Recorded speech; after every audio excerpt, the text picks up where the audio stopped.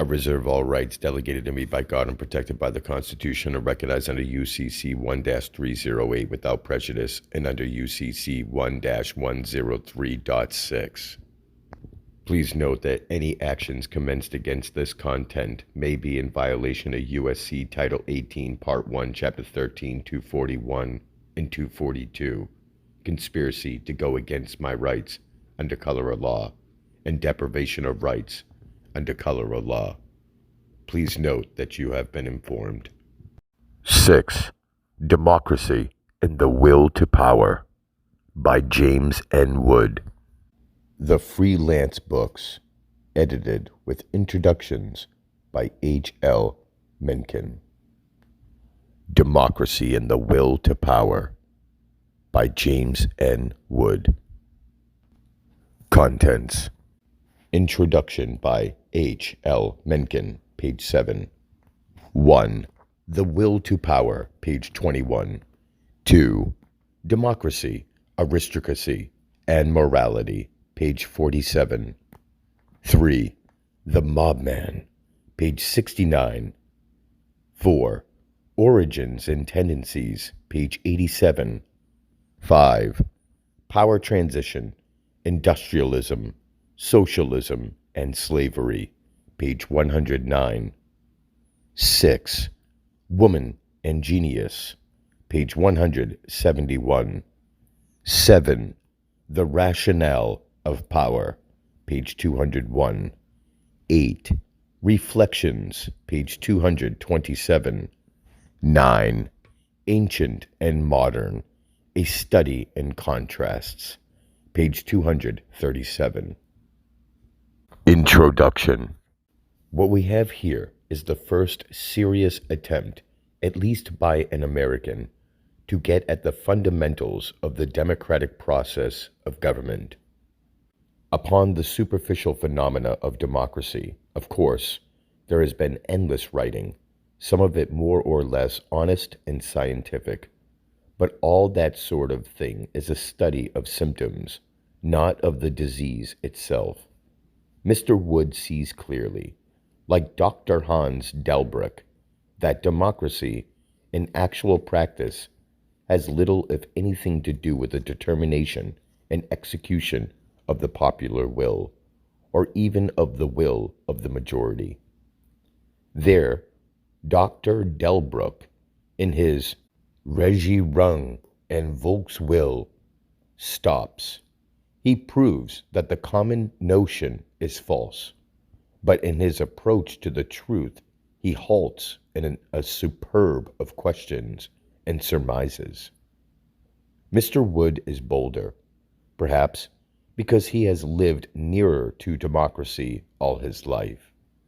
The essential process, he argues, is a conflict between superior minority groups, superior, at all events, politically and strategical sense, in clarity of purpose and will pressure, with each striving its utmost to arouse and victimize the great masses of the stupid and ignorant, and to convert them into infantry for its army.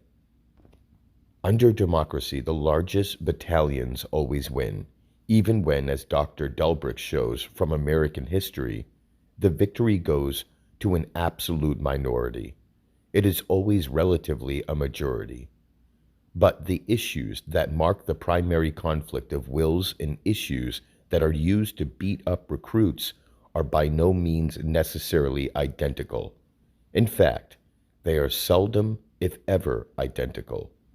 Thus, there is an esoteric politics and exoteric politics, a combat for ideas, advantages, position, power, and a combat for mere votes, the symbols of power.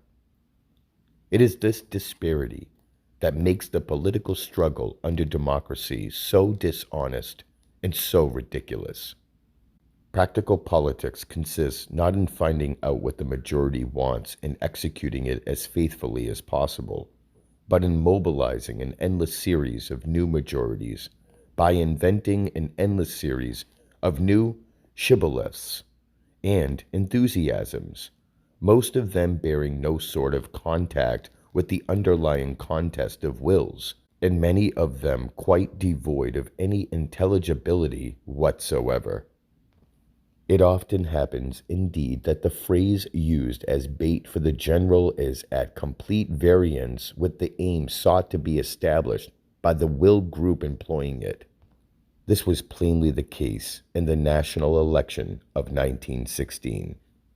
Here, a typical Democratic mob master, eager and determined to take the United States into the war, faced a populace obviously averse to war, and so he had to carry out his enterprise by posing as an advocate and guardian of peace.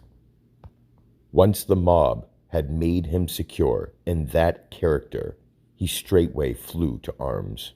But maybe I underrate the self-deception of one in whose soul, after all, there was always much more of the popinjay than of the Machiavelli. What is to be remembered in every such case is that the politician is not the primary agent. He belongs to the victimized majority rather than to the Machiavellian minority.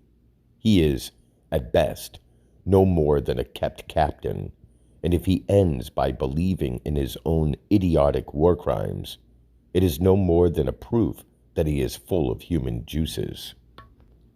In the case I cite, there are historians who argue that the Praetor of Peace was actually more or less honestly pacific. But certainly, no sane man will ever argue that the will group behind him was of like mind. That will group threw off all disguise the moment the ballots were safely in the box, and its subsequent career of legal and patriotic, in parentheses and hence highly laudable, brigandage let in a brilliant light upon the true nature of its original aims and motives. The history of a democracy is largely a history of just such swindles. The bewildered mobman is forever holding coroner's inquests upon the mortal remains of his great passions of yesterday. Today, a new idea enchants him, and he is full of Christian enthusiasm for it. Tomorrow, he discovers that it was a mere, quote, cloak to go invisible for some enterprise having no sort of relation to it, save perhaps the depressing relation of complete antithesis. Often enough, the idea is quite impossible of execution, even presuming the existence of good faith. Here the swindle has its rise, not in the sinister operations of some concealed will, but in the very nature of things. The mobman, in fact, is always crying for the moon. But while he divides himself into two tatterdemalion hosts, each led by leaders who tell him they will get it for him, the ordinary business of the world must go on and on more earthly planes, and with greater regard for realism. It is on these planes that the so-called invisible government lives and has its being. That government is composed of men who deal not with glittering phrases, but with adamantine facts. Capital is such a fact, money, credit, the whole machine of orderly trade. The venality of politicians, their sole concern with their jobs, is another. The infinite credulity and sentimentality of the plain people is yet another. It is in terms of such harsh facts that the actual work of the state is carried on, even under a democracy. That work involves conflict with nice adjustment of varying ideas, the triumph of will over will. Despite the alarms of those who sent the process without ever understanding it, there is seldom unanimity among those concealed masters. It is quite unusual, indeed, for all of them or nearly all of them to find their interests identical, as happened after the election of 1916. Too often, they make war upon one another in a berserker manner, and great bugaboos emerge from the conflict to startle and ride the general. I often wonder that some historian does not trace out the ultimate consequences and public turmoil and epidemic indignation of the old conflict between capital, the manufacturer, and capital, the merchant. That is, between the protective tariff and free trade. For generations, the Republic was rocked by the struggle, and men came to imperishable fame by mouthing the gaudy phrases that it threw off, and millions of anonymous Americans tore all their passions to tatters, trying to rise to its incessant challenges. The inner history of the Civil War has been investigated, but the long tariff battle is still spoken of in terms of McKinley, Dingley, and Paine, which is precisely as if the American Revolution were spoken of in terms of the Hessians. Again, what lay under the League of Nations debate was probably no more than a contest between capital thinking internationally and capital still clinging to nationalism. Between a will to conquer the world and a will to safeguard the loot so ripe for the harvest at home. Here was a genuine clash of wills. But in the practical politics of the time, there was nothing save a clash of hollow words. Phrases to beguile the inflammatory and unintelligent. H.G. Wells, sensing this sharp distinction between the sham duel that goes on in sight of the populace and the real duel that goes on behind the scenes, is full of plans, in his Outline of History, for bringing the latter out upon the stage. What we have now, he says, is a community of faith and obedience. That is, the plain people are beguiled into acquiescence by appeals to their loyalties, their prejudices, their whole outfit of stupidities, and so kept from showing too much curiosity as to what is going on in camera.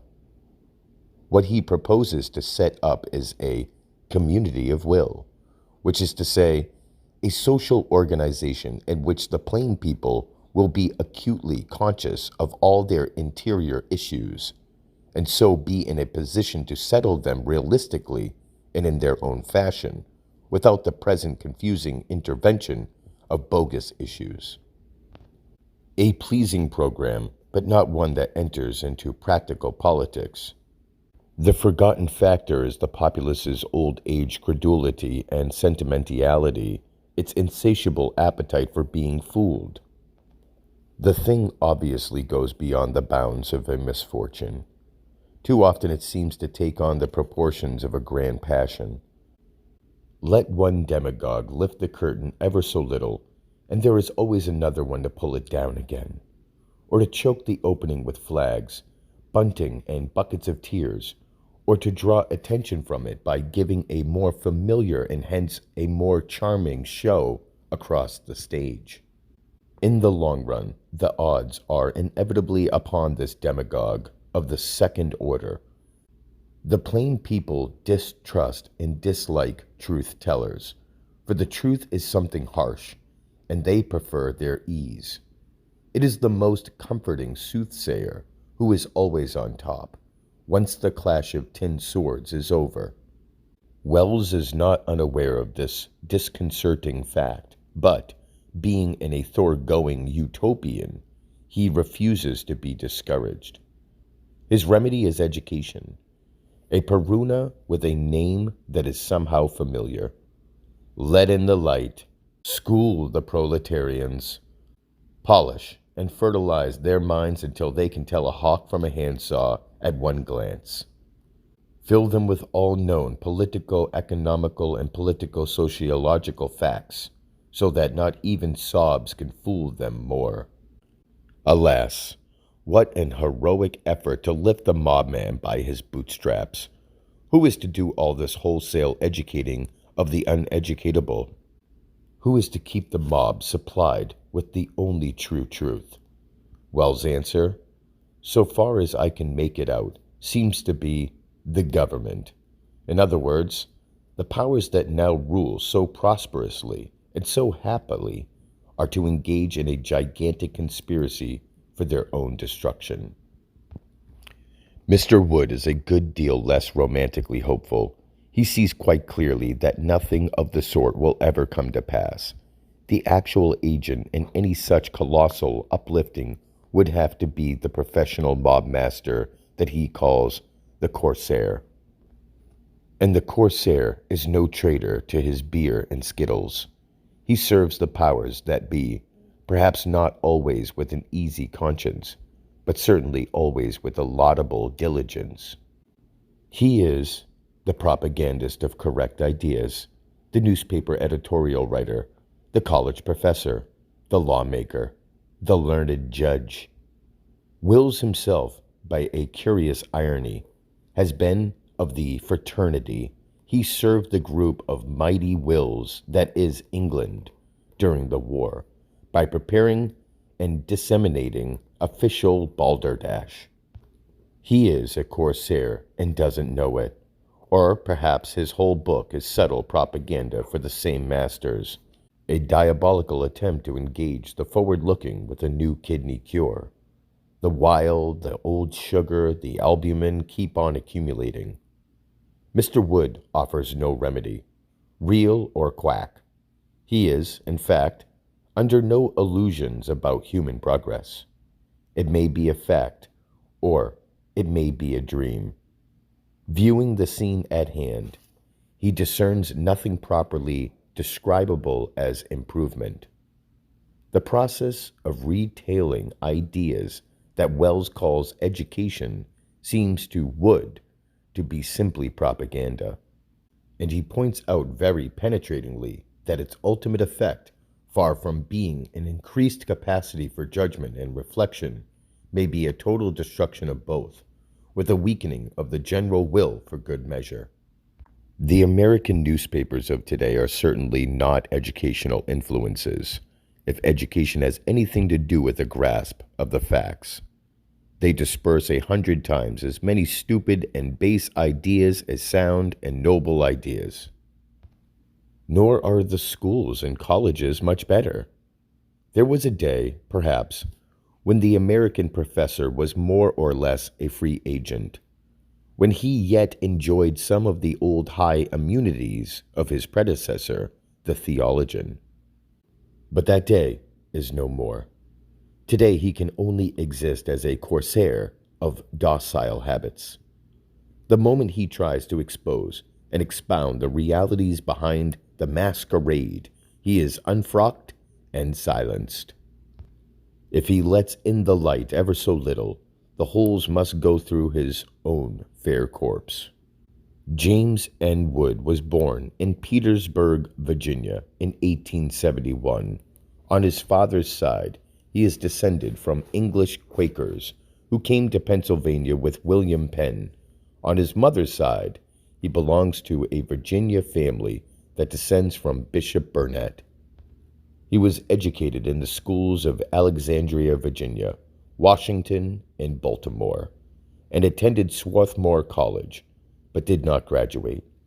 His profession is that of a mechanical engineer, and he has designed and invented many useful machines, including coal trimmers, cotton presses, cigarette machines, and gas and steam engines. He has taken out more patents for the gin compression of cotton than any other inventor. In 1892, he designed an aeroplane and was laughed at as a visionary. Always interested in political and philosophical ideas, he became an active socialist in New York in 1900 and was organizer of local New York and a member of the State Committee. But the hollowness of socialism soon disgusted him, and 2 years after he left the party, later on the socialists made his severance complete by formally expelling him. He has stood free of all party ties ever since. H.L. Mencken. Chapter 1. The Will to Power. 1. The concept of progress.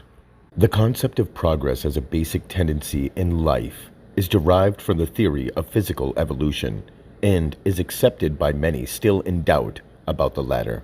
He must be courageous who affirms a doubt as to the demonstrated validity of the principle, or even fails to find it clearly enough substantiated to warrant positing it in the category of immutable natural laws, so called. That it is attractive and plausible cannot be denied, but it embraces many contradictions that escape its advocates. A scientific examination of it would involve prodigious labor, and this, in turn, might lead to the unfoldment of a novel and quite contrary idea. Physical evolution may or may not be true. Within historical times, certainly, nothing is observable to indicate any basic alteration in man. The link between animal and human, even if it were ever found, would call for 10,000 interior links, running back in a chain beyond the lower vertebrae. The most intelligent animal, oddly enough, is least like man in conformation, the elephant. The insect world, made up of creatures wholly unlike man, includes orders that display astonishing capacities, even for the complexities of social organization. In time, of course, the diverse problems suggested by a candid survey of the matter may all be resolved by science. In spite of the negative attitude here assumed, the idea is not at all to question evolution broadly. It is a tremendous conception, one, in fact, that makes a powerful appeal to the mind, even without demonstration. Everything in nature passes through stages of growth, birth, unfoldment, decay. Change greets the vision everywhere. A theory that casts such phenomena into an orderly relation has an engaging plausibility, for order is something that man seeks always. Yet, has man descended from the ape, or is the latter his retrograding descendant? Even a theory as attractive as that of evolution must be approached with an open mind. 2. Scientific theory. Theory, in science, is a changing quantity responding to an evolutionary process of its own. How few are the brilliant hypotheses that have withstood the test of time, though all of them have been deferred to with enthusiasm in their day by an amazed world. The effort to detect a general principle applicable to a definite range of relations embodies an ideal as elusive as the phenomena to which it is sought to apply it.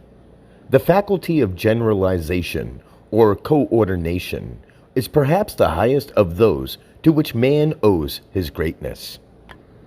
He cannot observe a series of relations without trying to link them to a common principle. Even when he is in error, the broad concept aids him in reaching understanding, but leaves him, alas, no alternative but to abandon the premise by which he achieved it. The history of science shows its share of such remains. They even repeat themselves, an old idea recurring and resuming an importance not before suspected. Witness the medieval belief in a primordial substance, a final quintessence from which all other forms of matter have arisen. The distillation of mercury was repeated hundreds of times to prove the falsity of the theory. Modern chemistry returns to it. The invisible atom diffuses itself into electrons, and these resolve into particles even more minute. They are quantities without existence, ethereal conceptions by which the mind essays to fix a series of probabilities that appear to call for transcendental littleness. Even that tenet supreme, the law of the conservation of energy, trembles before the bewildering attributes of radioactive elements.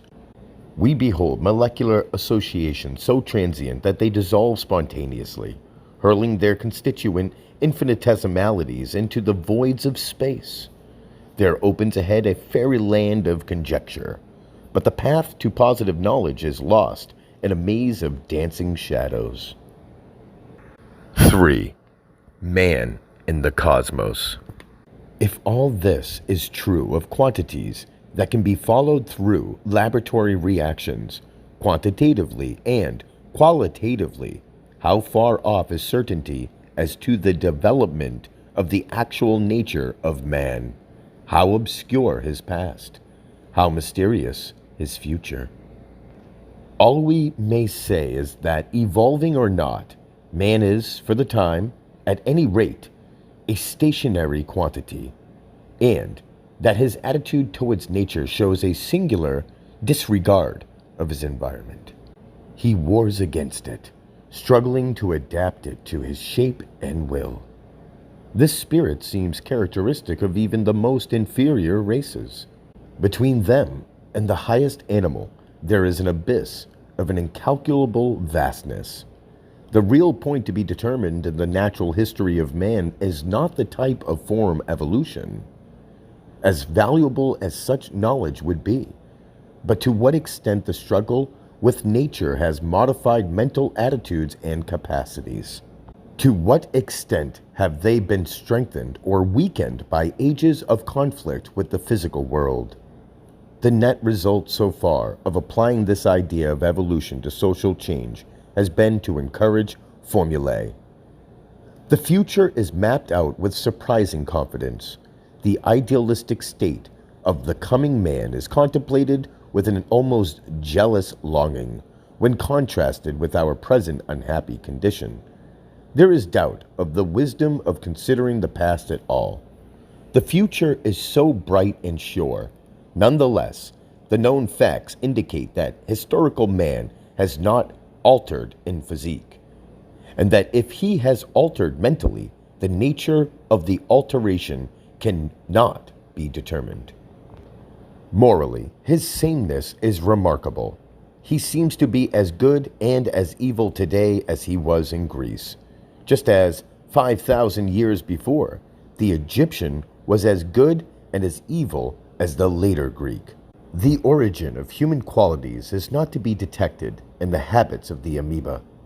It is to be ascertained by a study of man himself and of the basis of his mental variations. 4.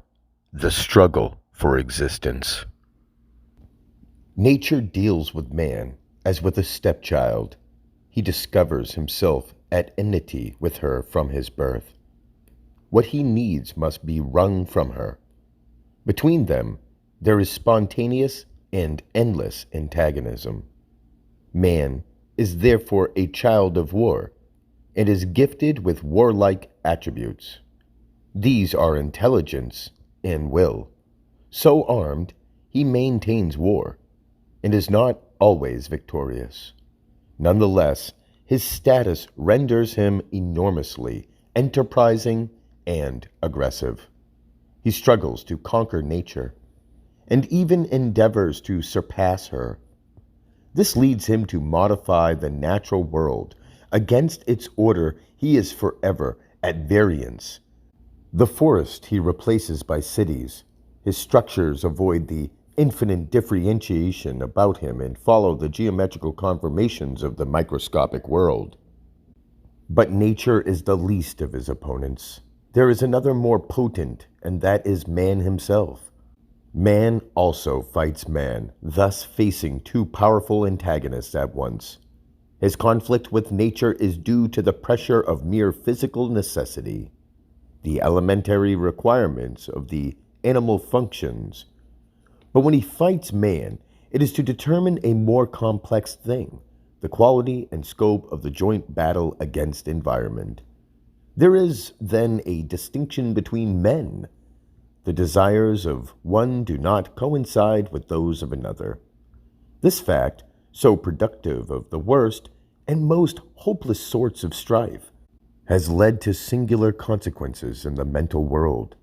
Complete mergence of purposes, universal monotony achieved in a utopia of peaceful brothers. The dominant factor in all human activity is the will to live, and among the majority it has been, at all times, almost the only recognizable impulse. Among men, however, two classes have always been apparent. Those of one class desiring existence merely, and those of the other wishing an environment of their own creation. Let this second wish be called the will to create, as opposed to the mere will to exist. The superior man refuses to accept the limitations of life as he finds them on entering the world. In his imagination he perceives a superworld, and this he desires to make his theater of action. But his effort at creation straightway involves opposition from the groups contented with mere living, and the superior then endeavors to subordinate the inferior to his own purpose. This tendency is apparent in all orders. The humble impose their will on those even less than themselves, and yield, in turn, to the will of superiors beyond them. This effort to subordinate the will of one to that of another has been called the will to power. In man, it is characteristic throughout history. It transcends all other factors. It is the cause alike of improvement and of disintegration. A veritable Saturn, it consumes its own children. The various orders of the past were erected and destroyed by the force of the will to power in different epochs. So-called social evolution is merely the result of conflicts between rival groups, striving to master the inert and inferior man to utilize him for their own purposes. The form of expression of this will constantly changes. Its purpose remains invariable. Such struggles are merciless in their nature. They are for existence itself in a definite sense, and admit of no quarter. Nor are they always decided in favor of the superior group. More often, indeed, the relatively inferior triumphs, and long periods elapse before the former level of progress is reached. Nevertheless, it tends to return in the end. The destruction of Greco-Roman civilization by its slave class led to 1,000 years of darkness in Europe. The few fragments of a literature that remain are almost the only living testimonials to the exalted mental attainments of the destroyed order. Yet, the influence of these fragments upon the new civilization of the West has been greater than the combined effects of all other heirlooms of antiquity. Their value springs from an independence and clarity of thought still lacking in the modern. 5. The delusion of equality. In spite of the fact that in all times and under every social form men have been living witnesses to the truth that no two are alike and equal, the error persists, constituting one of the most blatant negations of the obvious that has ever marked man's judgment of natural phenomena. But while vague allusions to such a fallacy appear in ancient writings, it remained for later generations to discover in equality a basis for political relation. In modern times, the idea awoke into significant life during the struggle between a rising mercantile class and a landed aristocracy. Disguised in idealistic garments, it charmed a decaying intellectual caste, and was even applauded by dreamers of the class against which it was leveled. This supreme illusion was enunciated by doctrinaries who aimed to break down the bonds of the soil and force the inferior groups of men into cities, there to be exploited by a rising manufacturing power. The theory was promulgated with the idea of convincing the worker that nothing distinguished the superior man from him but opportunity. Many of its leading advocates were men whose lives were a flat denial of it. But Europe at the time was swept by a ruthless spirit of revolt, and nothing was overlooked that promised help in the war against a master class that still ruled, but was beginning to waver and break up. The whole movement offers an example of the ruthless means resorted to by one superior group to wrest from another control of the superior labor element. No method is considered unfair that achieves this. Members of a dominant caste are themselves often deceived by the hocus pocus. It is clear, and will become clearer as additional data is examined, that the high water mark of a given caste, that is, the period when it finds itself apparently safely entrenched and proof against attack, is, in reality, a critical period. Other wills assert their power at such times, appealing to the inferior groups, the aim being to remove from a given structure its supporting means. In a sense, this subversion is always being attempted, even in the most stable societies, but history notes it only at vital intervals. The antagonism then takes on the proportions of a tangible and bitter conflict. 6. Nietzsche. The notion of the will to power originated with Friedrich Nietzsche, but he got the germs of it from Arthur Schopenhauer, who, first among moderns, attempted a survey of existence with the object of observing it as it actually was and is. His doctrine of the will to live was the first step forward since Plato's time, and with it he renewed at a stroke the link with the Aryans, of which Greek philosophy had been the reflection of Europe. Schopenhauer recognized the eternal enmity of nature and despaired of conquering it. He viewed the world with the calm pessimism of a Christ or a Buddha, finding no good in it.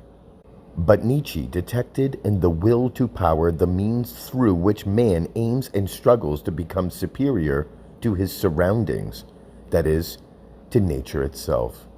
He described man as a being forever at war, in parentheses, the attempt subsequently made to find in this doctrine the inspiration of a particular war must be classed with the humorous or pathetic incidences of history. The real eminence of this philosophy lies in the fact that he was the first of Europeans to reason philosophically from a scientific viewpoint. His opinions, as a consequence, embraced radical conclusions that led to his temporary isolation. This is a penalty that every wanderer in strange places must pay. The world resents change and has no pity for daring spirits. Nietzsche added to his unpopularity by a bitterness of tone that was often derisive. A mental defense, perhaps, against an almost insuperable environment. His final collapse mentally has been held a reason for doubting his conclusions. Mediocrity always revels in the weakness of the great and likes to feel that its own obtuseness makes it, in some way, superior to genius. The impressive thing about Nietzsche is the undeviating and uncompromising spirit in which he stood before the enigma of life. He essayed to view it in all its fullness and all its terror. He beheld man triumph in his conflict with nature and his inferior associates. And in the Superman, he forecasted a type that was to be superior to both. He was, therefore, the prophet of the ultimate scientific man, one powerful in will and knowledge, a master of environment and circumstance. Nietzsche is rated one of the pessimistic philosophers, but they have considered him only casually who arrive at such a conclusion. That he refused to blind himself to the evil in the world only testifies to his strength. In an age that revels in illusion, in flagrant denial of the obvious, what surer antidote is there than nature? How deny that which obtrudes at every step in her labyrinth, where mercy is ever absent and pity is unknown? Certainly it is conceivable that it may be best for the weak to remain blind, lest their lack of spirit should cause the consciousness of reality to overwhelm them. But the strong man must face truth without faltering. Whether a transient monad or an eternal identity, he is nothing until he can stand before the cosmic problem unmoved. Nietzsche should be classed among the great optimists. He believed that, even though environed by evil, man can become superior to it and attain his ends regardless of it. 7. The War of Castes. The will to power may be taken as an attribute of the individual, and from such a standpoint it has been here discussed, but it may also be thought of as a dominating characteristic of castes, classes, and states. In any society, the question of the form of government is secondary. Organization follows purpose, and purpose is the intent of intelligence. The significant question is, what is the matter of the primary means employed to maintain position, to exercise control, to foster the eminence of a controlling individual or group? The latter constitutes the ruling and directing power, and is, in fact, the embodiment of the will to power in a social sense. This power, apparent in all societies, may be linked to the crest of a wave, composed of the various particles that have attained separation from the more congested mass, and are bearing themselves onward to a fairer region of freedom and light. But all this, of course, does not imply any excellence morally or intellectually. It may be, indeed, that the more intellectual groups and individuals lack a pristine force and adaptability to the details of life that precludes their supremacy. They may merely become the intelligence of the actual overgroup, or throw their influence to alternate groups. For, except in societies of phenomenal stability, the highest groups are, as a rule, constantly antagonistic. The world is more often ruled by fools than by wise men, for by reason of the vicissitudes of life, the latter do not always reach the summit. The genuinely superior man, indeed, often labors under serious handicaps. Against him are combined all his inferiors, and among those of his own order he must contend with characters as egoistic as himself. Such men prefer to fight alone. Between such rivals, the great wars of history have been fought, ending often in mutual disaster. Inferior groups have risen to power on the ruins of systems thus wrecked by desperate encounters among superiors.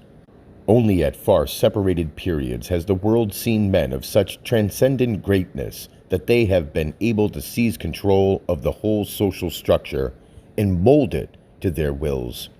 Even so, their tenure has always been brief. They last until the lesser grasp the exact magnitude of the individual facing them. A union of forces, hitherto discordant, is then effected, and the greater is hurled down. The destruction of such men may lead to calamitous consequences.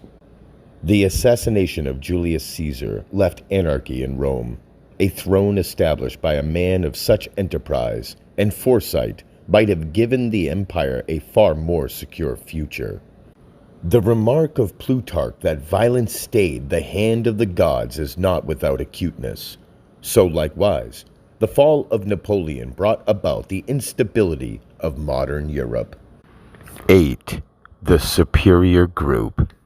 From all this, it may be safely laid down that no superior group can hope for an indefinite tenure of life.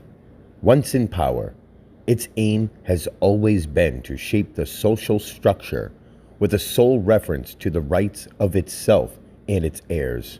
And, while such artificial forms may endure for long periods, they inevitably fall at last as a result of pressure from below.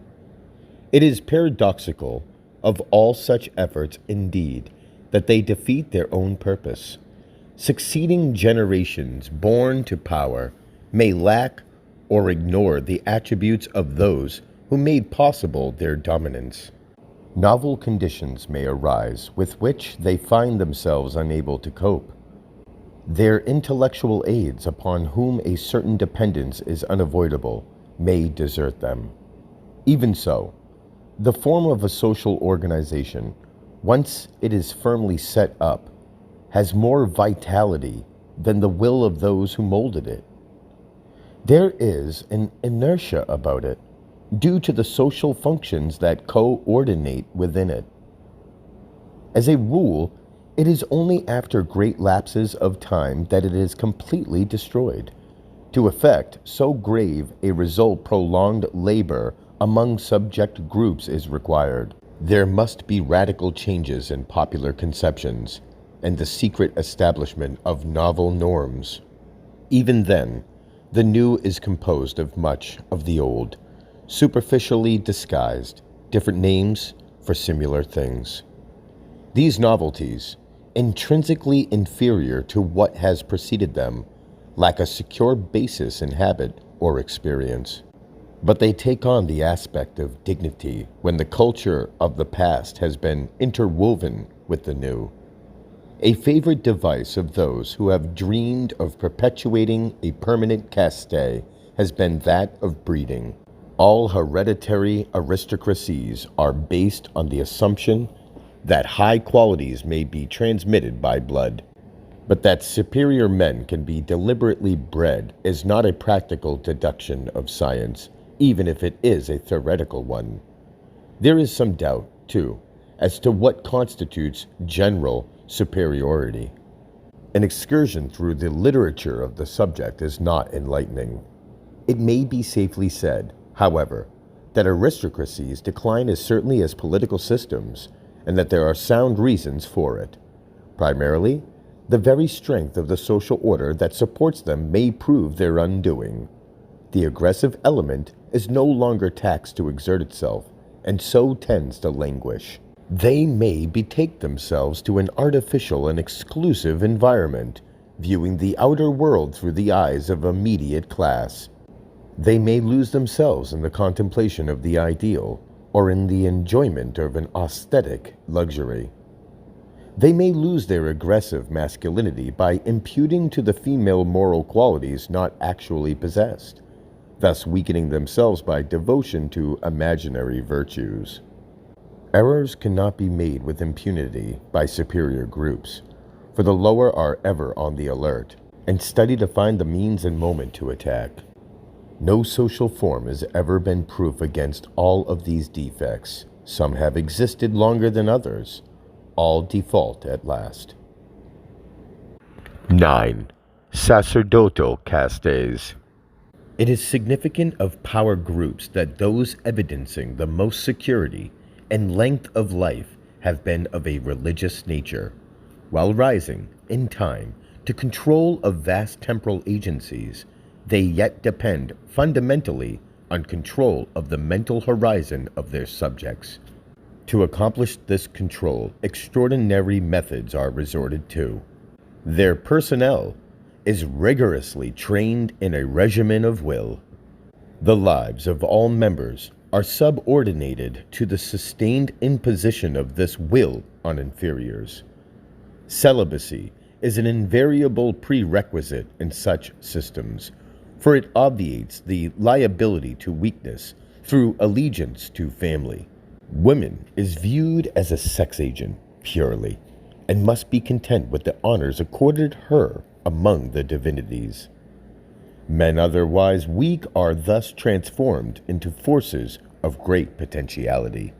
Systems rise and fall about them, but they go on and on, apparently beyond the reach of change. Contrasted with the method of selection by breeding, the outcome is altogether favorable to the sacerdotal scheme. All history proves its immeasurably greater effectiveness. There is a democracy in such systems too, since the avenues of advancement are open to all who choose to contend, and the men attracted to them are of a somewhat higher type than the ordinary, and real excellence and power are quickly recognized. More important still, exceptional characters, men of genuinely superior orders, men wearied by the ceaseless pressure of inferiors, or overcome by the sorrows of life, find here a haven. In such organizations there are always a large number of such men. Their personality is merged in the mass of the order. Their satisfaction is derived from helping to sustain it. Their egotism is lost in a collective will which moves every moment towards a common object. The result is enthusiasm, the will's greatest stimulant. Such groups are almost irresistible.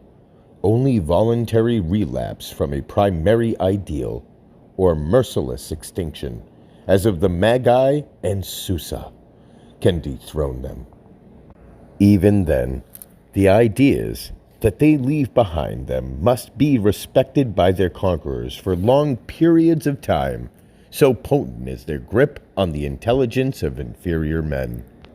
It is for this reason that religion remains much the same from age to age, merely altering the names of its divinities and adapting its method to new conditions. 10. The ebb and flow of power. The will to power is, therefore, a mobile element in all organizations, something forever seeking, ever obtaining, ever losing. At any stage, it is the best expression of superiority possible under the given conditions. Alteration follows only after the appearance of an individual or group of singular power, or after a compromise between unequal but related groups. Stability comes through the control of the instruments of power, or through a profound influence upon all inferior groups by the agency of specific ideas. A study of society which omits a factor so dominant as the will to power cannot be looked on as more than superficial. Through its study, the forces underlying surface movements may be detected, and their aim understood. The transformations which occur may always be identified as the results of struggles in which new groups have successfully assailed others that have previously controlled. Chapter 2. Democracy, Aristocracy, and Morality. 11. The democratic idea. The name of a social organization is of little importance. It is the nature of the means by which it is maintained that counts, the form of the will to power underlying it, the method pursued by its dominant group to maintain superiority. These forces are sometimes direct and visible, but in democracies they are rarely so. Their veil conceals veil. Nothing is what it seems to be. The superficial is a cipher, a cryptogram. The democratic form now dominates in all civilized countries, although variously applied and revealed. It is within the limits of democratic society that the operations of the will to power are to be considered here, and the point of view will be further narrowed by confining the inquiry to the mass form, so-called, that is, to government by majority. For this is the ideal towards which such societies assume to aim. Government within them, if this be true, is ordered by majorities. It is the will of a majority that rules, the joint intent of a vast number of individuals. But democracy itself is a fluid term. There have been such forms since history began, and some of its most brilliant chapters were written under so-called democratic conditions. This was, however, only in appearance. Democracy in Greece was aristocratic. In Venice, it was oligarchical. The various Italian republics were chiefly aristocratic.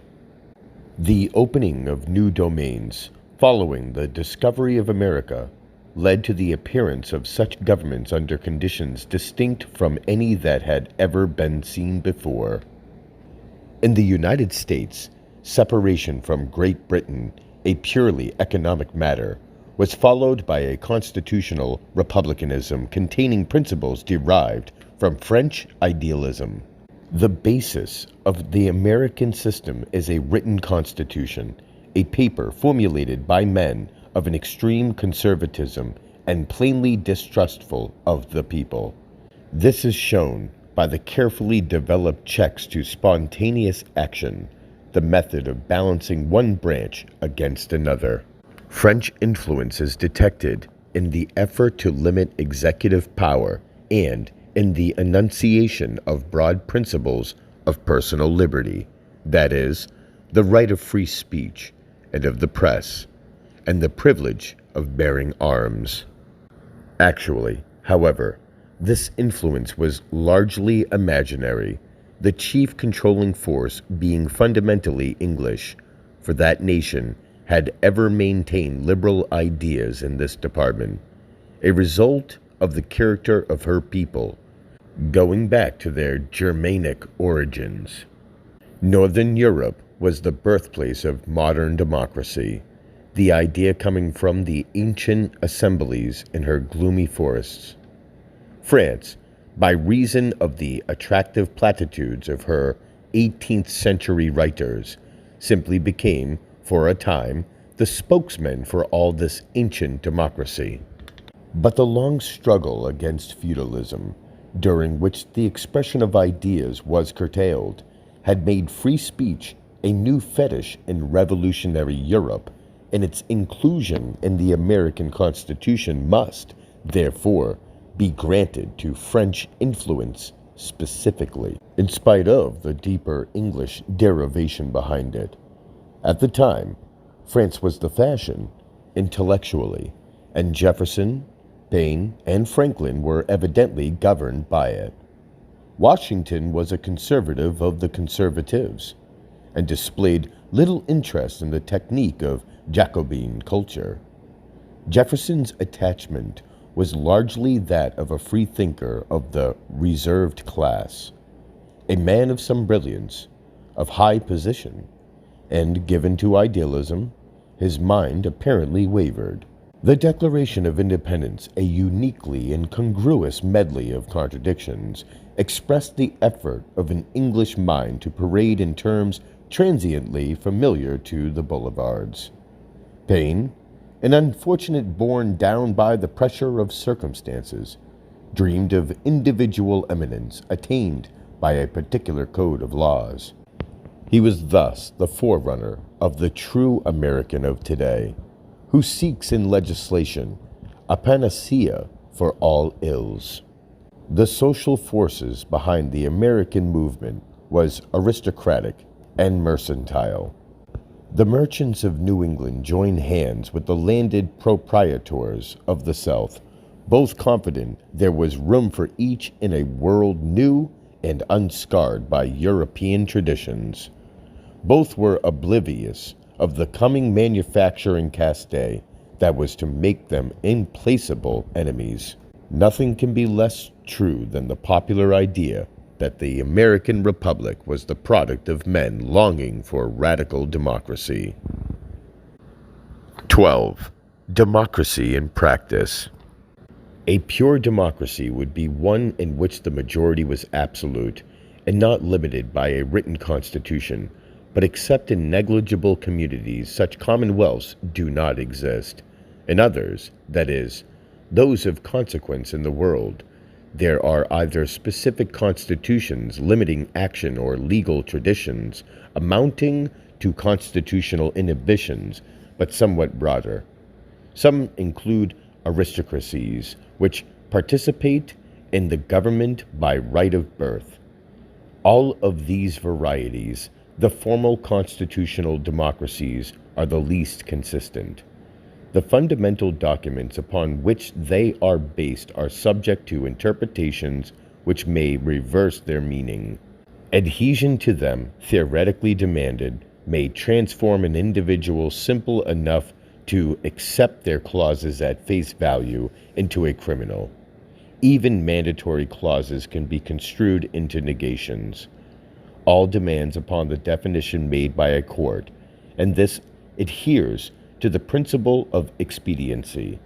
This expediency is public policy and can transcend the paper by which it is supposed to be limited.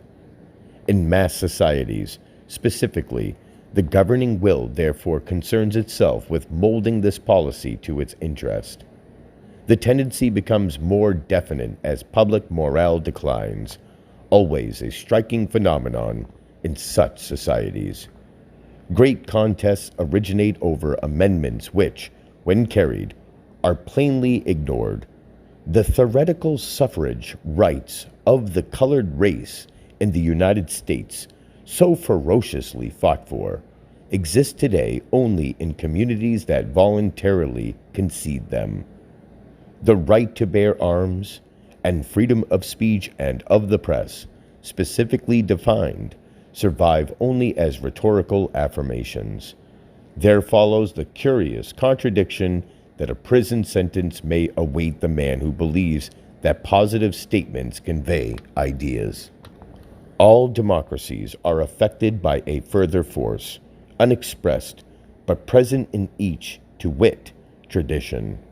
This is the sum of the rights and privileges supposed to attach to the individual, forming a body of natural rights beyond the scope of law. A resisting quantity to which law conforms itself, these rights are readily detected in a given political body, and their extent always defines the limits beyond which legislation is resented. Liberty, as an intelligible expression, is embraced by them, for the spirit of independence in a given order always manifests itself by an insistence on the recognition of such rights.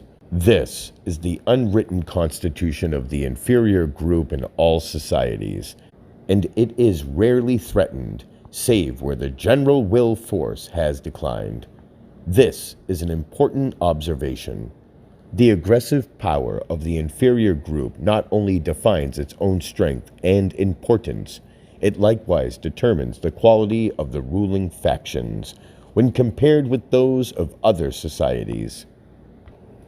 From passive collectivities, great men do not rise, and it is therefore the constant aim of inferior minds to lower the standard of individual aggressiveness. By this means, the liberty of lower types is assured. Traditional rights are racial, that is, they define the virility of masses, their masculinity and forcefulness. The liberalism of English customs does not trace to Magna Carta, for nothing is less justified than the exaggerated importance attached to that document. It results from the stubbornness, the brutality of the basic English man. Men devoid of brutality are men devoid of sex. The consequences of this brutality in English life have been, on the whole, beneficial. Primarily, it has led to a certain difference to individual liberty that has conferred on the race a deserved reputation for liberalism. But on the other hand, it has fathered a dominant caste of great acumen and power. For the reason that real skill and courage were requisite to mastering and directing a stubborn people. The gradual decline of this pristine vigor can alone lead to the fall of the race. The inauguration of mass democracy seems to indicate its impermanence. The elasticity existing for centuries as the result of high-class tension is giving away, assuring either an absolute autocracy or, more probably, a simple democratic state governed by mediocrity. 13. Aristocratic functions. Aristocracies in modern societies acutely affect the environment in which they persist. Their influence is spiritual, and to spiritual influence, man is always more responsive than he is to merely material stimuli. Embracing the results of the only human breeding experiment ever attempted, these classes include many men of natural distinction. Their characteristics are egotism and will, inbred for generations, and it is impossible for such individuals to participate in ordinary affairs without attracting attention by the display of these qualities. Even when nobler gifts have gradually been effaced, the former persist, and quite logically, for it was due to them, originally, that the ancestors of the present individuals forced their way to leadership. In aristocracy as the natural custodian of a nation's culture, drawn to the arts through freedom from commercial pursuits, aristocrats treasure the works of genius, as they have been its patrons. The inner nature of such groups is, therefore, complex, including the highest conceptions, even when debased by habits that otherwise weaken character. The inner world of the superior man is always extensive when compared to that of the inferior. This is, above all else, the reason of his superiority. Will alone may carry the lowest to power. It is only the man who is profound inwardly, a complex of internal and external ideas, who is noble. The moral effect of such a class is far-reaching in whatever society it appears. Its presence acts as a curb of ignoble tendencies. It deprives the purely sordid of the satisfaction of being worshipped. It forms a balance against groveling materialism. Far from the common impression so often expressed, it views with a friendly air the more dependent classes, and is antagonistic to ruthless methods of dealing with them. Its extinction is always a significant phenomenon, for it shows a moral decline and the inauguration of a mediocre epoch. This element, in America always small, has gradually been effaced here. The blood has become diffused in aimless crosses, but it is still marked in individuals at random intervals, and is responsible for occasional displays of spirit in unexpected quarters. On the whole, aggressiveness is not an American characteristic, nor could it well be so in view of the indiscriminate blending of inferior blood strains that has gone on here.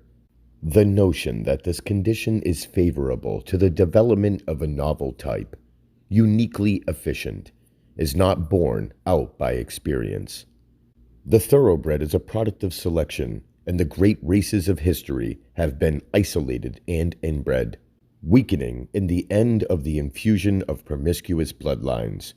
It is this tendency that has lowered the individuality of recent peoples. Psychologically, it is largely responsible for the childish faith in the future, a characteristic phenomenon of the modern world. 14. Democracy and wealth.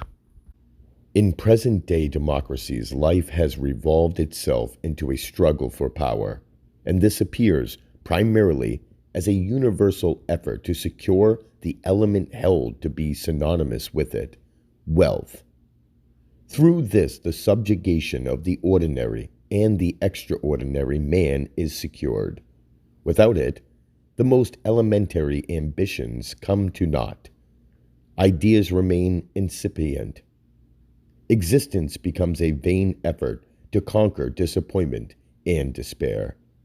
Regardless of individual capacity, men strive to first bridge this chasm when birth has not dowered them with the key to the halls of power. It is a contest in which all are free to enter, and it acts as a leveler, in that success is taught to be possible to everyone. He who fails in this primary test is not only condemned by the world, he condemns himself, since the ordeal has obtained the standing of a principle. The individual who fails to show gifts consonant with it being rated defective in natural ability. In all mass or democratic societies, this criterion maintains itself, whether denied or not. Intellectual gifts are esteemed inferior to it, for however desirable they may be, the existence of wealth and its significance as an open sesame of power make it superior.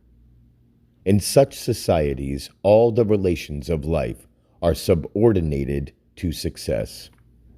The unsuccessful man is the weak man, and he repents his weakness as the religious man repents his sins. Since wealth can be derived from no other source than labor, and as labor in abundance is the essential prerequisite of any mode of getting benefits from it, labor, in turn, that is, productive commercial labor, is idealized too. This view of life is apparent in current American literature, where writers of all kinds evoke with varied formulae the appearance of the daemon. Even God has been likened to a day laborer, thus casting aside the concept of divinity as ruler of the universe to accommodate theology to the newly discovered equality of mankind. In this philosophy, God is supreme where there is no supremacy. Nonetheless, this struggle for wealth is, in a sense, superficial. It is of itself only a mode of expressing the innate desire for power. The will to power pervades all effort.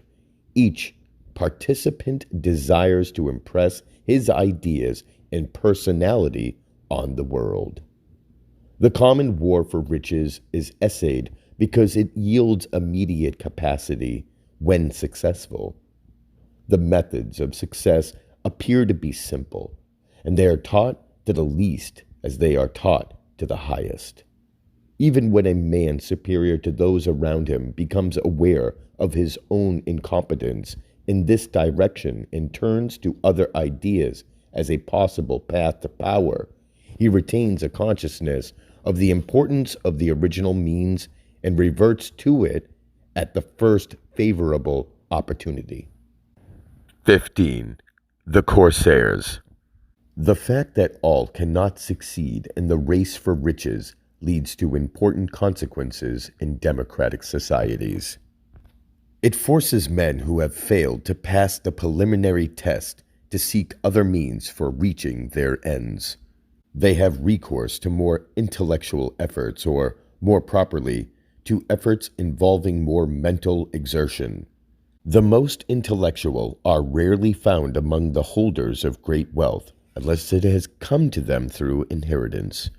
Instead, the genuinely superior intellectual groups seek to prey upon the rich, and this they achieve through ideas that they popularize, or by plans they conceive that appeal to the upper groups.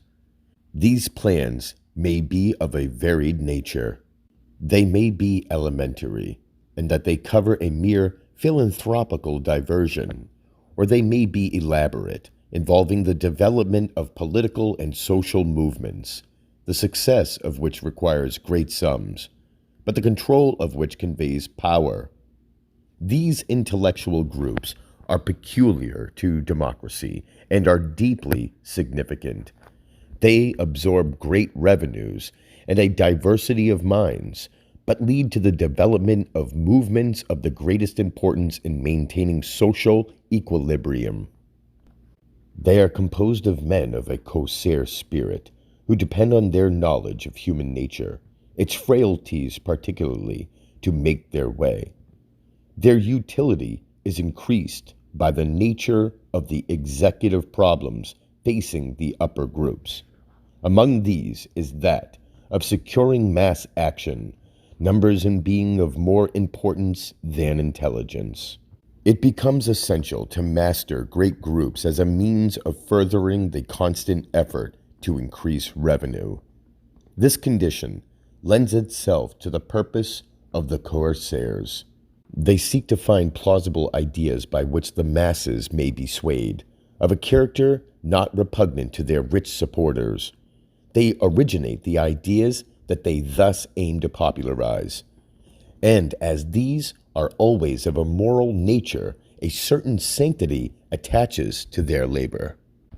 This moral nature of their propaganda gives them great influence and power among the lower groups.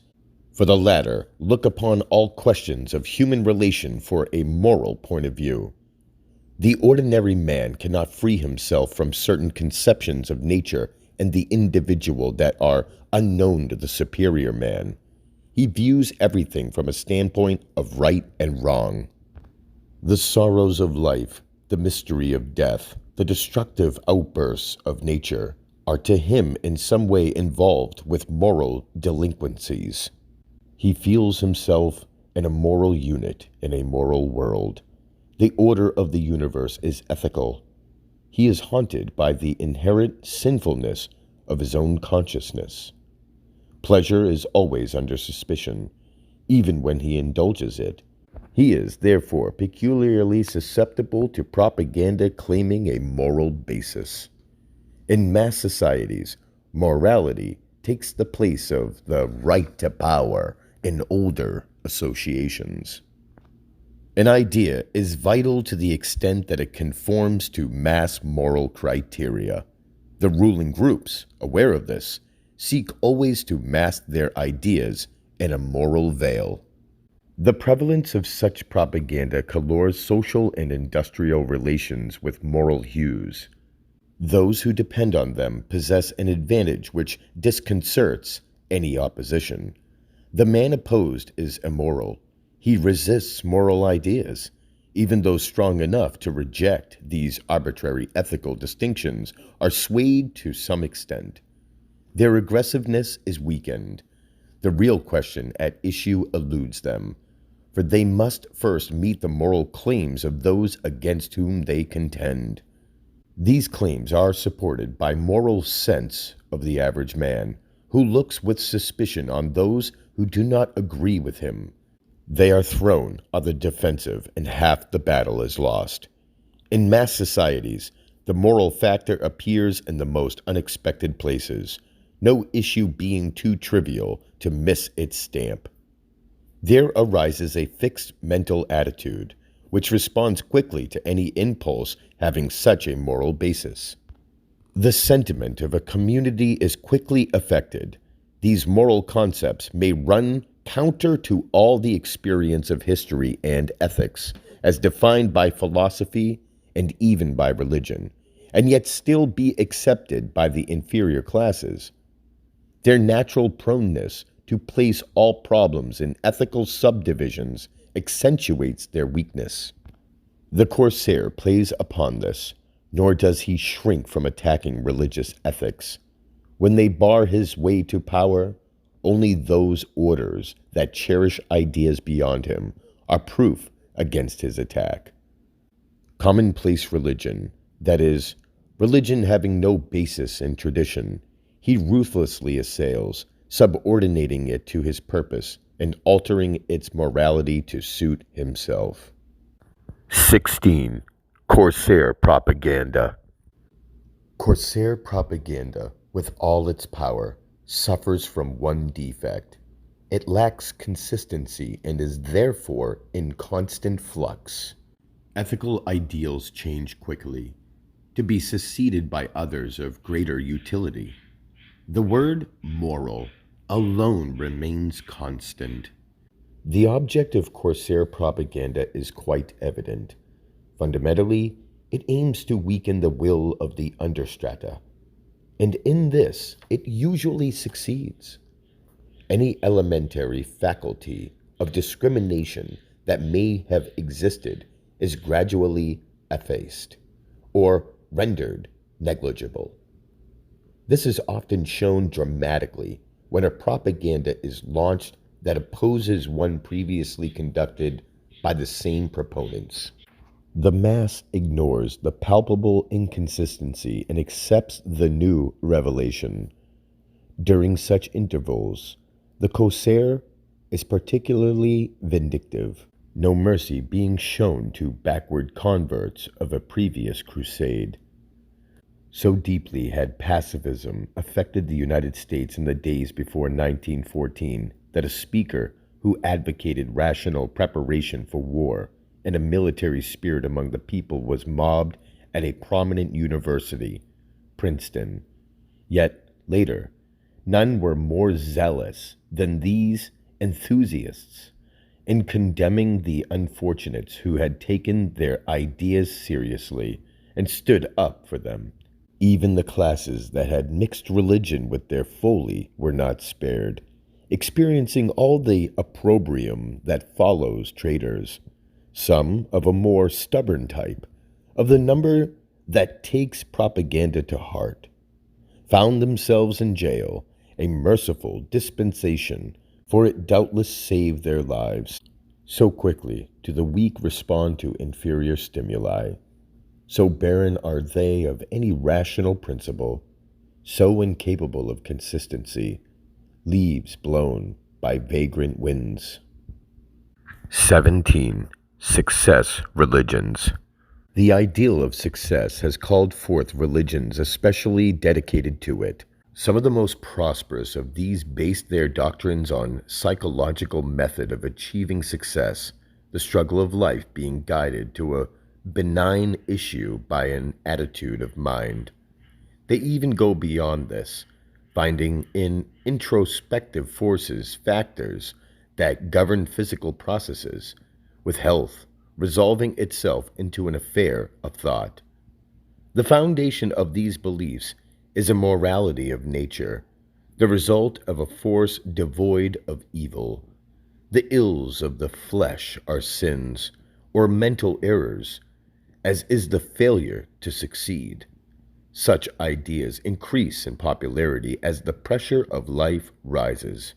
They give an excuse to the weak for their unfortunate condition, and they satisfy the successful who are proud of their innate morality, a personal beatitude displayed in palpable gifts of the spirit. These peculiar sects, generally of feminine origin, contribute to philosophy and apotheosis of materialism that is quite new, for the Oriental originators of the underlying concept viewed the world with the indifference of the cynic, no longer attracted by its charm. Chapter 3. The Mobman. 18. The Philosophy of Democracy. The will to power under democracy is a will of variance, changing with the nature of the obstacles facing it, bending today, inflexible tomorrow. Decision is prompt and execution energetic, but a lack of foresight is always evident. It is the obvious that is sought. It is the immediate that must be grasped. The impression is general that life consists of the situation at hand. The future is not to be considered, for its beneficence may be depended on. Nor is permanence important, for it cannot exist. Motion alone is actual, certain, and dependable. Expediency is supreme, the expediency of the moment. A warning voice is seldom heard, and when it speaks, it gets little attention. Among the directing actors, a remarkable confidence exists, a confidence derived from the weakness of the lower groups. The latter are kept in hand by the corsairs, who, ceaselessly active, give to society a generally negative complexion. Intellectually, a state of lassitude results, concealed behind constant nervous excitement. There is perpetual activity, unsatisfied, nor to be satisfied. The mass below sways like a vast wave, impelled by diverse forces, abrupt, changeful, indefinite. The individuals developed in this strange maze partake of the nature of the forces among which they are. Above, narrow-viewed, confident, autocratic; below, active, excitable, bewildered. Stability is absent. The impression conveyed is that of a concourse of spirits pursued by furies that deny them rest. The average man of today exists within a mechanical environment. His life follows a narrower groove than he himself is aware of, and the advantages he believes he enjoys are deterrents to a rational expression of character.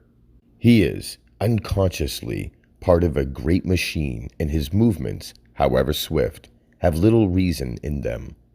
The mind of this elementary man was shaped in the past by the quality of the ideas pervading his society, and by the forces pressing against him.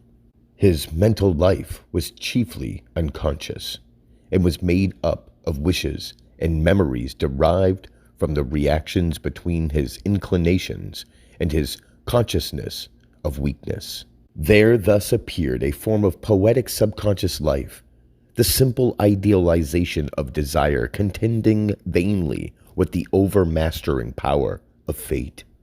This led to a coloring of life with dream pictures that assumed distinct forms in different societies.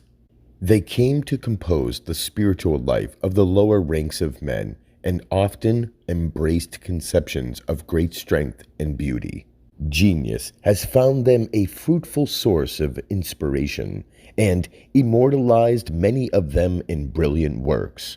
Such is the folk tradition of all peoples, the ideal of a living nature, the pensive melancholy of a futile longing, the occasional accomplishment of the long wished for through the unexpected.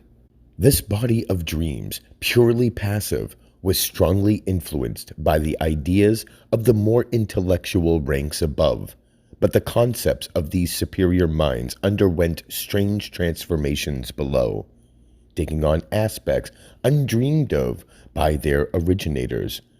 Nonetheless, their following an ennobling of the inferior man, and the development of attributes that aided him to bear up against the antagonistic forces of actuality. This, in turn, awakened his respect for higher conceptions, sensed, if not understood. There thus arose a deference for art and the embryonic appreciation of its significance. These forces were the forming influences of common tradition. They founded the spiritual life of the elementary man. In modern mass communities, the enemy is the successful man, the suspect, the ambitious man, for he may succeed. Society has become an array of individuals pervaded by distrust. The simpler man of primitive days, more allied to nature, and the freer impulse looked on his superior more candidly. Antagonism was less, for both were bounded by a mysterious sense of danger, the indefinable hostility of nature. The general view of the world was naive, and such intercourse as there was with superiors increased goodwill. But now the superior is the eternal enemy, not to be defied as an individual but subject to mass attack. He is no longer a moral force, for the old human relation between superior and inferior has ceased. As the forest monarch hears the bay of the packs, so the man of distinction must reckon with the clamor of the throng. Primitive impulses, inborn, take new forms. Failure is fate, the shadow of a cloud that covers all. Weakness is the inability to pierce the gloom. Against it, hope reacts and seeks in activity an antidote for deficiency. The intellectual range of the mobman never rises above the material. There is a path to another plane. Of this he is sure, but of the latter's character he is not certain. It will be different, but misgivings haunt him. The goal beyond is indefinite, questionable, even immoral, for it doubtless involves culture. This he looks on as something foreign to life, a sort of higher dissipation. In such ranks of men there exists no true interior life. The mental process confines itself to the contagious and transient. Instinctive culture is unknown. The mind concentrates on existence, which must be continued at all hazards. There is a broad contempt for the past, but the future is full of hope. Thus hope becomes a god, unconsciously worshipped by the weak, and the strength of men may be largely gauged by the extent of their dependence upon it. This negation of mental life and the emergence of identity and the struggle for existence shows itself in a restless spirit, a nervous contemplation of the world, a doubt, marred, longing for the future. Vitality becomes mere physical exertion. The mental desert takes the bald form of a craving for excitement. There is an insistent demand for motion and noise to accentuate the obviousness of the phenomenal world. Beyond all else, such men desire to be safe from the consciousness of the inner abyss, a realm that, to the superior man, is a world of living forms, sustaining him in hours of trial and delighting him in moments of reflection. 19. The Corsair Propaganda. The effect of propaganda on such human material is far-reaching and assumes a character hitherto unknown. A feverish state is produced, marked, at times, by an astounding credulity and, at other times, by a blatant doubt. Once the mob is sufficiently excited, no misrepresentation can be too flagrant to escape its acceptance, and every correction is angrily resented. The enunciation of facts and principles, long axiomatic among rational men, has no effect. Great sacrifices are made for fallacies, momentarily held. The mental world becomes a chaos of half-formed antagonistic ideas. It is upon such material that the Corsair works. The development of propaganda is his profession. But since a stream cannot transcend its source, so the ceaseless agitation cannot excel the mental level of those behind it. This is set by the intelligence of the ruling groups, which limits itself to the perfecting of methods of production and exploitation. These usually take the shape of so-called reforms, a term used to cover improvements which may or may not be real. Such measures never get far beyond the purpose of increasing wealth, and never show any true knowledge of the mind of the man to whom they are applied. Strange results ensue, as mysterious to their originators as to their subjects. Man, indeed, is not necessarily what a successful business leader conceives him to be. Nonetheless, the pressure is developed on a masterly scale, and momentary effect is accepted as nullifying all the experience of time.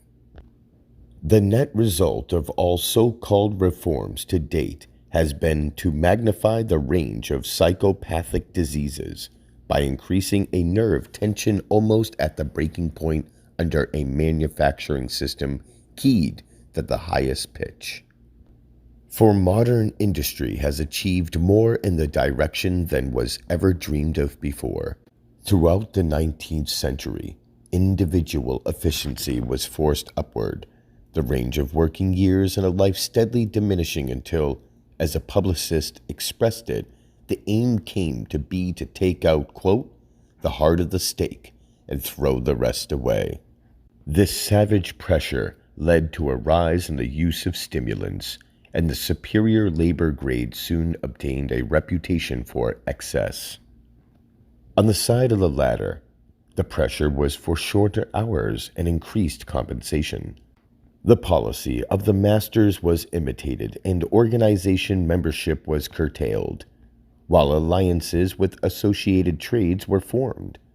These factors, aided by the effects traceable to the increased application of synthetic chemistry and the more rapid processes of manufacture, brought about a condition that favored aggression, and the use of certain beverages was prohibited. Since relaxation could no longer be secured by an ancient device, nerve tension increased, and is increasing. The political effects are already observable. 20. Two kinds of labor. In any labor group, two classes are to be distinguished, the difference marking itself in mental characteristics. The labor of the greatest capability is high-strung, fitful, not always dependable, but extremely efficient in a drive. The other is more deliberate, steady, but incapable of the tense exertion of the other. That this last is the majority group need hardly to be stated. The inferior accepts the rule forced on him, and even admits that coercion may be beneficial to him. The superior, more individualistic, resents the imposition and expends all energy in a contest for power. As he understands it, still greater wages and still shorter hours. Bitterly opposed to the authority that he looks on as oppressive, he listens to radical propaganda and perceives all employers as conspiring enemies. The radicals in labor groups are always the more intelligent, the more alert, the more ambitious. And it is these with whom the upper classes must finally reckon. The mass, however, brought under a new regimen, straightway relax from efforts they cannot maintain, and, for the time, become even less rebellious than they were. This subject is to be considered at greater length in a subsequent chapter. Summed up broadly, the net result of the struggle is a lowering of the resisting power in the mass and an accentuation of the symptoms of mass degeneracy. Caffeine and other such stimulants help in a degree to maintain physical stability, and the new forms of amusement momentarily allay the unrest of a class gradually purged of all the deeper faculties. Of these amusements, that furnished by the moving picture machine is now supreme. This invention has made it possible to create for the inferior man an artificial soul. His mind follows without effort the speeding concourse of dream pictures. He readily submits to this stimulus, receiving sympathetically a series of psychological impacts that powerfully influence a brain already negative. The class of subjects and the method of treatment adopted by manufacturers of such diversions indicate the nature of the intellects to which they appeal. Nothing of depth is attempted. Artistry has not yet been attained. Perhaps its futility is accepted as already too apparent. Themes of extravagant adventure, the display of great physical strength, the sex lure, grotesquely tinselled, the successful man, these appeal to the mob. The actor becomes supreme. He leads a charmed life, the life of a cherished god. The identity of the author is unimportant and rarely known. 21. The intellectual level. The will to power in commonwealths dominated by such influences is limited in range by the nature of the element upon which it acts. It lacks clearness. It is incapable of attaining a stable view of life. Considered socially, it is in a formative stage and has not reached the altitude of sound vision. The really superior man is, therefore, at a fearful disadvantage. He must curb his conceptions. He must conceal his objects. Once marked as an individual standing apart from the highways of popular propaganda, his position is precarious. Though made safe by the possession of means, the supposed assurance of independence, his usefulness as a social force may be quite destroyed. On the ruling group, a reaction follows. They decline in moral strength. In such societies, the tendency is always to accentuate depression. All social degrees move downward. This state of affairs is the source of great powers to the corsairs. In the simpler communities, preposterous religions become instruments of political and social prestige. Beyond the few faiths that possess the dignity of taking themselves seriously, there exist a myriad of beliefs, the doctrines of which can be classed only among the dreariest superstitions. Strange anomalies in a world of supposed intelligence. Throughout great democratic areas where the corsair has established a suzerainty not to be questioned, a concourse of sects coordinate, voicing barren ethical codes and finding targets for their anathemas in the personal habits of men. To them, the nature of man is as inscrutable as the Zohar. The profound depths of the human mind are utterly unknown. Self-appointed mentors, their life object is to torment their neighbors. Their fundamental religion may be described as the will to power expressing itself as a mode of destroying joy. These types admirably illustrate that doctrine which discovers in certain repressed impulses a stimulant of cruelty. They love to inflict and witness particular kinds of pain. Politically, their influence is extensive. They have dominated elections during great crises. Unable to rise above the anthills from which they survey the world, they zealously pushed their melancholy propaganda while their countrymen were struggling to participate in a world enterprise, at the sacrifice of life and treasure. Tireless and indefatigable, they climb always towards the moon, although the sun is shining. This is not irrational in them, for they see only by reflected light, the light thrown from the shadows that people their imaginations. The nature of these phantoms they declare in the vision they proclaim, for they speak only of evil. The level of intellectual life in such societies is therefore low at all times. Sameness prevails. There is aversion to novelty. Everywhere is formula. This reacts on the individual, making him afraid of being thought different from others. Anything indicative of individualism is dreaded. Even humor takes stereotyped forms, the adventures of slapstick characters running on from decade to decade, the amusing point consisting in the injury of one by another.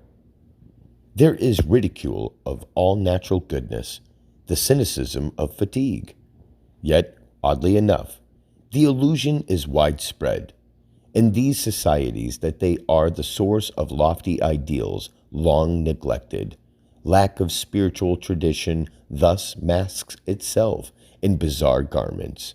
Pseudo-religious concepts are derived from the most questionable sources. There is worship of a gospel of success that sacrifices all the deeper phases of man's nature to the vain adulation of inferior men. The common longing is to be similar. Garb conforms to mass conceptions. Divergence from the standard is resented. The mind derives its conclusions from sensing the conclusions around it. Individual discrimination almost disappears. The desire is to be of the mass, for numbers indicate authority and certitude. In number there is strength. The man who stands apart must be wrong. He is suspected, and he suspects himself. It is better to yield to the general pressure. He follows the mob. He acts with the mob. His mind is the mob mind. To secure action from him, the mass must be moved. He can be depended on to follow. It is more important to show him that he is with the larger number than to prove him that he is right. He avoids forlorn hopes. They excite his derision. In the political world, he desires more to be with the winning side than to stand firmly by a principle, and every fresh attempt to attract him has this as a fundamental handicap. Chapter 4.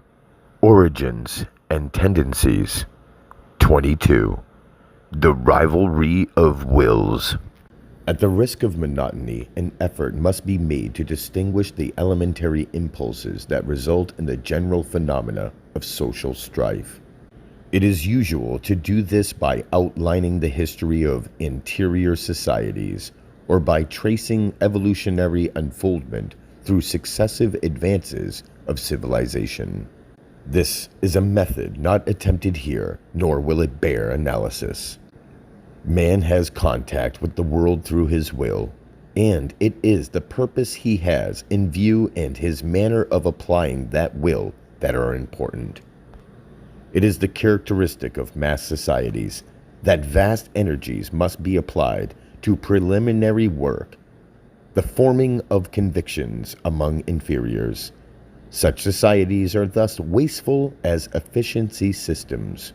They are like poorly designed machines, in which most of the applied power is lost in friction. As they expand, the waste increases. From causes to be noted, nevertheless, it must be borne. In any society, two elements are at work, one seeking to control, the other to resist. One is motion, the other inertia. This relation, of course, constantly alters. An impulse to control wakens in the inert mass. If it were not for this, the social status would remain fixed. The inferior, in fact, always pushes back, more or less, against the superior. Periods come when this pressure is very powerful. Considered broadly, there is, in a given social structure, a varying antagonism between units, a multiple rivalry of wills. Many of these merely neutralize each other, leading to their common elimination. They become negation. From others, of a more decisive character, certain tendencies merge in a given direction, at last expressing themselves as a group will, since they include the common ideas of a large number. A similar conflict then follows between groups, and more of the positive powers are cancelled. There results, in the end, a series of ideas that are the ideas of a dominant class, and these become the governing impulses in the society considered. This class may or may not be homogeneous. It may or may not recognize its community of interest. Nonetheless, it does work towards a common end by reason of a similarity of purpose and, in a well-established social form, it will assume a shape of visible unity. It is clear that in the psychological differentiation here described, a vast number of values are infinitesimal and are quickly eliminated. It is only as stronger impulses develop that fixed quantities appear. These, by addition, increase in potency, to be either cancelled later by equally powerful antagonistic forces, or to find themselves, at last, a part of the paramount social will. There are, in a society, a relatively small number who force their way against all opposition, possessing a natural superiority that nothing can withstand. The nature of this class depends, to some extent, on the culture of the society in which it acts. Such a class may be military, intellectual, or commercial. That a purely labor group is never to be considered seriously as an executive force will be shown later. The latter, however, may become a powerful aid to a dominant group at a vital moment. In modern societies, commercial groups rule, sometimes alone, but more often in union with military or intellectual subgroups. The intellectual group is forever striving to make headway, but is weaker than either the military or the commercial. Aligned with either, it reaches utility and power. 23. The intellectual group. The so-called intellectuals are an altering force. They compose what may be termed a transient group, dividing power with the stronger for intervals only. That group is forever separating within itself, for the reason that in the mental world ideas change rapidly, and so wills of the intellectual type tend to combat associated intellects. The holding power in society is not, therefore, the purely intellectual group, but is composed rather of those of a more elementary will form, those in which there is a driving impulse towards authority for its own sake. Against this force, in a normal society, nothing can stand. As said, however, an alliance more or less tangible always exists between the intellectual group and those of pure power, and social supremacy seems to rest, as a rule, in the hands of the intellectual group, nor is the reason for this far to seek. A transient intellectual group that has been relieved, after a period of rivalry, from the pressure of the innumerable minor contestants finds itself facing new and distinctive units, individuals who have actually towered above their fellows, but who have had to conceal their strength and stature. One in contact with these, the ascending group must agree, or undertake war on a higher plane. It most often elects to assume a passive state toward the forces to which it has become contiguous, and a power won toward the lesser forces from which it has risen. It is for this reason that the actual superior group is usually hidden, standing behind the transient intellectual group which it intimidates, and through it, society as well. Neither form of government or form of society can resist the imposition of this will. They, at best, constitute only its executive agencies. The really superior group is thus, essentially, a will group. That is, it includes a minority in whom the will to power is particularly strong, power having been its object at all times. Through the vicissitudes of life, it has established its position, passing all the material tests. The ascending pressure of groups of lesser degree, defective in physical force, inevitably takes on an intellectual color. As the end product of a series of conflicts involving great numbers, such a group shows a synthesis of ideas that have become more and more definite through elimination. In addition to this, the final group form, as if aware of its own inferiority from the standpoint of force, endeavors to compensate for the defect by intellectual attrition. Such a group becomes, finally, the actual embodiment of social intelligence. It is the social understanding, in contradistinction to the social will. This phenomenon is common to all societies and explains the apparent contradiction universally found, to wit, that the actual ruling group is never the more intellectual, although the intellectual always allies with it.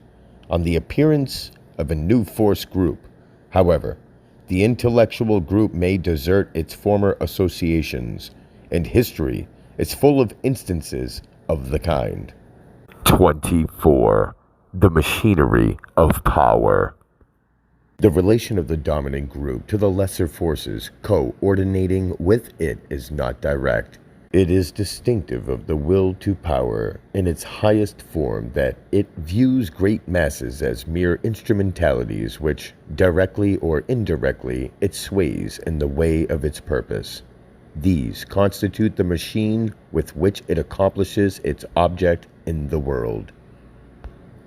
There are at work at all times the vast differentiated activities through which this supremacy is continued, but the upper is not always aware of their specific nature, for its primary interests lie within the scope of its own immediate undertakings.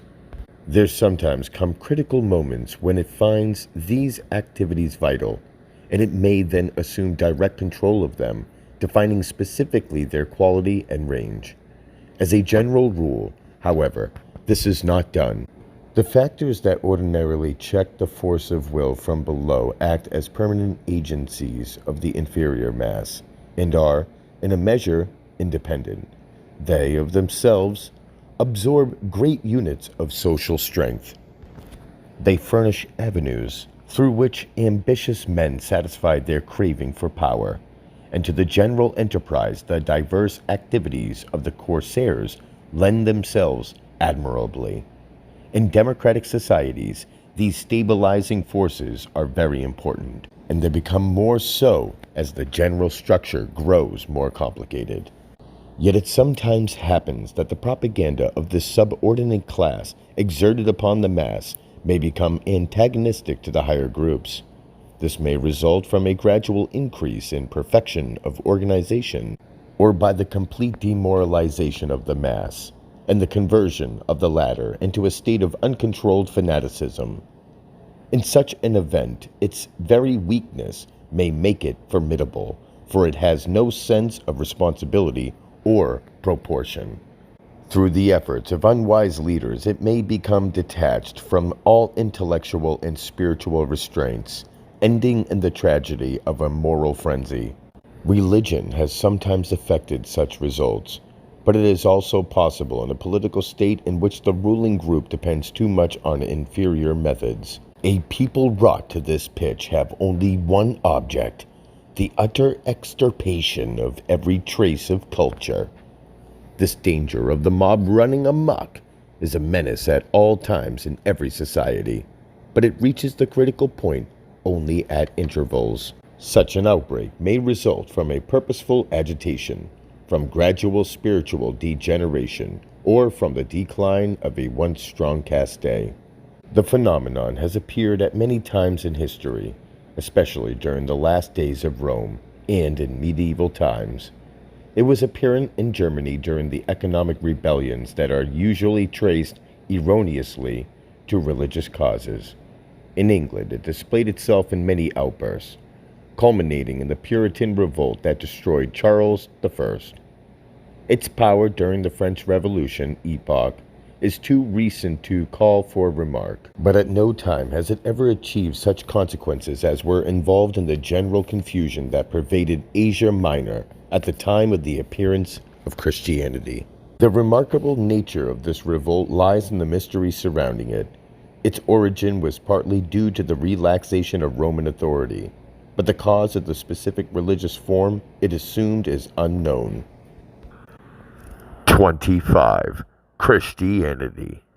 When the tremendous effects of Christianity on Western civilization are considered, its advent must remain the greatest enigma of history, certainly, at any rate, until the discovery of documents that will furnish light as to just what transpired among the medley of races then blended in Western Asia, which were to witness the fall of the greatest world power of which there is any record. The scriptural accounts are of doubtful value, but as they have been transformed by the successive labors of great minds, they have taken a form of tender and affecting feeling that sways thought far more forcefully than would a cold recital, harmoniously logical. These records have left their mark upon the moral life of a great epoch of civilization. It would appear from the accounts of Josephus, from Roman remains, and from Jewish tradition that it was a time of great social unrest. That any religious factor was present seems to have escaped the Romans, a race remarkable for tolerance, and, as Josephus, save as the peculiar tenets of the Hebrews entered the matter. But the evident excitement among the lower social orders, and the events accompanying the fall of Jerusalem, inferred the reasonableness of assuming the presence of an agent, or agents, that strove to mold the unrest of the people to a tangible purpose. That spiritual forces played a part is clear. There was a rise of mystical religion, and even philosophy became esoteric. Phil Judaeus evidences the power of mysticism among the most intellectual Jews, and the Neoplatonists of Alexander showed the tendency of the whole mental world. There is sound basis for believing that the lower group, too, was violently agitated and set itself strongly against the more ordered traditions of Greek philosophy. Not without some parallel in modern times, there was a tendency towards mystical segregation. Quote, "The contemplative life of Philo is enough to confirm this. The existence of aesthetic communities on a large scale is certain.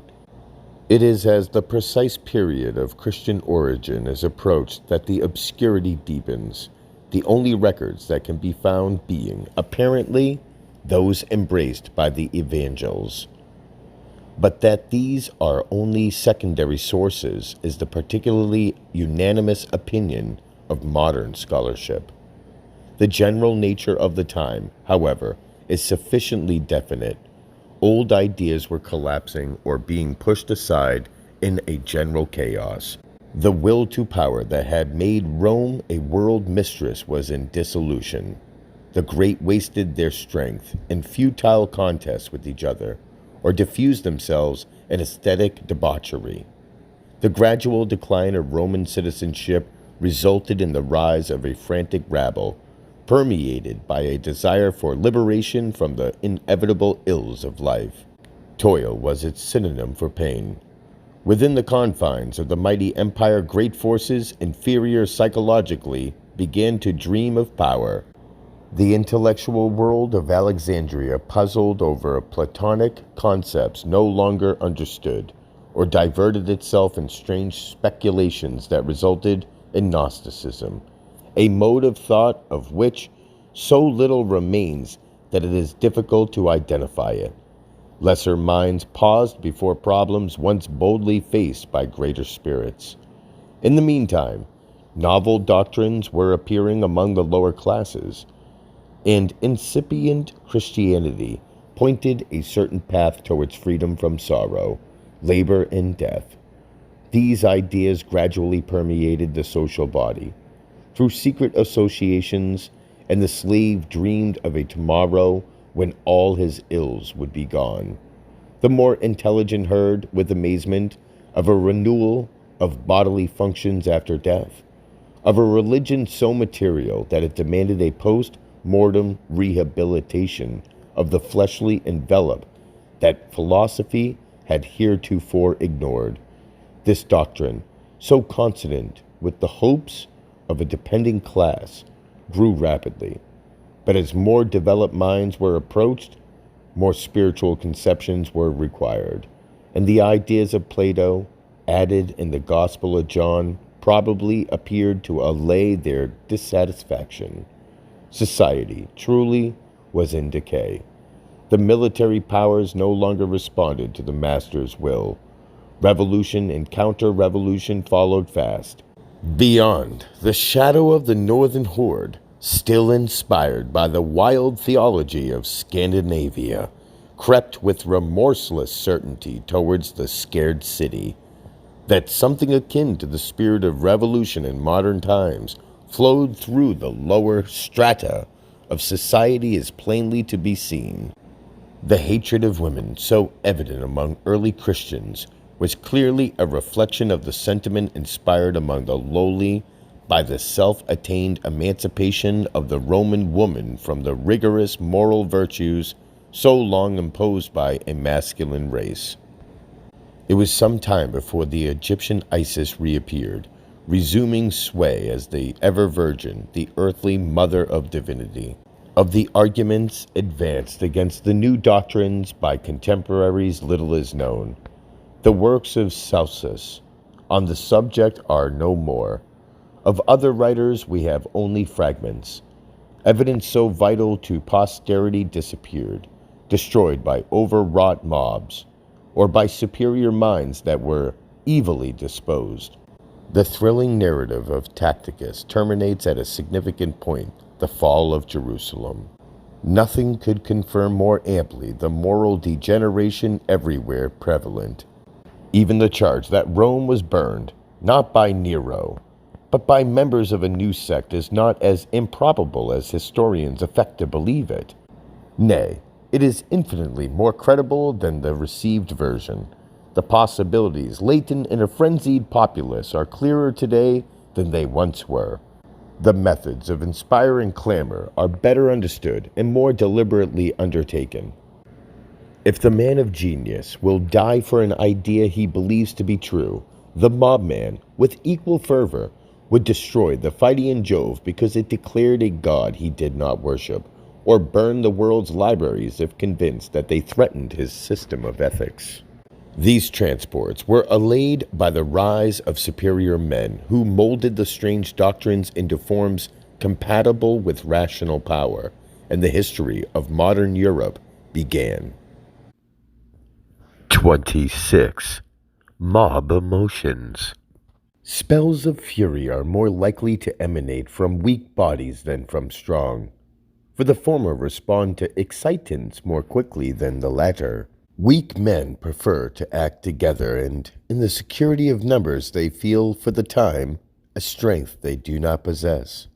Strong men are patient, forbearing, but resolute in action. Excited, the weak man strikes wildly and furiously, carried away by the temporary sense of power that pervades him.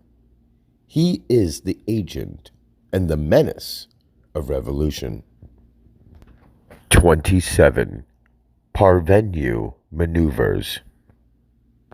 Genuine force in man seeks always to conceal itself, or more properly, to develop a moral authority for its exercise. The man of triumph will covers it with a spiritual garment and assumes the language and manners of the intellectual. Given time, then, any originally pure force group will blend its theory with the ideals and desires of the intellectuals. This gives the spiritual strength requisite to a supremacy. Within limits, this is a refining and stimulating effect. A novel dominant group will, from the same nature, attempt to borrow the motive of a prior group, its personnel evidencing a leaning towards the descendants of such groups. It concedes the truth of the theory of illustrious descent, and through admixture of blood, attempts to blend an ancient willpower with its own. Aristocracies thus perpetuate aristocracies, even when in appearance they have been destroyed. 28. The virtues of decadence. There is in all societies an apparent effort of nature, a term here used to cover breeding and association, to produce a unit type, that is, of physical will and perfect understanding, combining in single personalities. At rare intervals, individuals do appear who approximate such perfection, and at all times partial successes are met with. On the whole, however, the development of spiritual elements in the physical force man weakens him, even though his ideas may have expanded and his conceptions have become clearer. New qualities assert themselves to replace a confidence that is slipping away. Subtlety, diplomacy, craft, cunning. Decadent races always possess these qualities in marked degree. On the other hand, the appearance of this tendency indicates the arrival of a definite period in the history of a dominant group. It no longer aims exclusively at power, which is by now assumed to be a right inherent, but turns to the possibility of incorporating persistence in its own line. There results, unconsciously, a decided effort to limit the reception of recruits from below.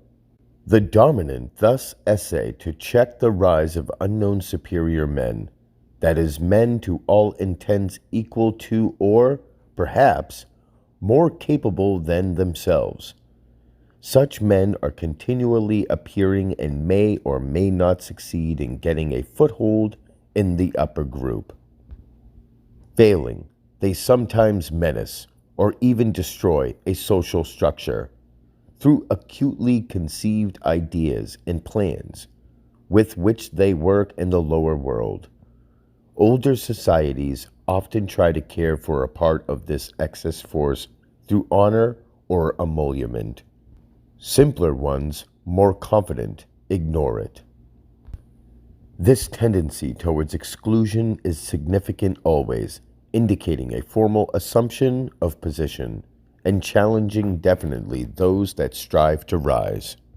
It works primarily against the intellectual groups, and it is from these, as a consequence, that efforts in rebuttal come. In a well-defined social fabric, the path to power follows specific lines, and it becomes the task of the dominant group to circumscribe these as much as possible. Thus, the very technique of so-called success may prove a bar to generally higher types. Such men may then turn their energies towards a slow and deliberate weakening of the social structure, introducing entirely new elements in the struggle. They will seek to act on the defective will groups, pervading them with their own ideas, inaugurating tendencies, inspiring enthusiasms. This is the weak spot in all societies, and one from which the greatest dangers arise. Revolutionary movements follow the struggle, though the period of agitation may extend over so great a time that the changes gradually taking place in popular ideas may escape those whose tenure they threaten. Whenever a power group has become fixed and surrounded itself with a favorable environment, it becomes a target for such efforts. Its inherent strength is thus tested, and in the long run it either attains to still greater power or gives way to a rising and more virile group. Chapter 5: Power Transition, Industrialism, Socialism, and Slavery. 28. The Dawn of the Modern Age. From the fall of Rome to the beginning of the modern epoch, Europe ran the gamut of the vicissitudes. It was an era of thrilling events and multiple contradictions. Strength was apparent on every hand, the dominating energy of conscious physical power. Yet it was balanced by a certain vacillation, a fear of the unknown. There was a daring that did not falter at any obstacle, a willingness to risk all that seemed most dear, regardless of odds.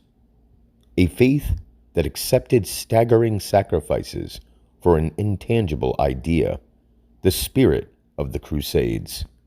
Religious certitude received the representation of barefoot mendicants at their face value and risked life and treasure for a tradition. It was the age of faith par excellence, as its successor has been one of doubt.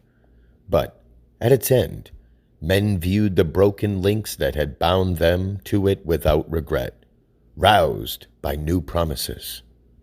There was the chanting song of a golden voice that told of a rosy dawn, mystic syllables that evoked forms as fair as Aphrodite rising from the mist. What dreams indeed! A coming Elysium, a newer earth, where poverty was to be unknown. The brotherhood of man, a reign of virtue and joy. How dismal seemed the past in the light of that glowing expanse. What cruelty and wrong were buried behind dead shadows, out of darkness into the light of long-hid happiness, to feel the rapture of a new endeavor. Time keeps a record of its own and sheds no tears over failure, nor does it smile at success. It indicts a tedious chronicle, leaving the wise to decipher the Sibylline phrases. Still, it is a story strangely similar, a theme that varies only in its scenes. The plodding worker toils on, the ambitious strive for an unknown prize. The spirit of wisdom seeks new terms in which to tell an oft-told tale. 29. Feudalism.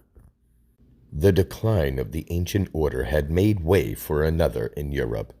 To replace the fiat of a world-weary power, feudalism spread among new nations.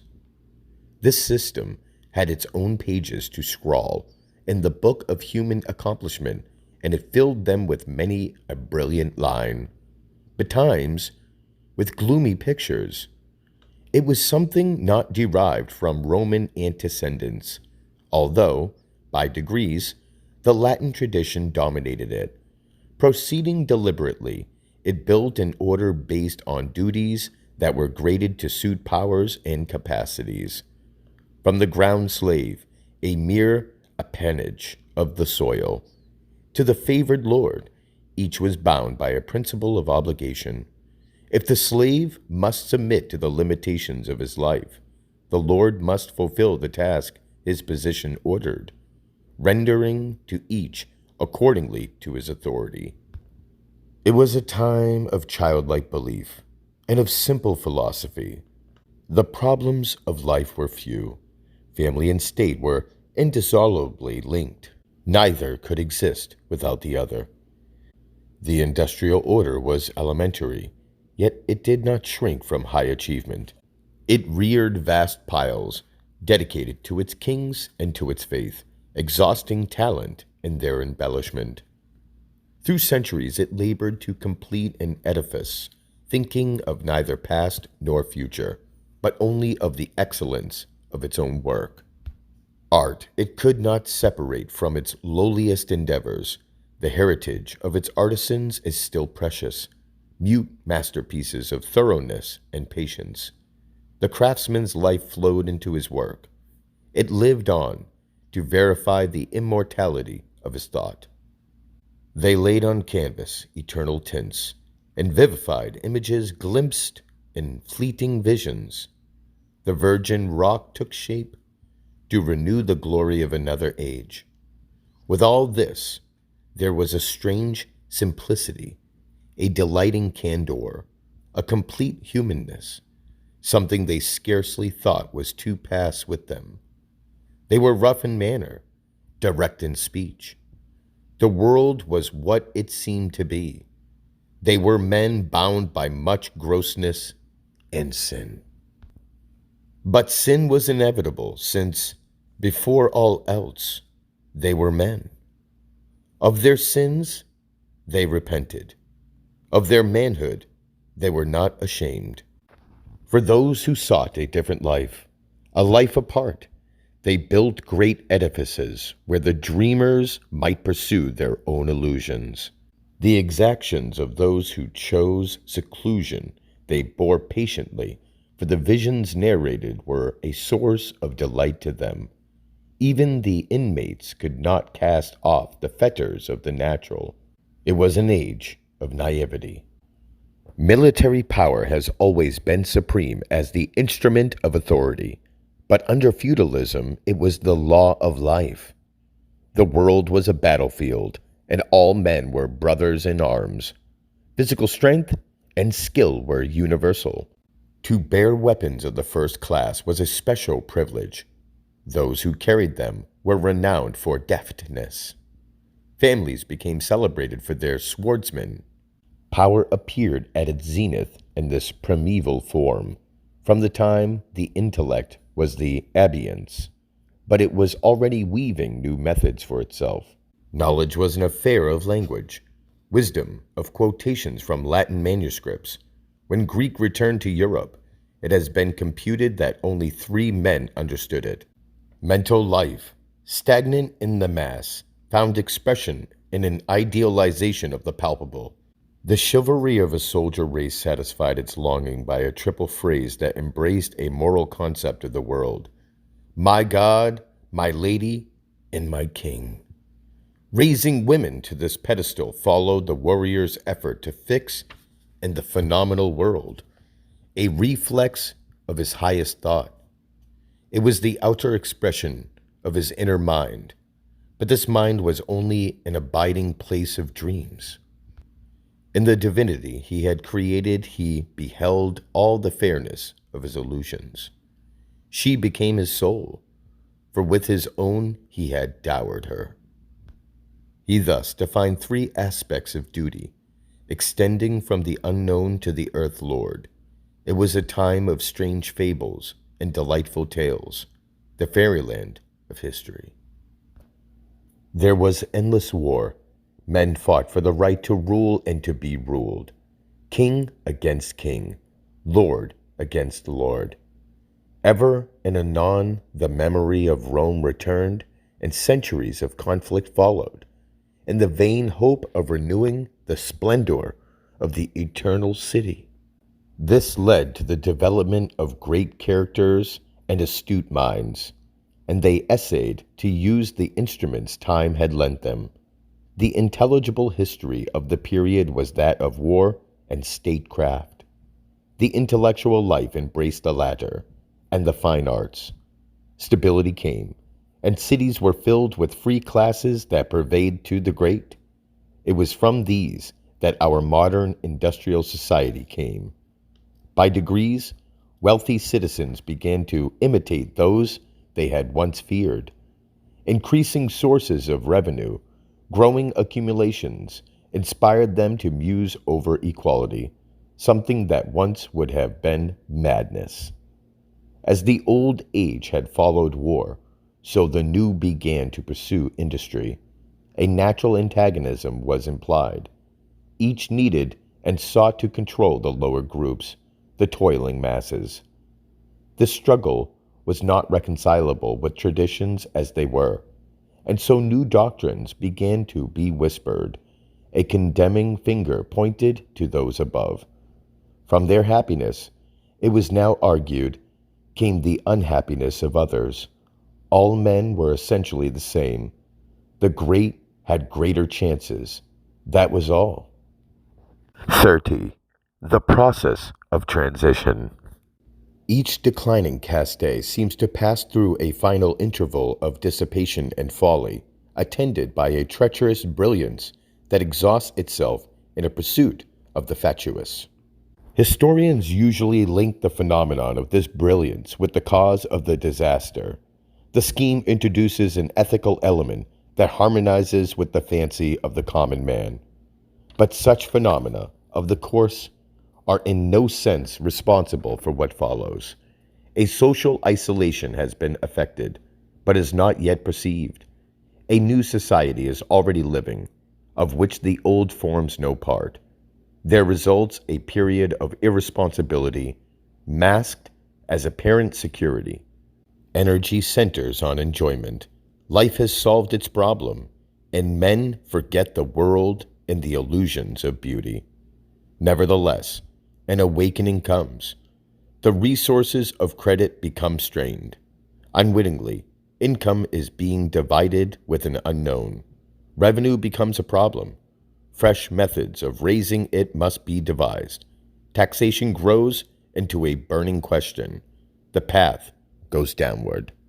There is the temptation to vie with the prodigality of a new caste, the real strength of which is not appreciated. Many explanations of the cause leading to the final riot of splendor that accompanied the fall of the French nobility have been given.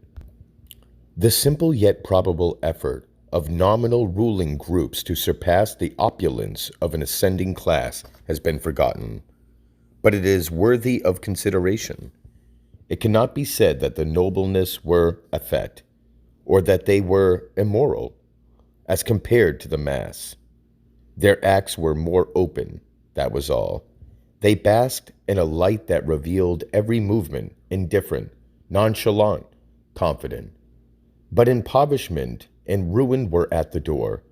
The revolution itself was only the orgy of a mob, incited to destroy what new groups desired to be rid of.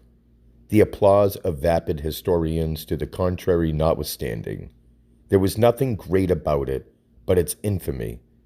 When the end sought had been accomplished, peace was restored with little effort. Revolution is a brief holiday for the mobman. He never participates in the division that follows. 31. Industrialism. The gradual rise of industrialism in Europe has been described too often to call for retelling the story. It was far advanced when the French Revolution boldly sought to overthrow a caste that got its strength out of the past. The latter proved unequal to the task of defending its heritage. Masters of industry grasped the scepter that fell from a trembling hand. In modern society, commercial activity has marked the chief group relations. Within this sphere have occurred the various rivalries of contending wills. In the earlier history of the struggle, its form was simple, although the numerical factors were relatively greater, at least in so far as the upper groups were concerned. These were composed of heterogeneous collection of small manufacturers, balanced by a few whose enterprises rated in the first class.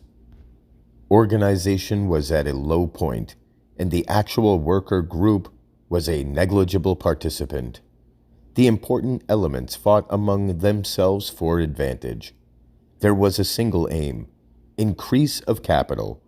The improvement of machinery was soon recognized as an aid to this end. It was not until later that the economic fabric assumed a tangible outline, the forerunner of more acute rivalries among holding groups. The period was one of narrowness. Fantastic systems of political economy marked it. The doctrine of freedom was in every mouth and absent from every heart. This great slogan was, quote, individual liberty. This consisted in the right to buy labor in the open market at the lowest price. Quote, freedom of contract was the phrase employed to cover the necessity that forced an employed class to produce at a minimum rate. To question this principle was immoral. Between holding groups, diversity of interest at first expressed itself in plain competition in buying and selling, with the object of controlling the market.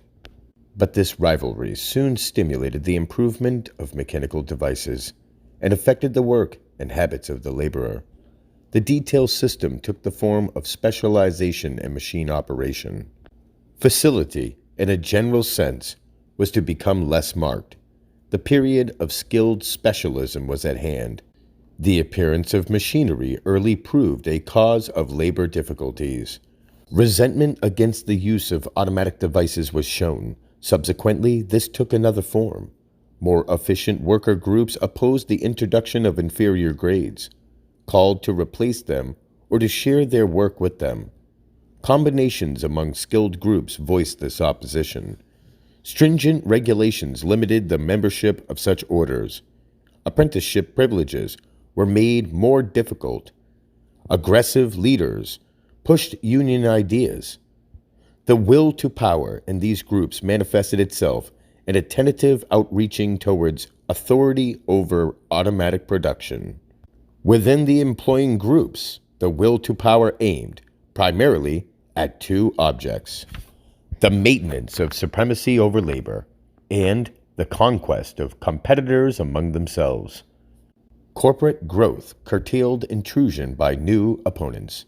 The governing idea was extension. It was a time of profound materialism, a day of glory for a triumph trading caste. Unionism followed the rise of mechanical production step by step. It sought to balance the influence of manufacturers by uniting producing units. Great contests occurred, but the issues were of secondary importance: wages, conditions, hours. The new group was tangible, however, and its ideas were impelled by industrious leaders. Associations numerically great followed, but they related to specific trades, each independent. The term trade took on a variable meaning, originally applied to a particular craft. This involving a complete process, it came to cover a detail only. Later, broadly unskilled trades appeared, those in which the training requisite to efficiency was nominal, permitting the rapid education of an effective workman. This tendency grew with the perfecting of machinery. Manufacturers became less dependent on highly skilled men. 32. The Union Movement. Corporate bodies and individual manufacturers had, at first, displayed an attitude of great hostility towards organization among employees. All the literature of the period confirms this. It was held, generally, that the efficient worker would not escape recognition and reward, and unions were charged with seeking to force employers to compensate the inefficient as liberally as the efficient. The truth of this charge is partly confirmed by the history of unionism. There have been groups of workers peculiarly favored by conditions who successfully opposed the introduction of other labor units, regardless of the necessities of the latter, maintaining a wage schedule far beyond the average of other worker groups. Extension of enterprise and growth of monopoly production brought into being a new class of labor leaders. The conception of a single organization to include all trades, skilled and unskilled, developed. This caused bitter differences, but led to a partial realization of the idea. In the United States, the Knights of Labor was the first of these. It had for its basis the theory of a commonality of interest of all trades. Of brief but furious life, its appearance was portentous of the future, constituting the first serious effort to weld the labor groups into a coherent machine, to be used economically and politically. The growing power of confederated capital developed a more liberal policy in the ranks of labor, and recognition was accorded to lines of employment previously ignored. The betterment of mechanical devices really forced the change. The trend towards labor and average efficiency, adaptable to any or to various trades, was unmistakable. Meanwhile, collective labor associations passed through stages of antagonism, not unlike those among the controlling groups. New dominant personalities came forward, guided the more advanced movements, and took for their own the advantages of leadership. Nonetheless, as each order is, perforce, limited by the very nature of its ideas and the character of the material upon which it works, none of these go beyond the heights of their own conceptions. The new trade unionist, therefore, found himself in turn threatened by new menaces.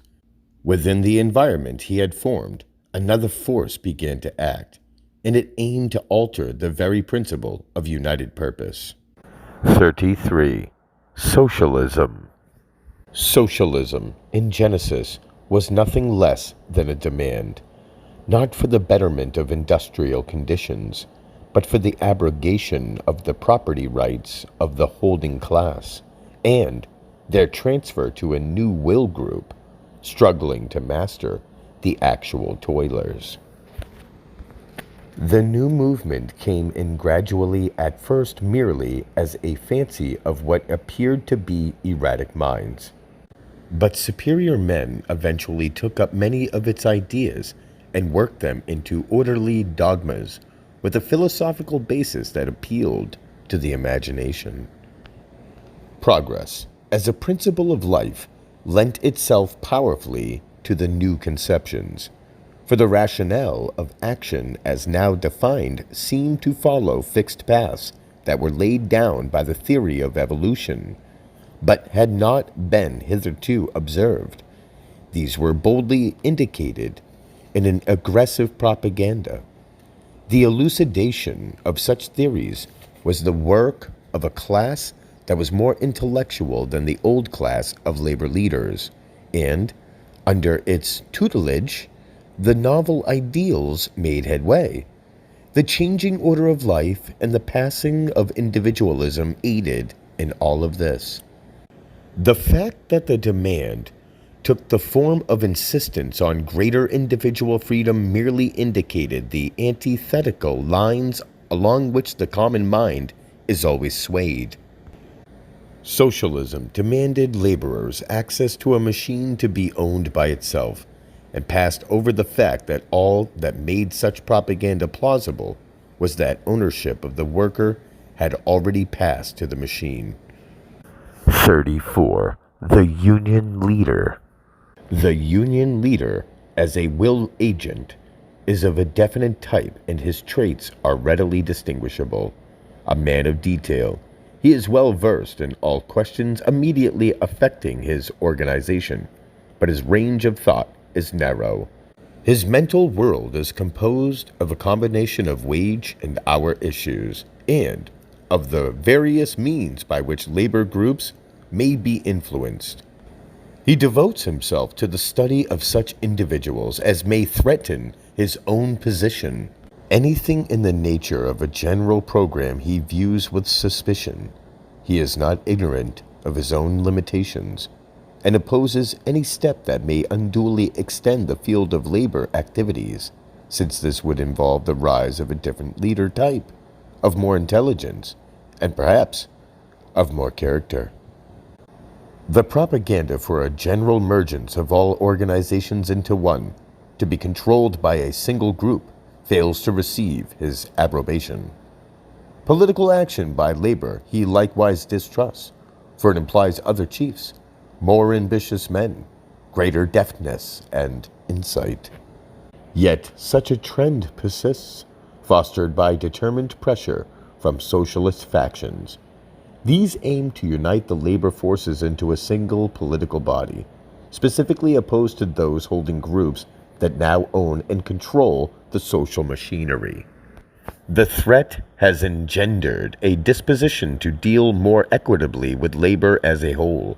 No tendency is more remarkable at present than that of the employing caste to increase the comfort and well-being of the employed, wherever it is economically possible. But the dark records of the past are often stumbling blocks in the way of creating a fraternal feeling. For the lower find it difficult to believe that such offerings are rendered in good faith. The aggressive efforts of socialists toward the organization of a universal body with economic and political aims never relent, regardless of the opposition of conservative leaders, but even this tendency is limited by the quality of the personnel it is sought to control. In the building up of the industrial order and of the social forces accompanying it, the character of the individual has been affected. This psychological factor is generally ignored, but throughout the modern era it has played its part.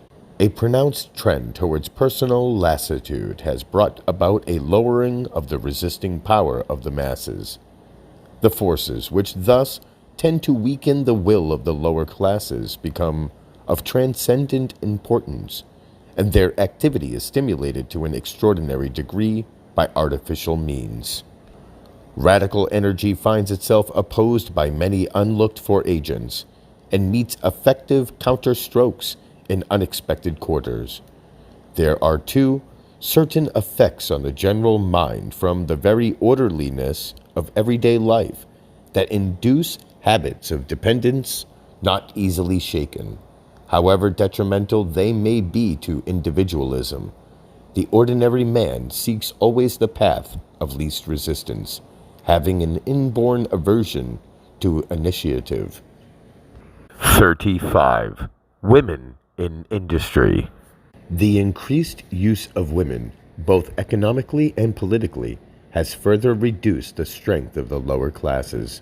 The improvement of machinery, while itself the work of trained minds and hands, has, in many industries, simplified production to an astonishing degree.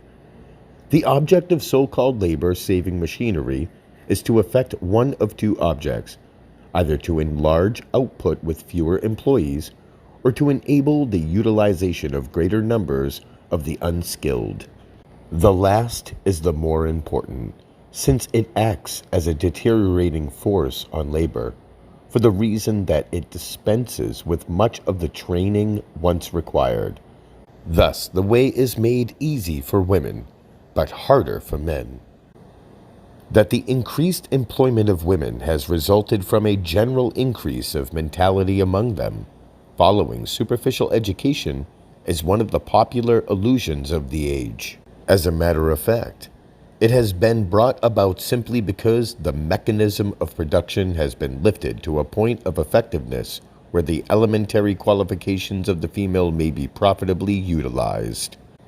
In the cotton industry, which utilizes some of the most ingenious and complicated devices ever devised by mechanical genius, women have long been employed.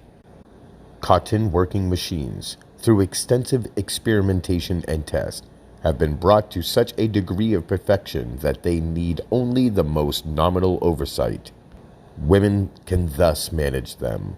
But the entry of women has weakened the labor group and increased the difficulties of those who seek to organize it for aggressive warfare.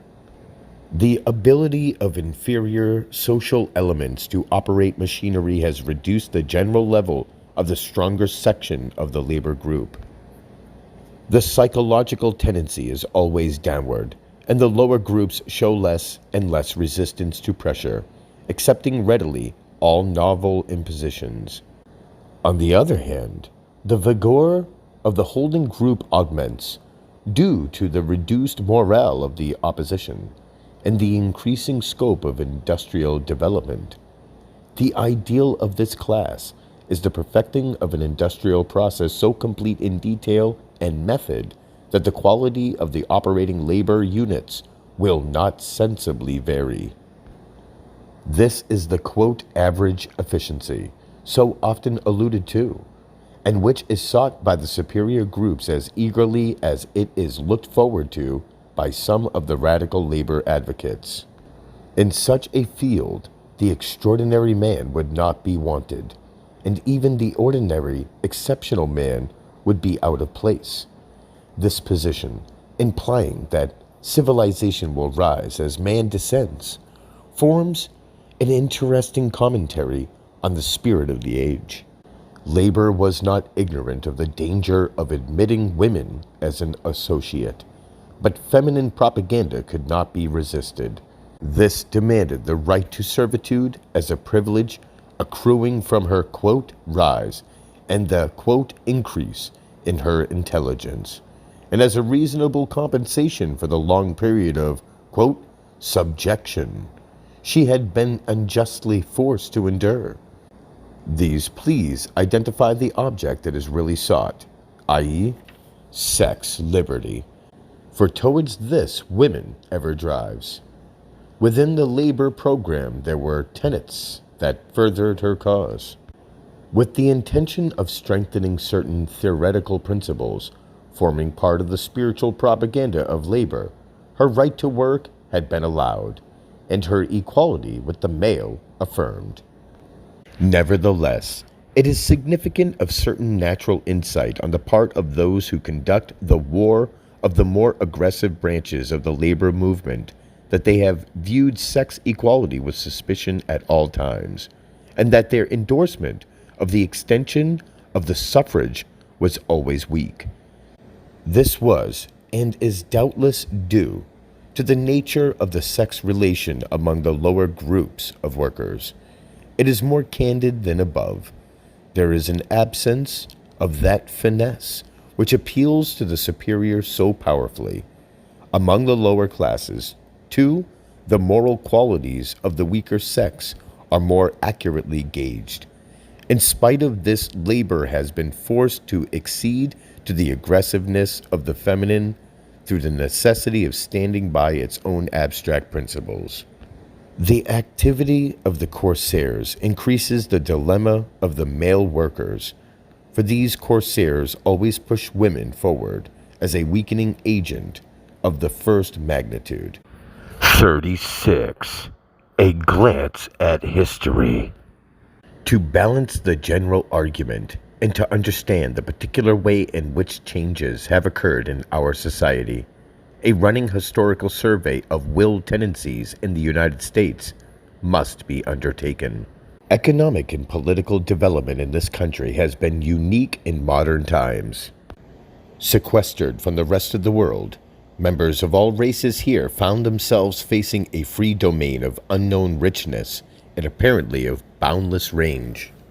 A period of pure agrarianism was quickly passed through.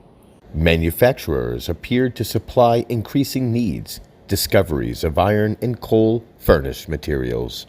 Labor was then a scarce commodity. After a while, railroads and steamboats opened new areas and broadened the avenues of production.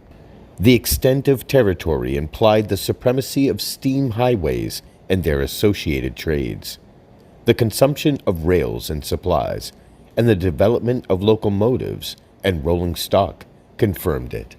Other branches responded to the stimulus. The manufacturing system of the North soon compared favorably with that of Great Britain. There was an insistent demand for labor, but only one source from which to obtain it: Europe. Immigration was stimulated. There followed a steady influx of skilled and unskilled labor, joined to agriculturists who flowed westward to become new consumers of fabricated products. The growth of urban population followed the general trend. Increasing factory production compelled it. Cities began to assume great magnitude. The atmosphere everywhere was that of confidence and ambition. Interest in political questions was marked. Apart from the ever-growing antagonism between the free labor system of the North and that of slavery in the South, the tariff forged to the front as a vital issue.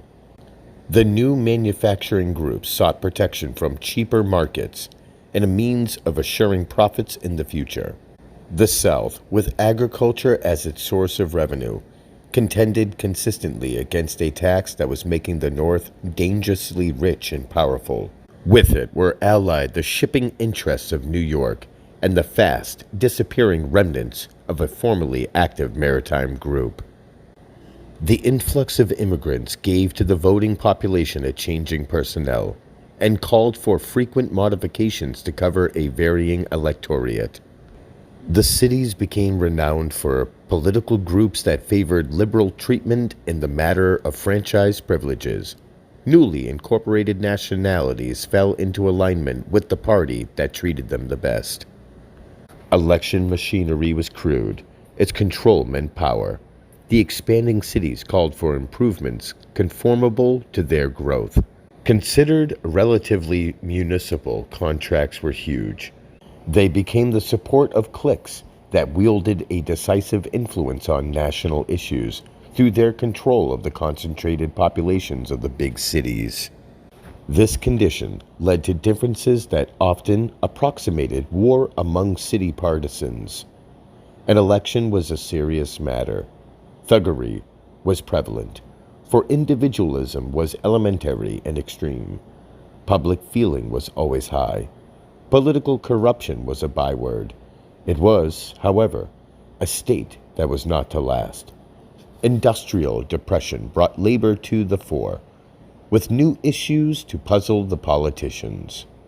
The system of production expanded faster than its markets. Eras of speculation increased the confusion. Great strikes occurred. The railroads experienced conflicts partaking of the magnitude of civil war. The destruction of property was enormous, and life was not spared. Vast confederated bodies among the worker groups were formed. Labor began to break away from the idea of depending on the efficacy of local wage agreements and attempted to enforce its will by a refusal to operate entire industries. It was significant of the period outlined that socialism had not yet appeared in any form. There are records of idealistic colonies having a communistic basis, but a parallel to socialism as a class issue is not to be found. It was not until a later date that an effort was made to form a branch of the Internationale, and it met with no encouragement. The means employed by labor to gain its ends were simpler and more direct than any that socialism could offer, and had little basis in reason. The boycott, violence, secret groups given to a policy of terror and revenge. The Molly Maguires distinguished themselves in the coal fields by a reign of murder. So implicit was confidence in the abstract right of the citizen that all efforts to spread the class idea, so strong abroad, so futile. The American identified this idea with a recognition of aristocracy, of social elements distinguished by birth, and refused to admit its tenability under the conditions about him. It is only in the last decade that the principle has made actual progress in the United States, extraordinarily stimulated by the recent war. In the meanwhile, powerful forces were effecting changes. The Civil War had passed, leaving demoralization in its wake. One section of the country had been practically eliminated as a political factor, even suffering the ills of a conquered province. In the cities, political organizations had become compact bodies, and the tenseness of feeling on general questions assured each one a large following, irrevocably allied. Political affiliation was maintained with the tenacity of religious conviction and was deemed as sacred. Behind this, astute groups had inaugurated a policy of public exploitation that became a national reproach. The principles so long potent during the pre-war period disappeared or became secondary. Instead, plunder distinguished all city campaigns. In many places, it was openly and defiantly conducted. On the other hand, new commercial groups had followed the war, based on the vast profits derived from it. These became a conservative force. 37. Stages of power. Broadly, the stages of power development in the United States clearly class themselves. During and immediately after the Revolution, the upper group was an alliance of aristocrats and merchants, including with the latter a considerable shipping element. This alliance was succeeded by a rapidly evolved manufacturing group, lacking in organization but united with reference to a general labor policy. In it, a few of the older aristocrats and merchants held on, but they were disappearing rapidly. The Civil War founded a mercantile class of vastly greater wealth that was to consummate a concentration of industry entirely unforeseen. The franchise followed a rational unfoldment. The aggressive partisan of pre-war days maintained his position, but the pressure of independent units began to be felt. The after-war demoralization was marked by unusual political corruption. The national stakes had expanded in importance. One or two states ensured success to the party carrying them. On the other hand, a growing tension and the struggle for political supremacy led to strenuous election methods. The voter was watched, challenged, even attacked physically. A record of his preference was kept. It was a serious matter to him, since his livelihood might be involved after the balloting. The ward politician was supreme. He had made his trade a profession. Political reform then grew into an issue. The secret ballot was adopted. This move was superficially an improvement, but it indicated a breakdown of primitive self-reliance. Regardless of the order and decency following it, the fact remains that individual independence had collapsed. To balance this, the political sentiment of a considerable portion of the population became an unknown quantity. The abrupt rise of monopoly production placed in power a group that transcended all others and that challenged even national authority. Court decrees appeared always to confirm its eminence. The average man looked on it as practically unassailable on any question involving law. The period was one of merciless commercial war on a colossal scale, attended by an utter disregard of private rights. Many ancient allies were dropped or ruined irrevocably.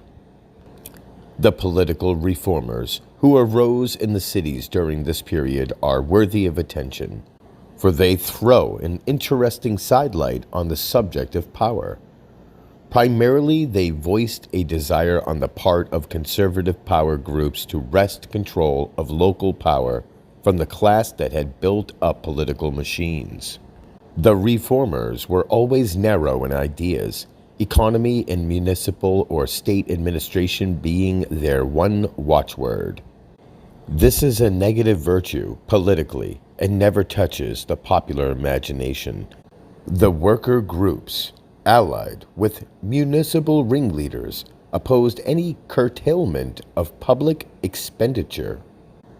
Worse, though disguised as reform, these antagonisms were often nothing more than struggles between rival corporate interests, bent on controlling the vast contracts involved in city disbursements. This war, from small beginnings, grew to an extent that developed more insidious objects. The political machines found themselves faced by a reformer of a new class, the moral corsair. New ethical concepts were instilled into the minds of the lower classes. It was a policy that succeeded beyond all hope. Great cities lost their independence and submitted tamely to the domination of rural sections, where the moral corsair is lord. The power of the ringleader was broken, and, at a stroke, the psychological status of the mob man lowered. Electoral secrecy led to many apparent improvements. A more intellectual type came forward, and often succeeded in wresting a municipal administration from former incumbents. As a rule, however, the pure reformer had a brief life politically. There was in him a lack of sympathetic feelings toward the lower, a feeling quickly sensed. His class also included numbers who, forced out of old occupations by economic changes, looked to politics for a more stable career. Simultaneously, these dubious reformers worked for legislation favorable to the interests with which they had been allied.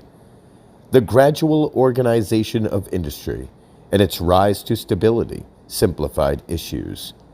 The stronger groups modified their opposition to the national administration and effected a moral alliance with it. This led to important changes in the laws and the recognition of monopoly production. Events aided in the confirmation of this new status, the upper groups becoming masters of general authority. Intermediate parties, conservatively radical, received no encouragement from the public. Efforts to form them always failed. The great mass organizations of old held their own. Success became certain to one or the other. To the average man, the purpose of elections is always simply to win. He is bound by his adhesion to the religion of success. The independent, in America, has always been an outlaw. 38. The Corsair Triumphs.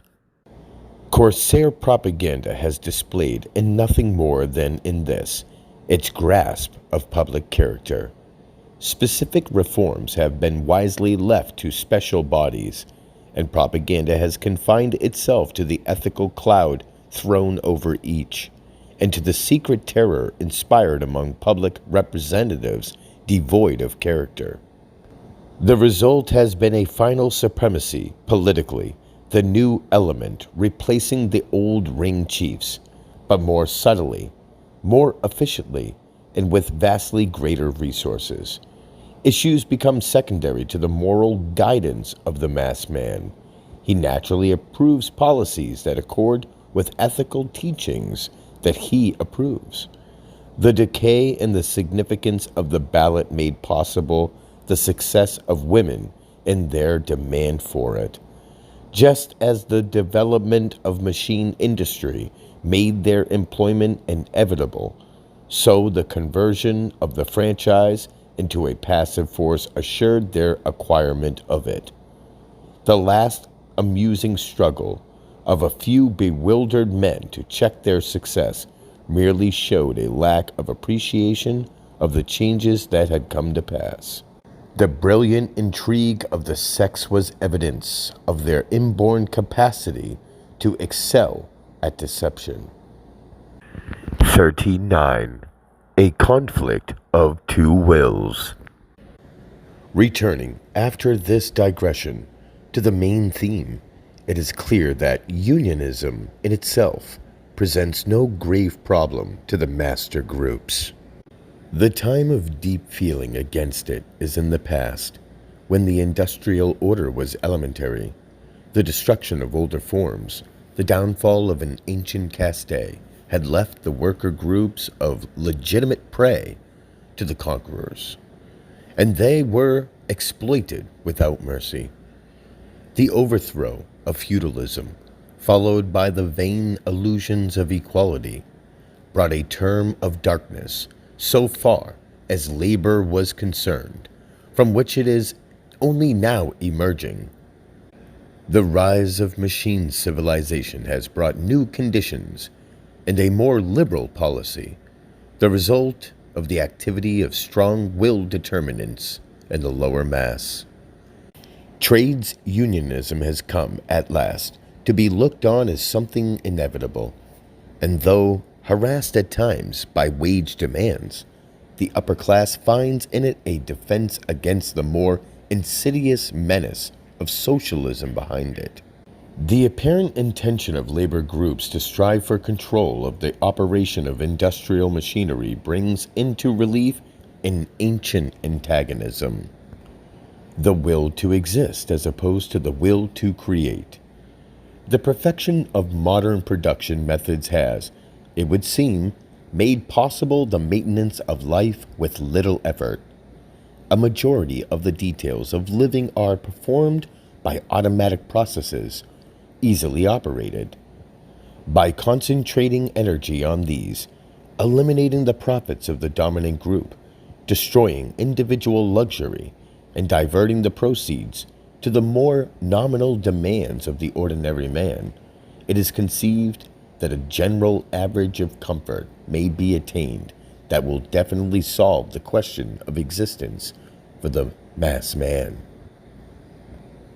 Scientific socialism claims a basis in the doctrine of evolution and is taught as the natural symptom of a, quote, upward tendency. Man arose from the animal and after various stages attained to civilization. His forward movements have always paralleled industrial developments, and improvements in the latter field have actually defined his character and ideas at each stage, including in the term, quote, ideas, all cultural elements, art, science, and philosophy.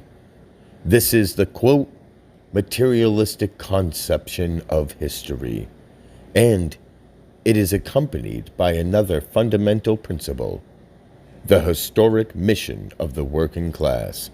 This, quote, mission lies in the ultimate seizure of all the means of production, capital, tools, and land to be operated by and in the interest of the working class.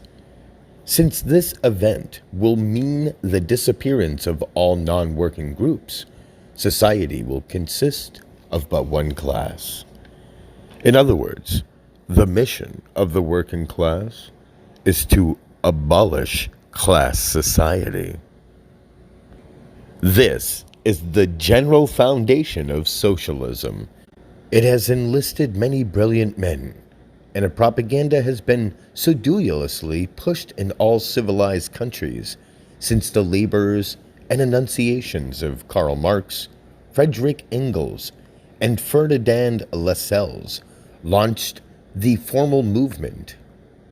These men taught that in present societies the ruling system is capitalism, a term expressing a formula of exploitation, and that the worker laborers only partly for himself a portion, and usually a major portion, of his product being retained by the employer.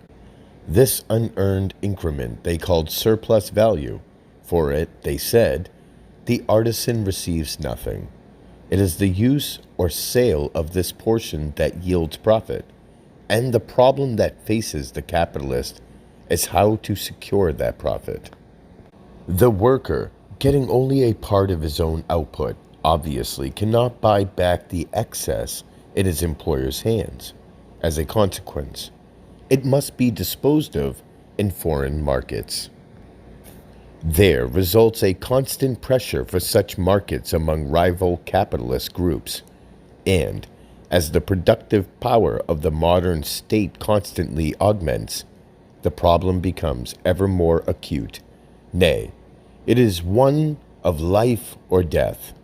It is believed that the pressure will finally lead to a cataclysm, due to the impossibility of exchanging a mountain of surplus in a world incapable of paying for it. There must, then, come a crisis of such proportions that the capitalist order will collapse, and the quote, hour of the class conscious worker strike. This critical point, always looked forward to, is to find the producer organized and ready, but, more important, efficient as well, since the capitalist's own machine will have converted him into a capable engineer. The historic mission of the producing class is then to be effected. The quote, expropriating the expropriators. Socialism offers the classical example of the application of the theory of evolution to sociology. Everything moves with mechanical precision. The ultimate socialistic society is as inevitable as an eclipse. Indeed, so great has been the confidence on this point that many adherents have questioned the utility of an active socialist movement. Quote, socialism being inevitable anyway. However this may be, the theory is mechanical and for that reason open to suspicion. The human relations have never been determined by anything approximating the regularity of machinery. 40. Delusions of socialism. That evolution is a, quote, fixed law of nature and that man is pushed forward by it with the relentless certainty of fate, however engaging as a theory, remains a mere theory nonetheless. The peculiar property of this, quote, law is that it involves movement, quote, upward and, quote, forward. Societies, therefore, are said to all tend to improve. The knowledge of each age transcends that of the preceding, while the condition of humanity grows steadily better. Within historical times, there has always been civilization in some form, and in each age great achievements have been wrought by men of genius. The era of universal savagery is hypothetical. The civilization of modern times is distinguished by its vast additions to scientific knowledge and by the superiority of its mechanical development. It is the latter, particularly, that the popular mind identifies as, quote, progress. The great inventions, such as relate to transportation, the transmission of ideas, and automatic production, are signs of progress to the multitude, but however wonderful they may be, they constitute nothing more than instrumentalities developed during the perpetual combat of wills, and may conceivably be dispensed with without, quote, retrogression in future phases of that conflict. Certain it is that the social will to power has a collective impulse emanating from a master group, finds in this very mechanism an aid, even though behind it lurks the threat of a proletariat state. Superficially, the socialist is right in claiming that the mechanical environment of the superior renders him more vulnerable to attack, but the errors in believing that the perfecting of the system has strengthened the producers morally. Far from that, it has involved them in a web from which they cannot escape. They are, paradoxically, slaves without masters. If there is any tendency so pronounced as to strike the observer by its obviousness, it is that industrial, quote, evolution moves not towards industrial freedom, but from a condition of involuntary to one of voluntary slavery. The fact that the present organization and trend are gregarious does not imply the absence of the master. It merely alters his form and really increases his strength, since he has become impersonal. But this master will disappear when the machine becomes the property of the worker. It cannot become the property of the worker. The most he can hope for is to have it the property of the state. A worker's state, let it be conceded. Even so, the machine is valuable only because it is one in a chain of machines, all of which coordinate. But the output of the machine will belong to the worker, where now the excess over his maintenance passes to a capitalist. The excess will go to the socialist state, which will find ways to utilize it in the development of further projects, the upkeep of existing equipment, the extension of public improvement, as this is what happens to it now, indirectly, even in the hands of the capitalist, an equality of terms is arrived at. But the capitalist is self-made, self-foisted on the industrial regime. He returns no equivalent to society for the unusual stipend he exacts for his luxuries. This view is exaggerated, but conceding it, does it not form the essential requirement of any type of overman? But there can be no overman under socialism. Why not? The socialist movement is a revolt of an intellectual caste and is not, as popularly supposed, a protest of the working class. It is the development of the present commercial order. The road to power has been made increasingly difficult to men of a certain mental type. Men, little interested in the ordinary methods of commercial life, averse to the habits of the business world, and lacking the qualities essential to success in making money. They are, as a rule, men of ideas, but their ideas are remote from the favored atmosphere of everyday life. But they are yet desirous, no less than others, to exert an influence in some way on the life about them. They have been, as a general thing, individuals with no liking for service as corsairs and of a markedly higher type, expressing openly their contempt for all the partisans of pseudo-reforms.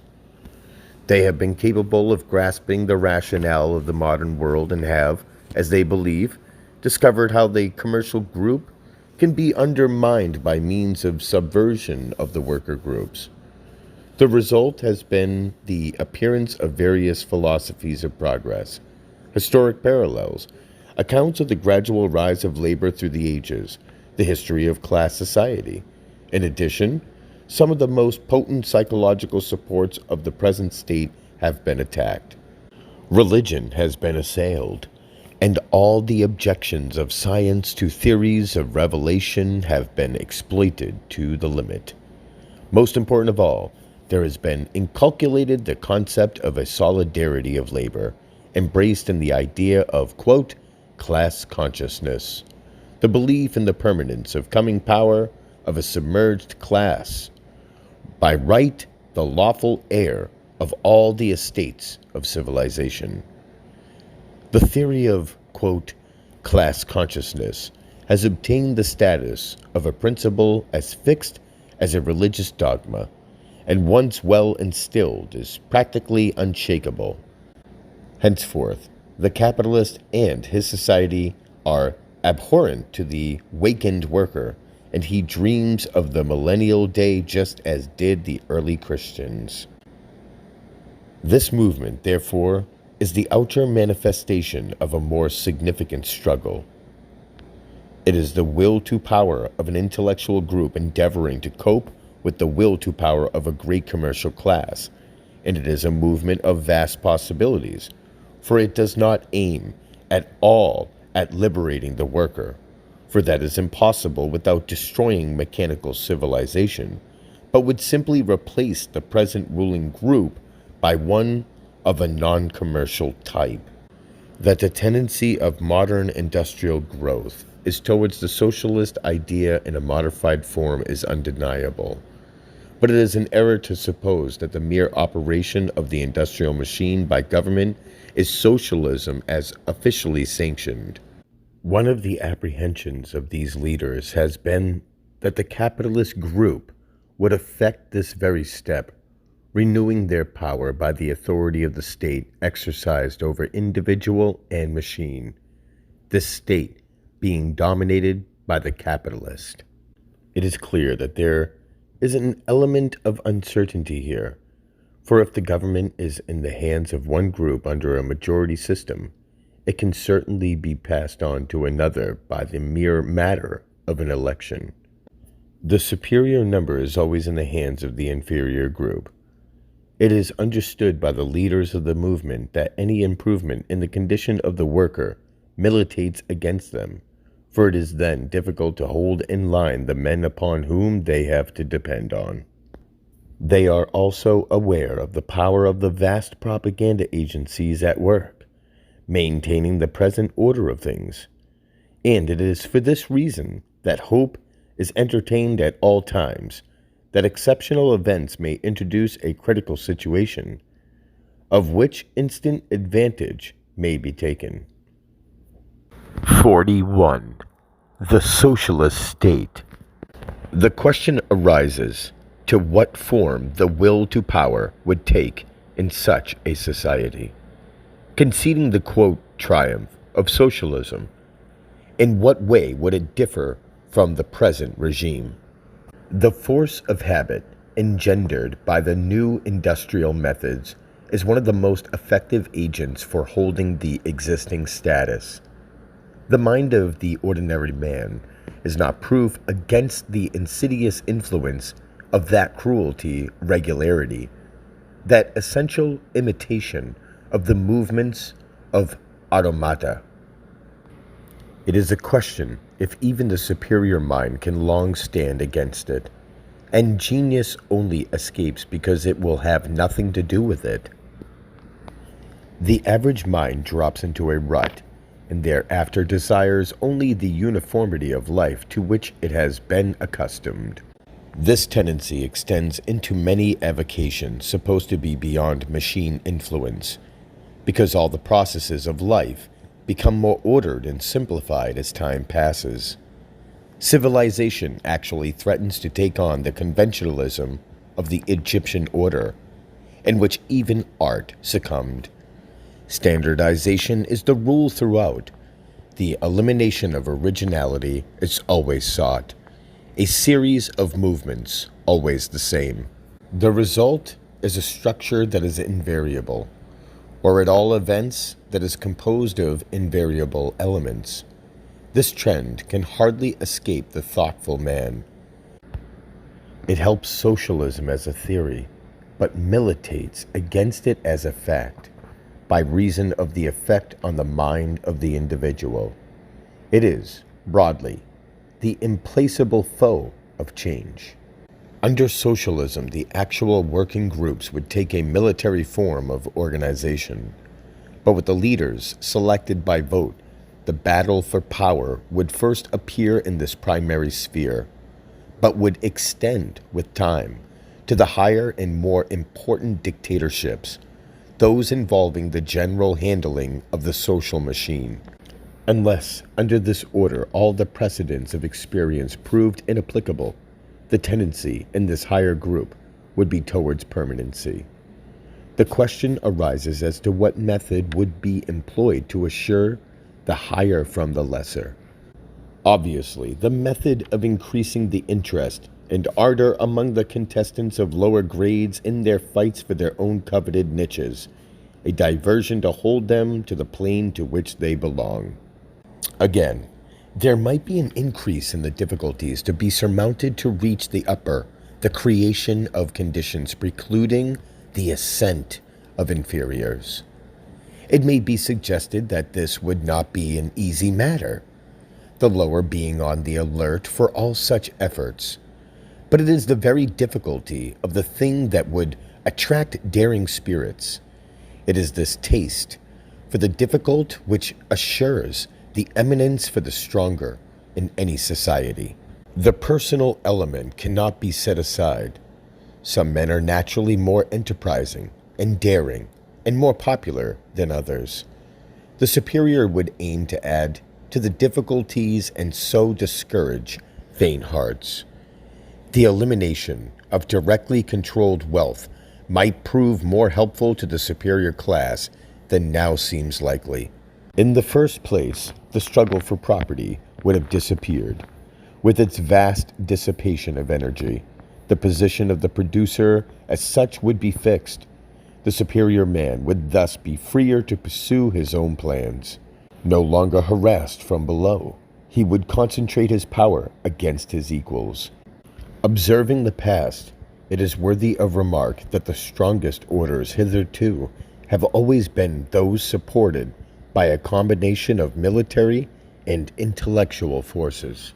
Contempt for the money marker has been a significant phenomenon in all of them. So profound, indeed, was this sentiment in feudal times that it still persists.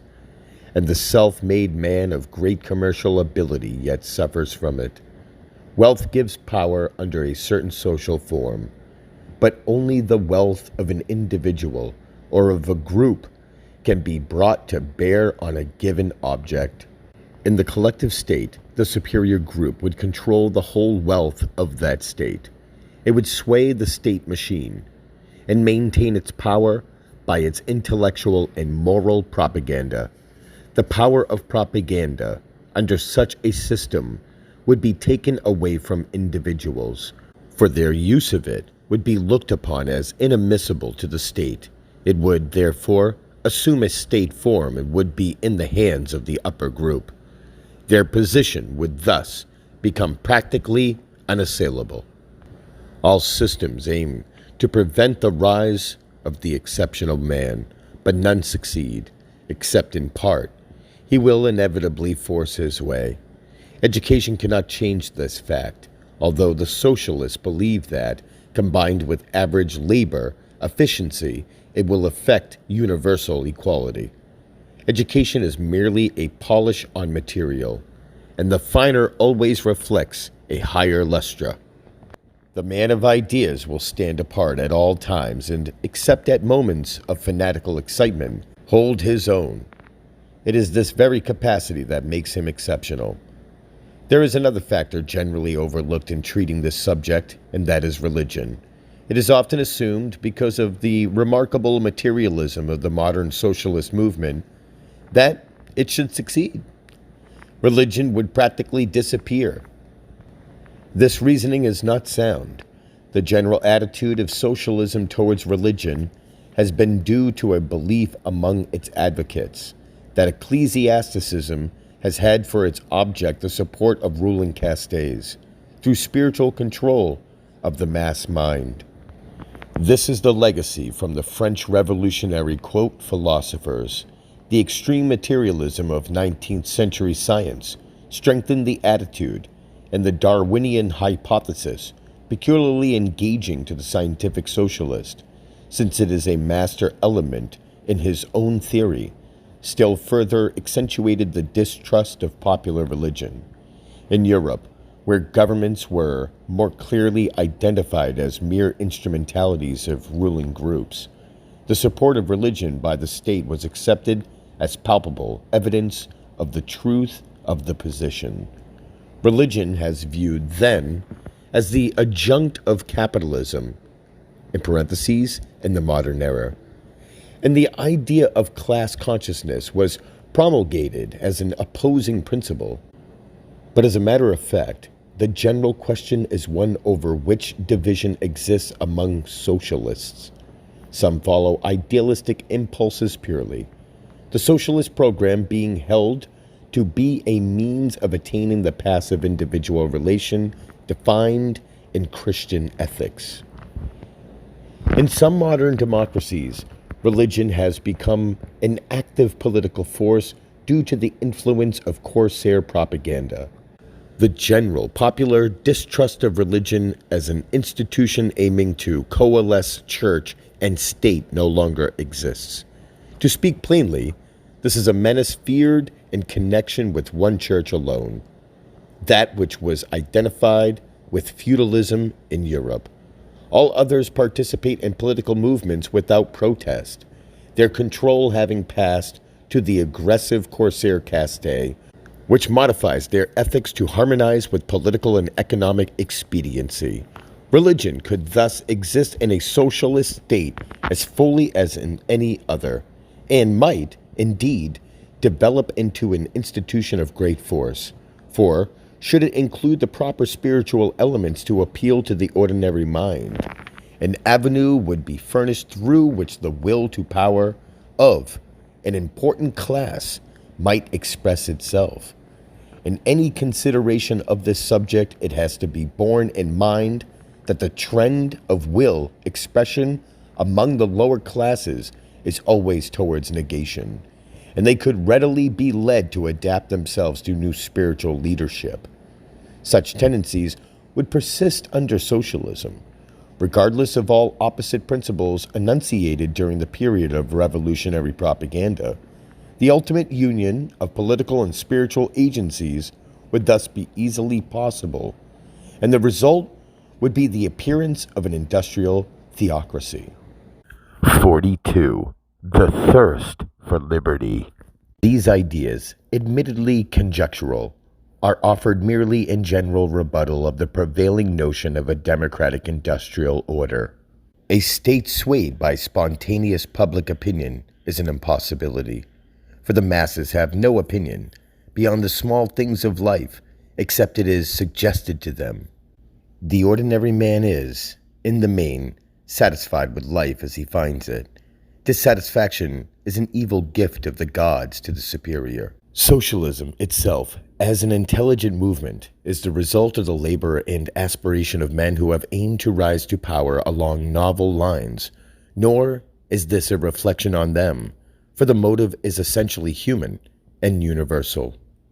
The rise of democratic systems, whether they are good or bad, has not resulted from the demands of the masses of the people for liberty. They have been created by variations of the mode of expression of the will to power, and have been advocated because, and whenever they have furnished a better vehicle for that expression. The democratic form of government has, in modern times, proven itself particularly adapted to such purposes. It is certainly within the range of probability that it may someday pass, and the future changes incident to the endless struggle. No system, indeed, can be looked on as permanent, and if history is any criterion, the democratic state is the most transient of all. It may give way at any time, to be replaced by some form of the state returning to more primitive models. Science may discover keys that will give a new group an actual physical superiority over the rest of society. The forces of nature are, as yet, but little understood, but the direction of investigation is towards fields promising more concentrated forms of energy. Genius is, in a sense, a constant menace to the inferior, and may finally bind the race in bonds more cruel than any man has ever known. 43. Slavery. Of those institutions that have distinguished the past and have been lapped over into the modern epoch, none is more misunderstood than slavery. The word is one of reproach, and historians love to dilate on the imaginary sufferings the institution caused in another age. But to enter into the true spirit of any question involving another epoch, it is necessary to consider the habits and feelings of that epoch. Not otherwise can a correct idea of the conditions it met be obtained. Many things are permissible today that once would have been frowned on, and the reverse is also true. Each error has motives of its own, habits distinct from those of others, particular hopes and fears. Of slavery itself, the popular conception is, of course, erroneous. It would be more correct to speak of it as a labor system having a compulsory form. The great architectural and engineering enterprises of antiquity demanded manual labor on a prodigious scale. Between the engineers and those who carried out their ideas, an immense gap existed. Slaves themselves were carefully classified, the heavier burdens going to the physically fit. Intelligence was quickly recognized. It has always been a rarity and, like gold, commands its price.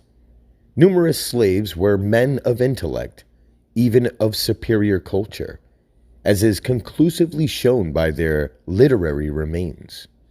The treatment accorded varied with their position, just as it does in the modern world.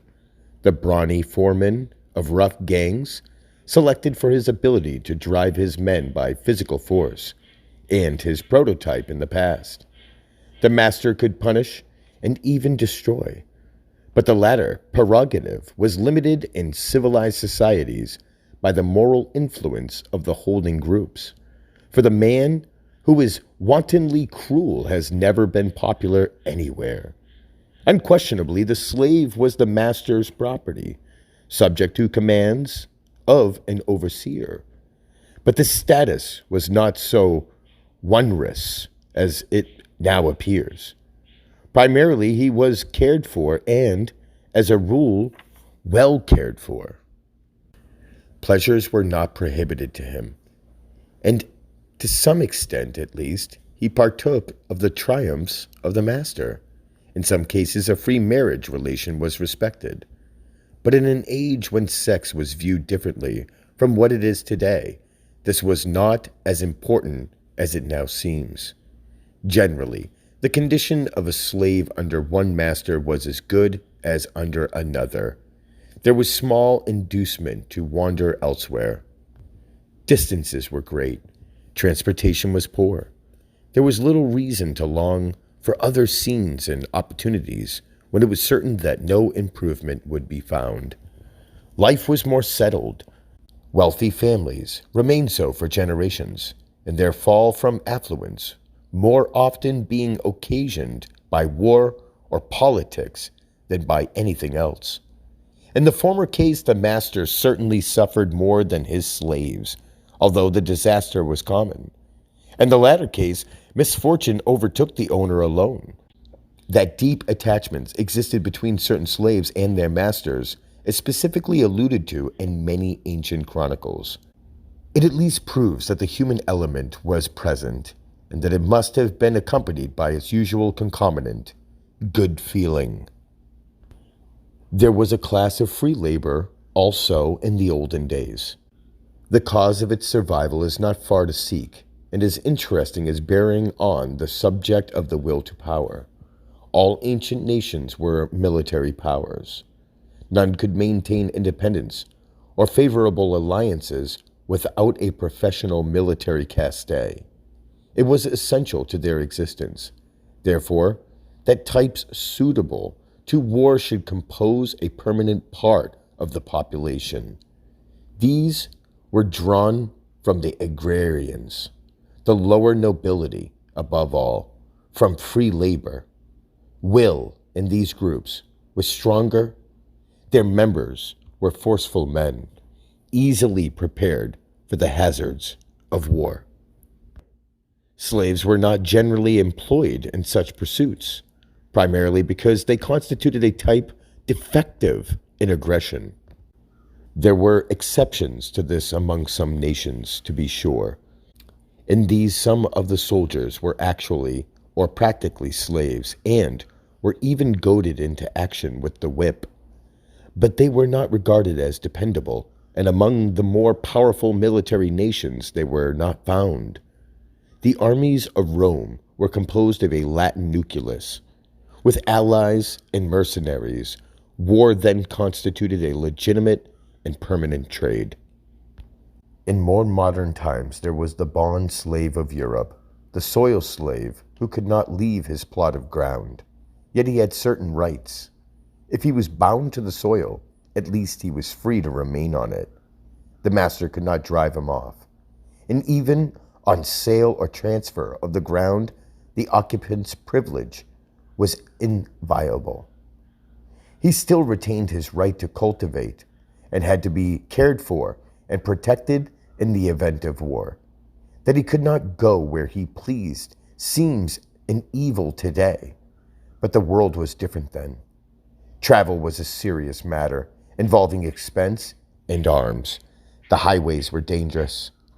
It is certain that in the social relaxations of those days, inferiors had a share, and these entertainments were on a scale undreamed of now.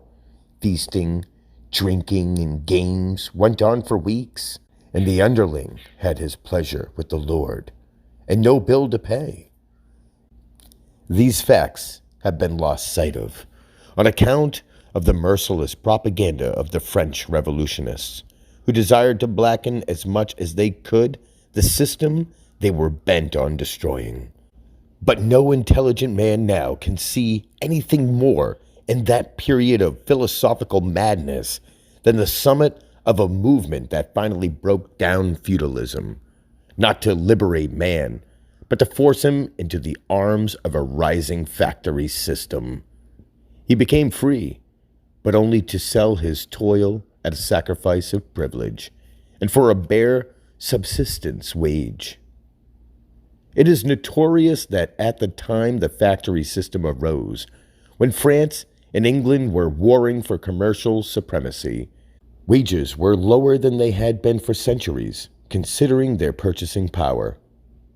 It was only after prolonged labor conflicts that conditions again approximated ancient levels.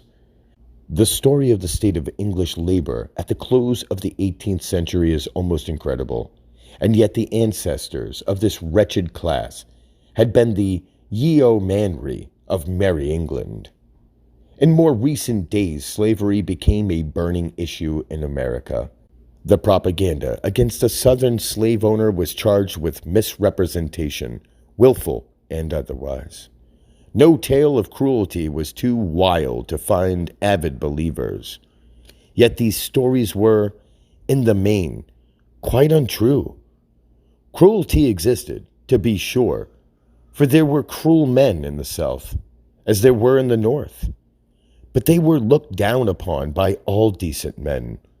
The most cruel class was that of the overseers, and they were often slaves themselves. The destruction of the slave system in the South was not, however, due to the propaganda mentioned. That was only an instrument used after the thing had been decided on. An economic antagonism had developed between the sections, and it was not altogether simple in character. Its dominant factors were, first, friction over the tariff system of the North, which taxed the planter, whose relations were almost altogether with Europe, since it was there he disposed of his cotton, and secondly, the belief in the North that free colored labor could be used there to compete with the white European. 44. Free labor. Chattel slavery has now disappeared. In its place, there exists a vast system of so-called free labor. This is not only free to bargain for its wages, it also possesses specific political rights. It has become an immersed body, and a considerable portion is organized in unions and federations. In some countries, it works together in political parties. It has a degree of liberty which, at first blush, makes its estate seem infinitely superior to that of the ancient slaves. It can go and come at its own behest. It possesses property rights. It can marry and found families. For exceptionally gifted individuals, all the avenues of advancement are open. On the other hand, these advantages are accompanied by an environment which does not very much outshine the old environment of the slaves. If the laborers of today may go and come at their own will and expense, their movement from point to point can, as a practical matter, have but one object, the obtaining of employment. They must work to live. This necessity forever compels them. They are dependent on themselves at all times, and on themselves alone for sustenance. Their wage rarely exceeds the cost of maintenance. Property can be acquired only by cruel abstinence. Obtained, it is a bond to keep them wherever it may be. A radical change in environment due to an industrial crisis may force its sale at a great loss. Their political rights are large, but they must stand on a level with others having the same rights, and their opportunities to judge men and measures are not favorable. They are borne down by ceaseless propaganda, and there is little in their lives to give them the insight to make rational distinctions. They are a continued prey to hopes, only to find them deferred. They sometimes have the joy of victory, but rarely its fruits. Age comes apace. They deteriorate early, for the vast machine they feed craves young blood. They step aside unregretted, their savings seldom equaling what they really require for the last days. Hope pursues them like a will-o'-the-wisp. There is no one there with a whip, but hunger is at the door, and it is stronger than the lash. No matter what party they espouse, they find it is only to help another upward beyond them. Yet, in 1,000 tongues, they hear a siren song of a golden future. Chapter 6. Women and Genius. 45. Effects of Propaganda. It is necessary to determine more precisely than has been done the nature of the forces that further a decline of resisting power among subordinate groups of men, and that, to some extent, debase even the upper groups. Such forces pervade the general structure of mass societies, though modified partly by counter tendencies that save the affected units from a complete destruction of the will. Tradition is a powerful source of opposition to this decay. It tends to stabilize the attitude of inferior groups, just as it colors the temperament of superiors. In transient societies, therefore, where this factor scarcely exists, the effects of positive depressing influences are better defined. The common mind yields easily, following unconsciously an impetus it does not comprehend. Do the changes constantly perceptible on every hand originate in conscious and intelligent provision, taking on the nature of method or conspiracy? Does the ascending will group become so far-seeing that it adopts plans that look to the future and shapes policies having for their object the continued depletion of the lower will? The question must be answered negatively. All such undertakings develop spontaneously and without deliberation from the very nature of the conflict always raging in society, whatever its form. Certainly, experience lends itself to judgment, and the desirability of a course of action may make itself obvious. It has to be kept in mind, too, that the corsairs always include individuals or minor propaganda groups alert to shifting circumstances. This is their trade. They seek weak spots and capitalize them quickly. But even here, the specific object is not necessarily to demoralize the lower groups, and so augment their weakness. What is aimed at is often no more than a mere display of virtuosity, the imposition of an artificial standard by art, artificial because arbitrary, malicious, and unnatural. Imbued with the spirit, the corsairs move from phase to phase of social conduct and idea, essaying, among other things, to eliminate temptation by the simple expedient of destroying all tempting agents. The operation of the mind that has craved the alleged evils is not considered at all. Why has it looked for and found that which is apparently harmful? There must have been a psychological reason, but no attention is given it. This cause persists, in spite of the brutal surgery that seeks to destroy it, Unable to satisfy itself, the old appetite seeks another form of excitement, not necessarily more virtuous. Nevertheless, an important object has been achieved, consciously or unconsciously, and it redounds to the benefit of the corsair. The mass, once imposed upon, gravitates towards the condition of a body that yields to an external pressure. Two positive results follow.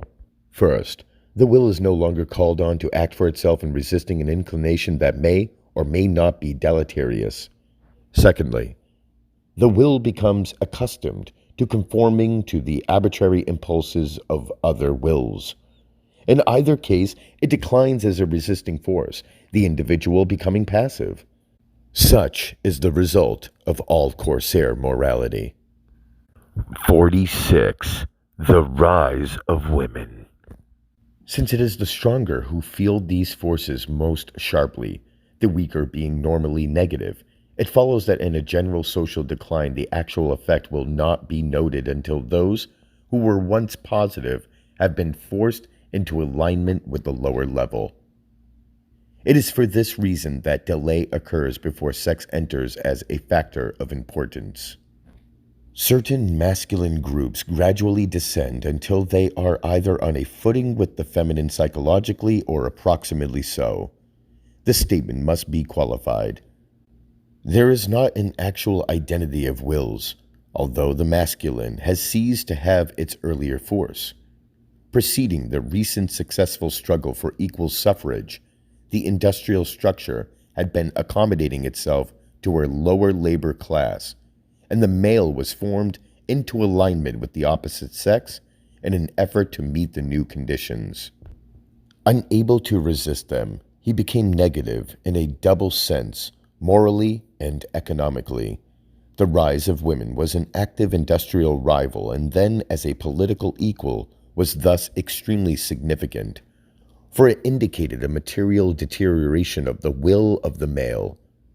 Within a comparatively brief space of time, historically considered, a group originally strong in all positive qualities reached a station where it was balanced by a group of ages-old inferiors. In America, more than any other modern state, there were agencies that lent themselves to the process, but of which the average man remained strangely ignorant. In the first place, the position of women in an incipient society, and one which her numerical minority was pronounced, gave an advantage to her in the matter of selection. For in the estimation of the male, her value rose with her rarity. This apparent value was augmented by her sequestered life, her absence from the excitement of everyday strife, her gentleness, and her characteristic shrewd reserve, all of which made her seem apart from the world of action and evil.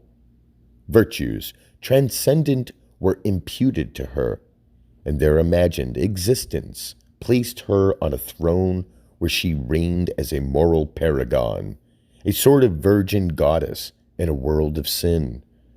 Early American literature teems with this idea. It pervades Poe's most affecting lines. It was a source of general national pride and the cause of individuous references to less favored lands. The American man deferred to this new image as the feudal gallant bowed down to his. The causes were identical. The masculine pursuit of the ideal, that strange impulse universal among men, the quest for a tangible expression of the intangible, something that would fix in the external world the elusive visions of the unreal. It is in elementary societies that this tendency is most definite, in societies still lacking in avenues of expression, and where spiritual forces are limited in range. Women worship always fades with the rise of art and intellectual development, for they include surer and better means of revealing the higher longings of the spirit. Deference to women then followed the recognition of an imaginary moral superiority, and did not result from any regard for her physical weakness. Except for the false effect on the minds of the immature, this was not, in itself, an evil, save in so far as ignorance is always of that quality. But during adolescence, the consequences of any such error are especially pronounced, changing the future character. False ideals, in fact, are always traitors to the will. And here, in his most cherished fantasy, man bent his youth to one that lowered his own strength, and assisted in the growth of a positive will among women. The masculine and feminine principles have been well likened to functions divisible in either, thus allowing for a possible man-woman and woman-man. While this is somewhat overstating the matter, it is undeniable that women often manifest strong masculine traits, and men feminine. This becomes marked in those societies where the two are merged on the industrial and political planes, and results ensue which were unknown in earlier times. Women, among the many, is still looked on as a strange, even mysterious being, whose true nature is unknowable. She is a veritable sphinx, destroying all who essay to solve her riddle. This view, however, is purely modern and occidental, the ancients and Orientals evidencing no perception of an enigma so portentous. That the common man is at last on a plane with her is not, therefore, altogether unfortunate, since he may thereby come to realize the absurdity of the error he has so long cherished. For it is characteristic of mass society that, in its transformation, it has placed women in a position where she is eager to make clear, even to the least, how barren of mystery her impulses are. No learned thesis is required to prove that they actually respond to natural factors that are as simple as her nature. 47. Man in the universe. Man is a being of will, and it is through his will that he has his contacts with the universe. Against this universe, he eternally contends. He surveys it as something a part of himself, as something he must subordinate to his ends. He not only struggles against it, he strives to understand it.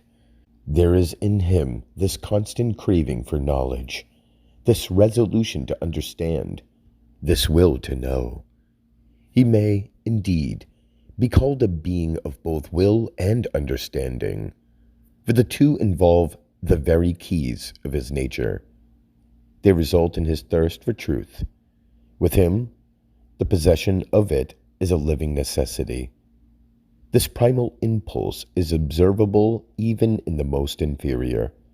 The trait is essentially masculine and forms the basis of man's natural veracity, flat negation of a truth, and to an equal, he rates an unpardonable sin. It does not follow from this that man either perceives or expresses the truth. The significance lies in his inclination, his attitude. Within himself he reflects over the answers nature seems to make to him, endeavoring, by his reason, to test their validity. He builds another and superior world as a result of his deductions, and the images he perceives become the impulses of his actions. In this respect, he is ever alert. He senses the same quality in other men and unconsciously defers to those whose natures are more austere and complex than his own. If the loftier attributes are all weak in the inferior man, they are at least present. In the superior, they take on the proportions of nobility. Man, to survive in the world, must be strong, and compared to nature, he is so at all times. It is only when balanced against his fellows that degrees of strength appear in him, and these are determined by relative forces of will. 48. The feminine mind. Woman is in the world for an obvious purpose, and her nature accords with it. All her functions converge towards the end she is supposed to achieve: the bearing and care of children. Her system and mind agree with this purpose, and she cannot escape it any more than a natural object can fail to respond to the impact of natural forces. Her very weakness before the external world defines the quality of her inner nature. Deception is, to her, a law as immutable as that which causes the tides.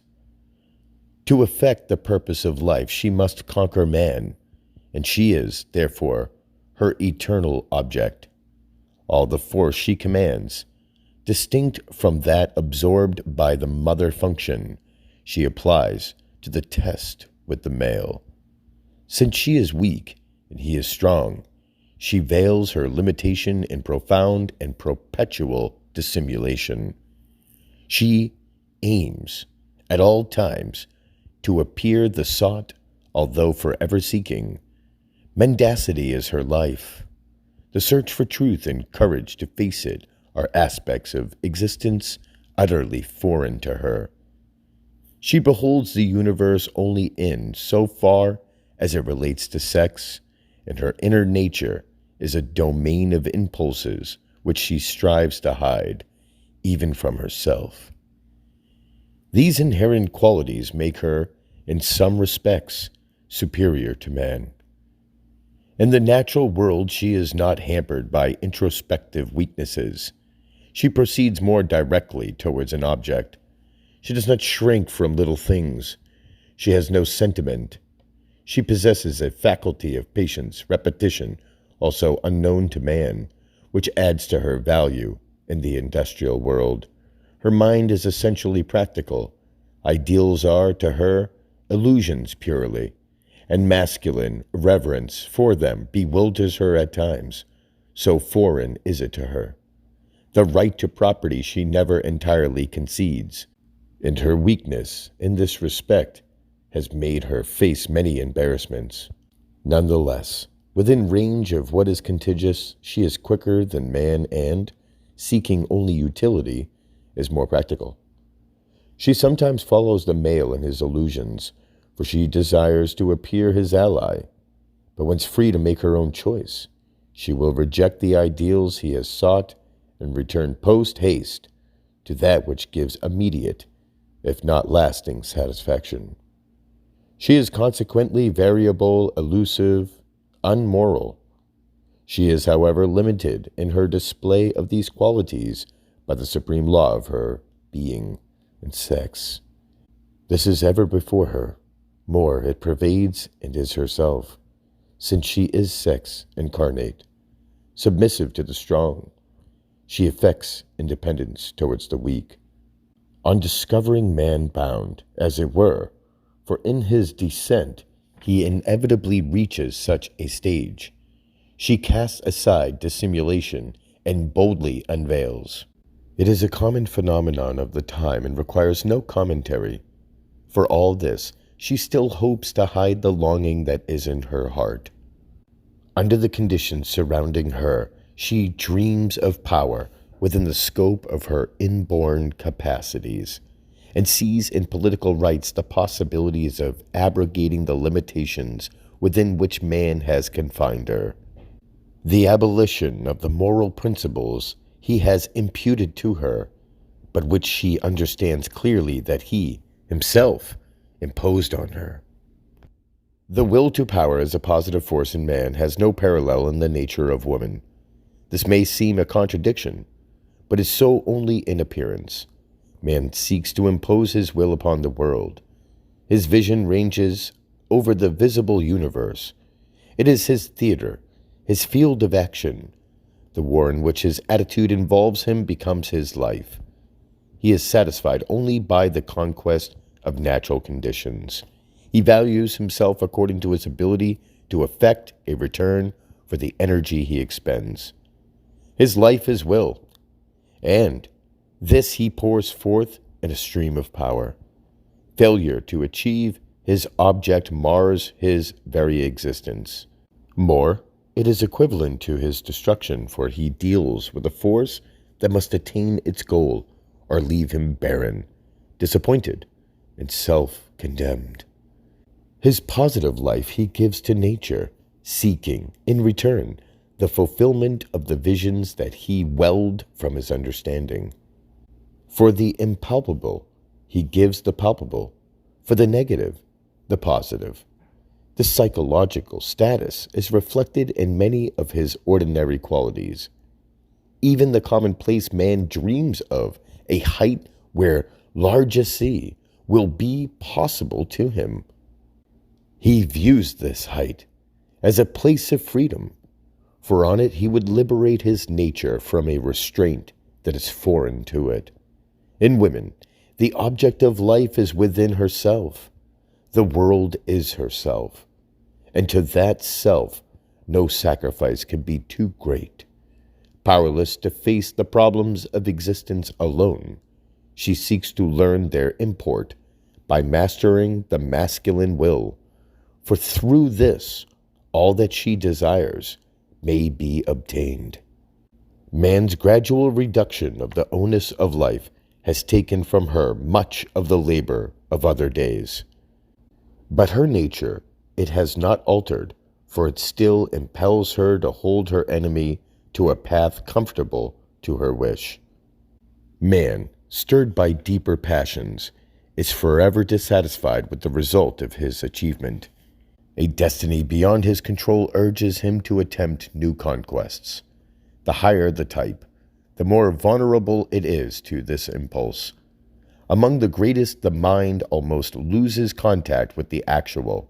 So absorbed does it become in the study of its conjectures. It is favorable vagary of the superficial to speak of women as an inspiration to the man of genius. Nothing could be less true. The introspective faculty is, to her, an enemy against which she brings to bear all the weapons with which nature has armed her. She perceives in it something that makes man independent of her. Achievement she desires, but the achievement of the average, or something less than herself.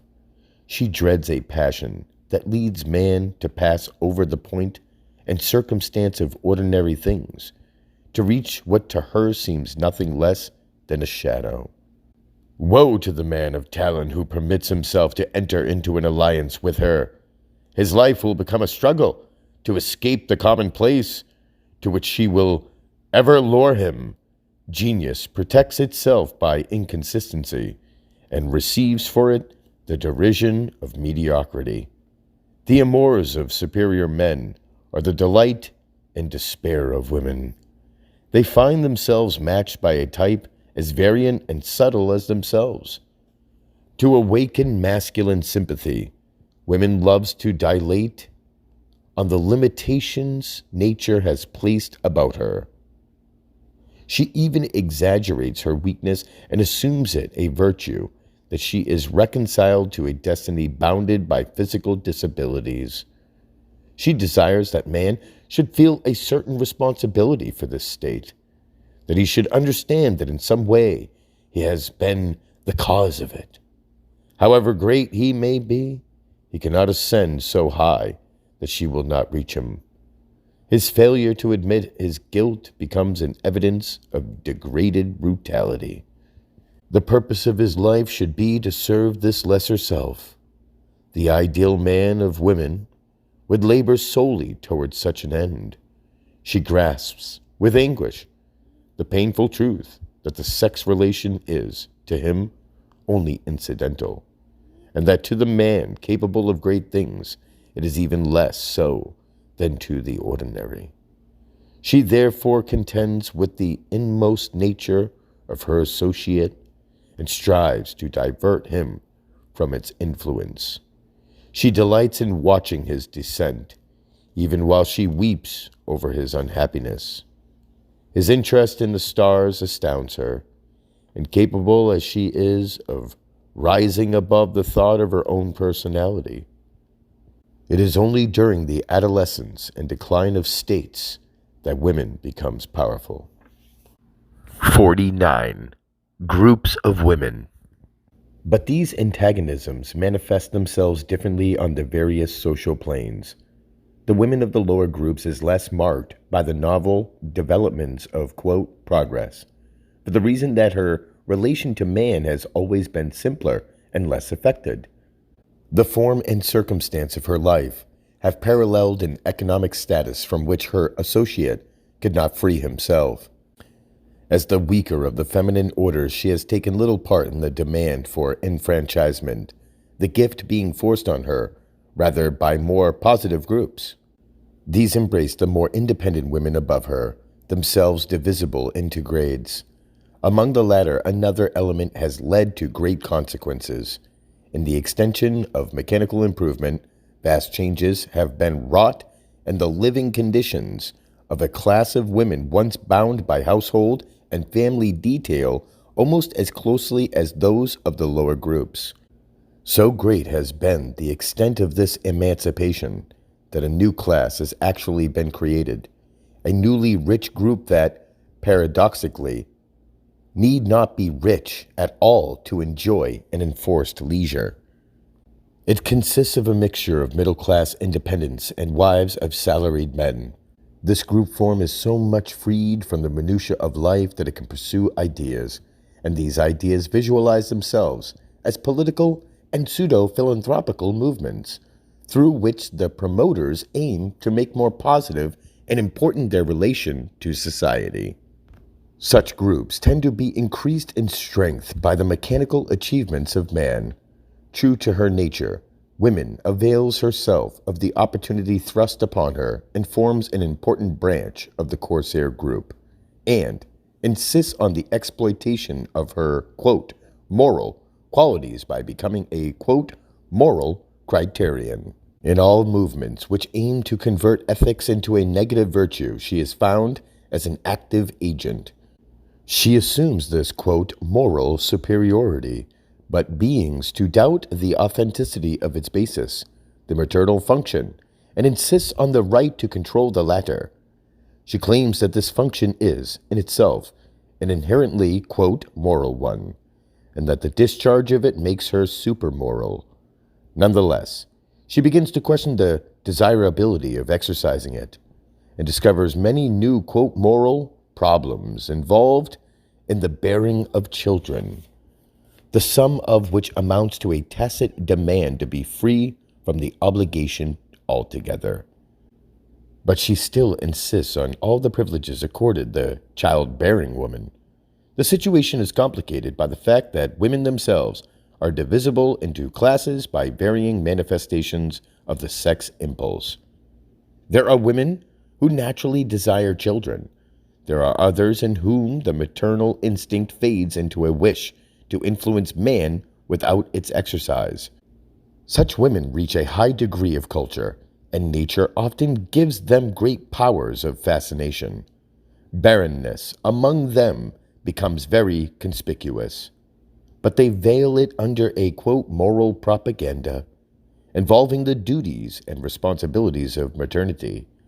In any society in which man declines as a positive force, such feminine rebellions tend to increase, and so the contrasting will forces come to equilibrium. 50. The barren woman. The activity of the barren woman in the world follows her innate character. She wishes to control the relations of men by sex, and she also desires to regulate the movements of other women, and to interfere with the vestiges of family life that still persist. The poor are her prey. The powerful must be wary to escape her machinations. Her native secrecy makes the spy's task congenial. She loves to trace the peccadilloes of her own sex and those of her natural enemy, the male. She transforms a simple physical relation into a problem of the ages. Special tribunals have been devised for her where she may exercise her craving for lubricity. Her powers extend to the children of others. She is able to drag them from their parents on sworn statements, often of questionable authenticity. Defense is difficult, the authority wielded being extraordinary. Few experiences can yield more of the harrowing than a visit to one of these so-called children's courts. Here is to be witnessed the delight such paid spies derive from the exercise of their functions. It is in the nature of a revelation to observe the writhing of impotent spirits, dazed by a malice shrouded in the gloom and majesty of law. The separation of families once cited against the South in the days of slavery is here a commonplace event. For if women is the natural antagonist of man, she is, more particularly, the bitter enemy of her own sex. And this fact has been sharpened in modern times by potent psychological forces that are but little understood. Mutual distrust has always distinguished women, but between the distinct divisions of the sex itself there is a deeper hostility. To the mother woman, the normal of her kind, since she obviously observes the intent of nature, the view of life is modified by her physical relation to it.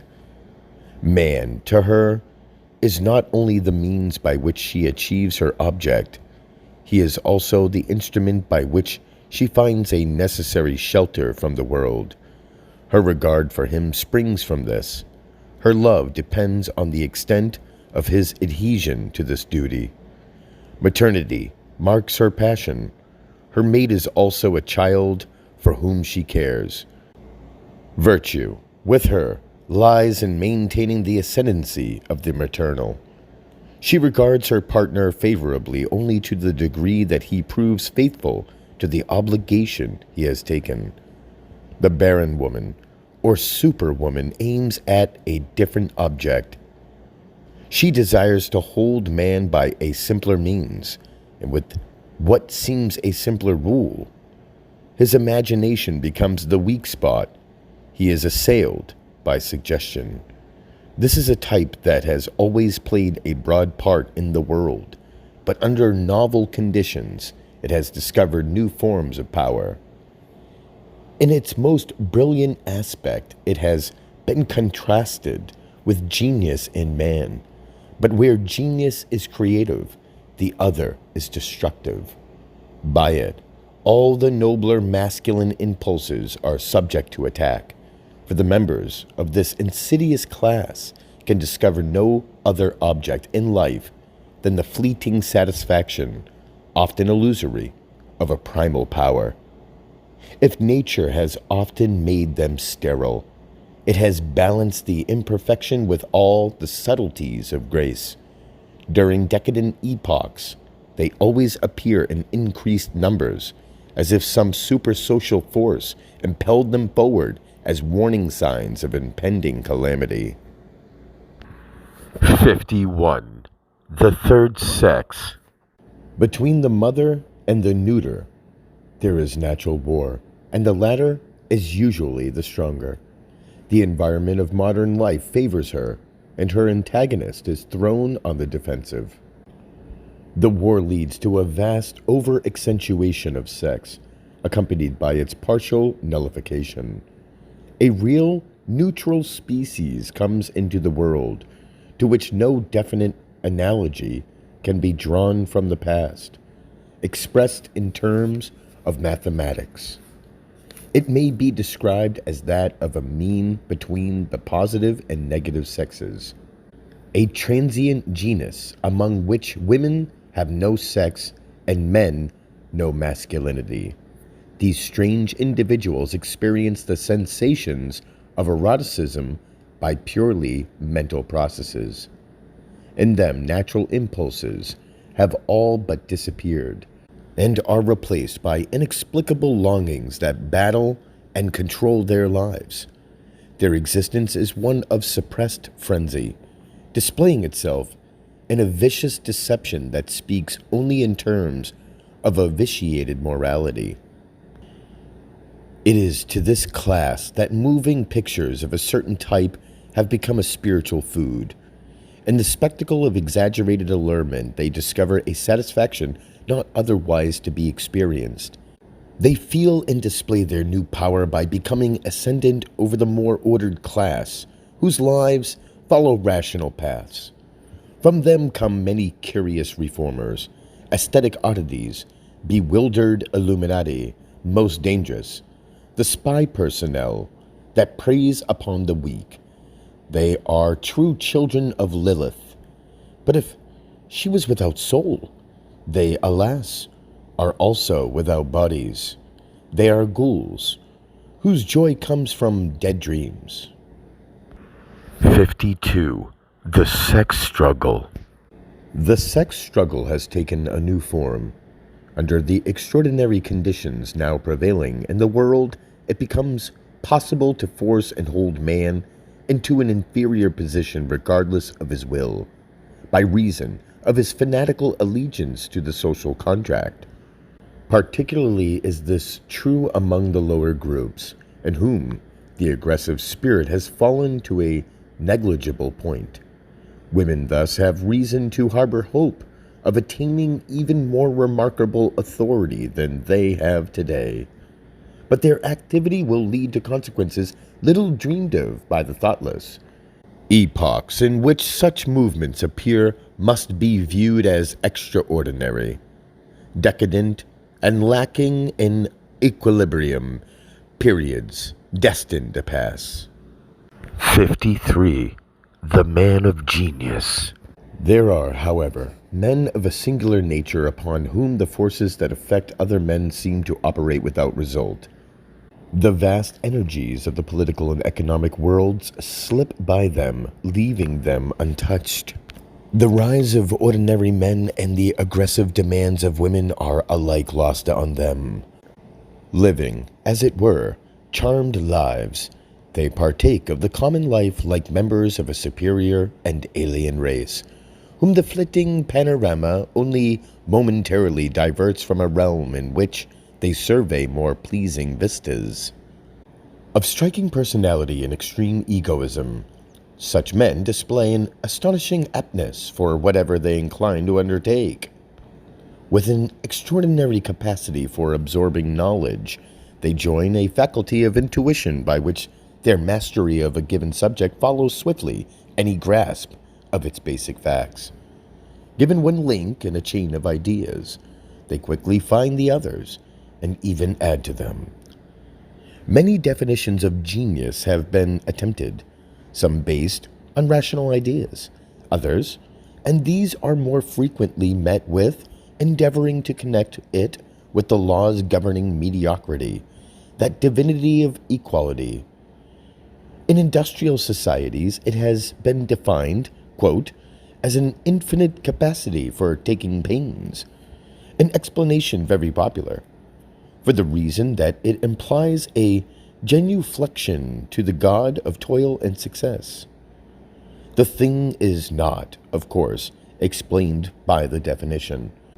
It should be said, rather, that the ends of genius are attained by an infinite capacity for understanding and an infinite facility. The man of genius sees beyond the range of other men and accomplishes easily what to others is an affair of great difficulty. Labor, with him, remains secondary to introspection and is indulged in only at feverish moments. The endless rush and striving of the inferior man he passes over with contempt, and is equally critical of the superior when superiority boasts a material basis. Above all else, he is self-confident and has little respect for the opinions around him, convinced as he is that they are erroneous. Apparently a synthesis of the intellectual world, the man of genius is no part of the intellectual group that supports what has been termed the dominant class. He more usually takes umbrage at both, and criticizes them as mercilessly as they criticize the lower. Such men seldom show interest in power of itself. The will to power in them expresses itself as thought, in contradistinction to knowledge, popularly conceived, that is, encyclopedic culture, adhesion to accredited forms, the everlasting absence of mediocrity to formula. They cannot touch the most ordinary theme without hitting on something new. Genius naturally gravitates towards aristocratic associations, finding in them a certain regard for its peculiarities and respect for its moral independence, since in this environment there is a broader view of the ethical ideas to which the inferior shows such deference. It also finds here the atmosphere of ease and culture that it forever seeks, and is encouraged to display its gifts. The fact that genius may manifest itself in any station of life, from the humblest to the highest, is often advanced as a reason for claiming it to be essentially democratic.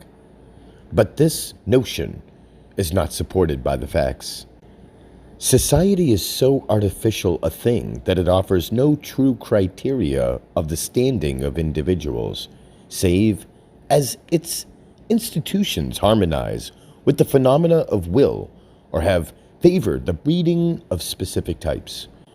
A dominant caste will always attempt to continue its own cardinal traits, and these will relate especially to the will to power.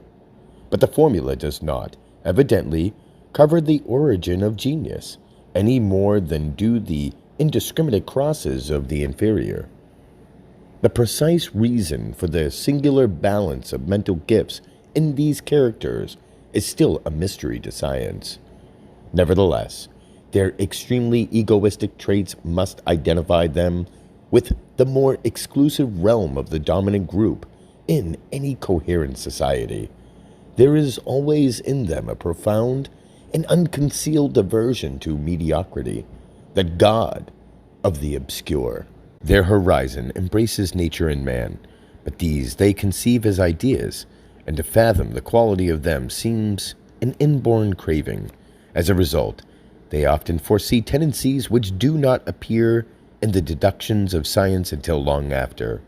This is not mere imaginative speculation with them, but the result of a naivety towards the world that makes them supremely impressionable to its phenomena. Genius is an exclusive masculine quality, representing man in his highest manifestation. Women cannot rise above sex, and is incapable of that impersonality that is essential to the mind that seeks to contemplate truth. Within elementary societies, such characters play a difficult part. They are, to begin with, moral outcasts, refusing utterly to abide by the ethical pronunciamentos of the corsairs, and remaining at all times a law unto themselves. When endured at all, that is, after a transient recognition has been accorded some achievement to which the lesser can but defer, the moment of tolerance is succeeded by a pressure but too briefly relaxed. They are looked on as men marred by a species of insanity, and receive, therefore, much the same sort of respect that the ancients accorded the mad. In mass democracies, the phenomena of genius is not frequent, nor is it desired or sought.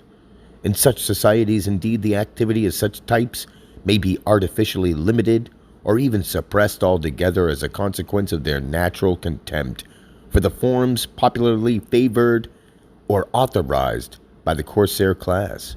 Indeed, what often passes for genius in such societies is scarcely more than a clever mediocrity which repopularizes the once popular.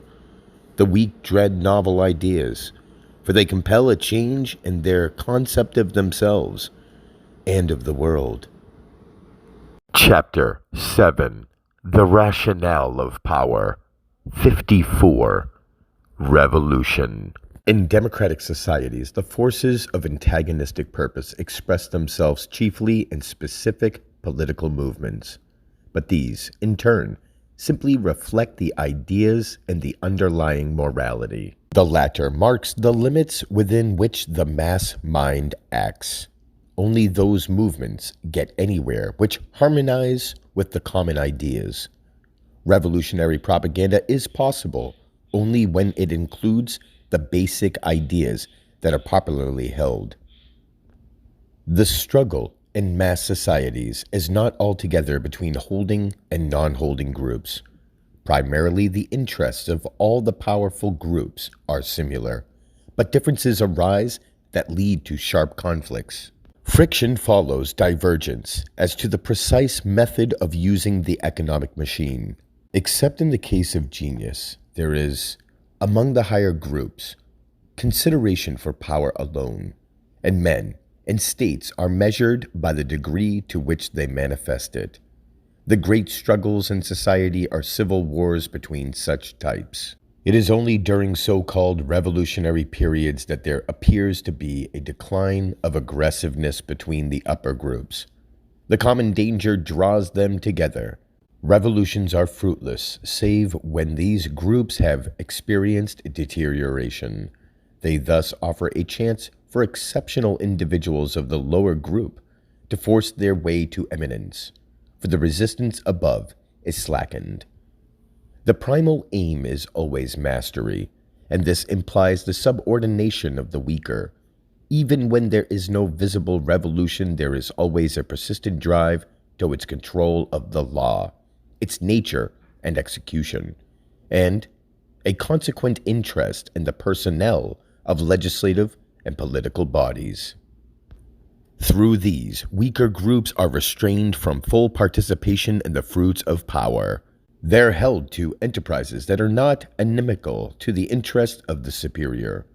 But there are times when vast undertakings must be consummated, even beyond the power of the highest, and then cooperation must be used. The narrow line between the socialist state and the modern commonwealth here clearly stands out. 55. Political leadership.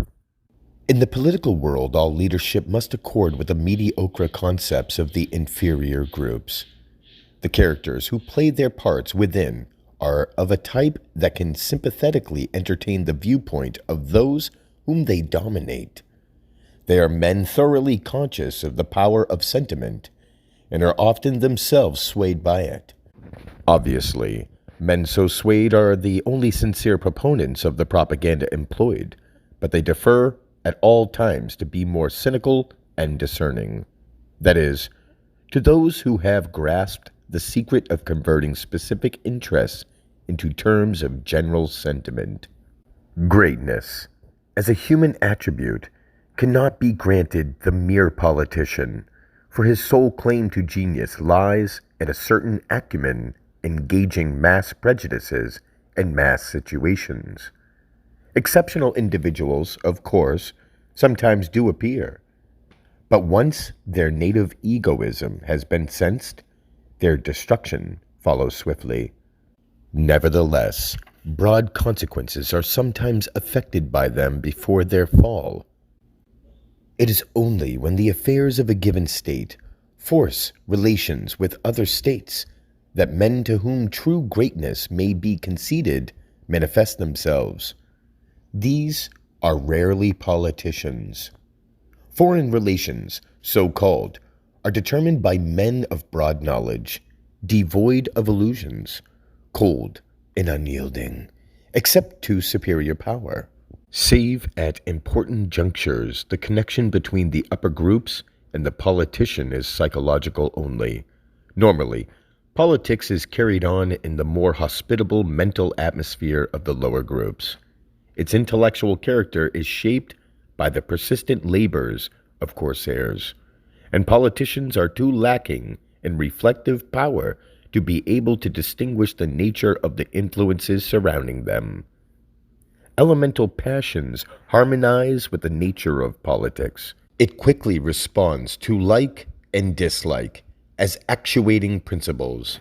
Love and hate waken it to life. Hate, more especially, so nearly allied to envy, the unconscious concomitant of all inferiority. During power conflicts among the higher groups, the verdict may be left to the lower. At such times, society is at war with itself. Control of electorates then calls for extended and concentrated labor. Uncertainty adds to the interest. Political characters select sides, their judgment identifying their intelligence. During such periods, the vast extent of the franchise privilege aids the stronger and more daring, for when doubt exists, novel and irrelevant issues may be pushed forward, championed by popular individuals. The mass divides into smaller groups, absorbed into the fortunes and factions newly aligned. Men of real force are often disposed of in this way, their fire and energy diffused in unimportant contests. But the tendency in democratic societies is in the direction of more subtle, coercive measures, and these aim to lower the quality and power of the lawmaker. They imply his limitation as a free agent in the expression of his views as a moral factor by negativing any personal acuteness that may have distinguished him in the legislative struggle. This trend involves the submission to electorates of legislative questions, the right of reviewing the actions of officials, the power to abruptly terminate official tenure. These systems greatly affect the general character of the individuals who aspire to public eminence. For the strong man of conviction and independence will not participate in a struggle where his position is to be one neither of trust nor of honor. Inferiors only will take part where personal merit and integrity are of no consequence. Under such conditions, the general temper is governed by organized propaganda, the voters merely echoing ideas that have been made popular among them. Propaganda becomes the ruling power. Its impersonality adds to its effectiveness. There follows the natural deduction, supported by all experience, that the legislative personnel in such societies tends to a low moral standard, nor can it be otherwise. Apparently, the representatives of electorates, the lawmakers, are, in fact, nothing more than mirrors that reflect decisions already made by the powers controlling the mental world of the electors. Aware of these secret tribunals, private conviction is put in abeyance. The acts of the legislator are regulated by the intent of the will behind the propaganda. The power of the corsair under these conditions is too obvious to be remarked. 56. Educating the masses. Men of great resources have privately encouraged specific corsair groups, or even, when sufficiently wealthy, undertake great changes in the morals of states. These movements are anarchical in basis, since they are not founded on any rational psychological principle, but merely voice the private views of some somber or peculiar individual. This extension of private power offers a novel means of attack on groups otherwise unassailable. Their property and position may be outlawed morally and destroyed because incompatible with a transient ethic.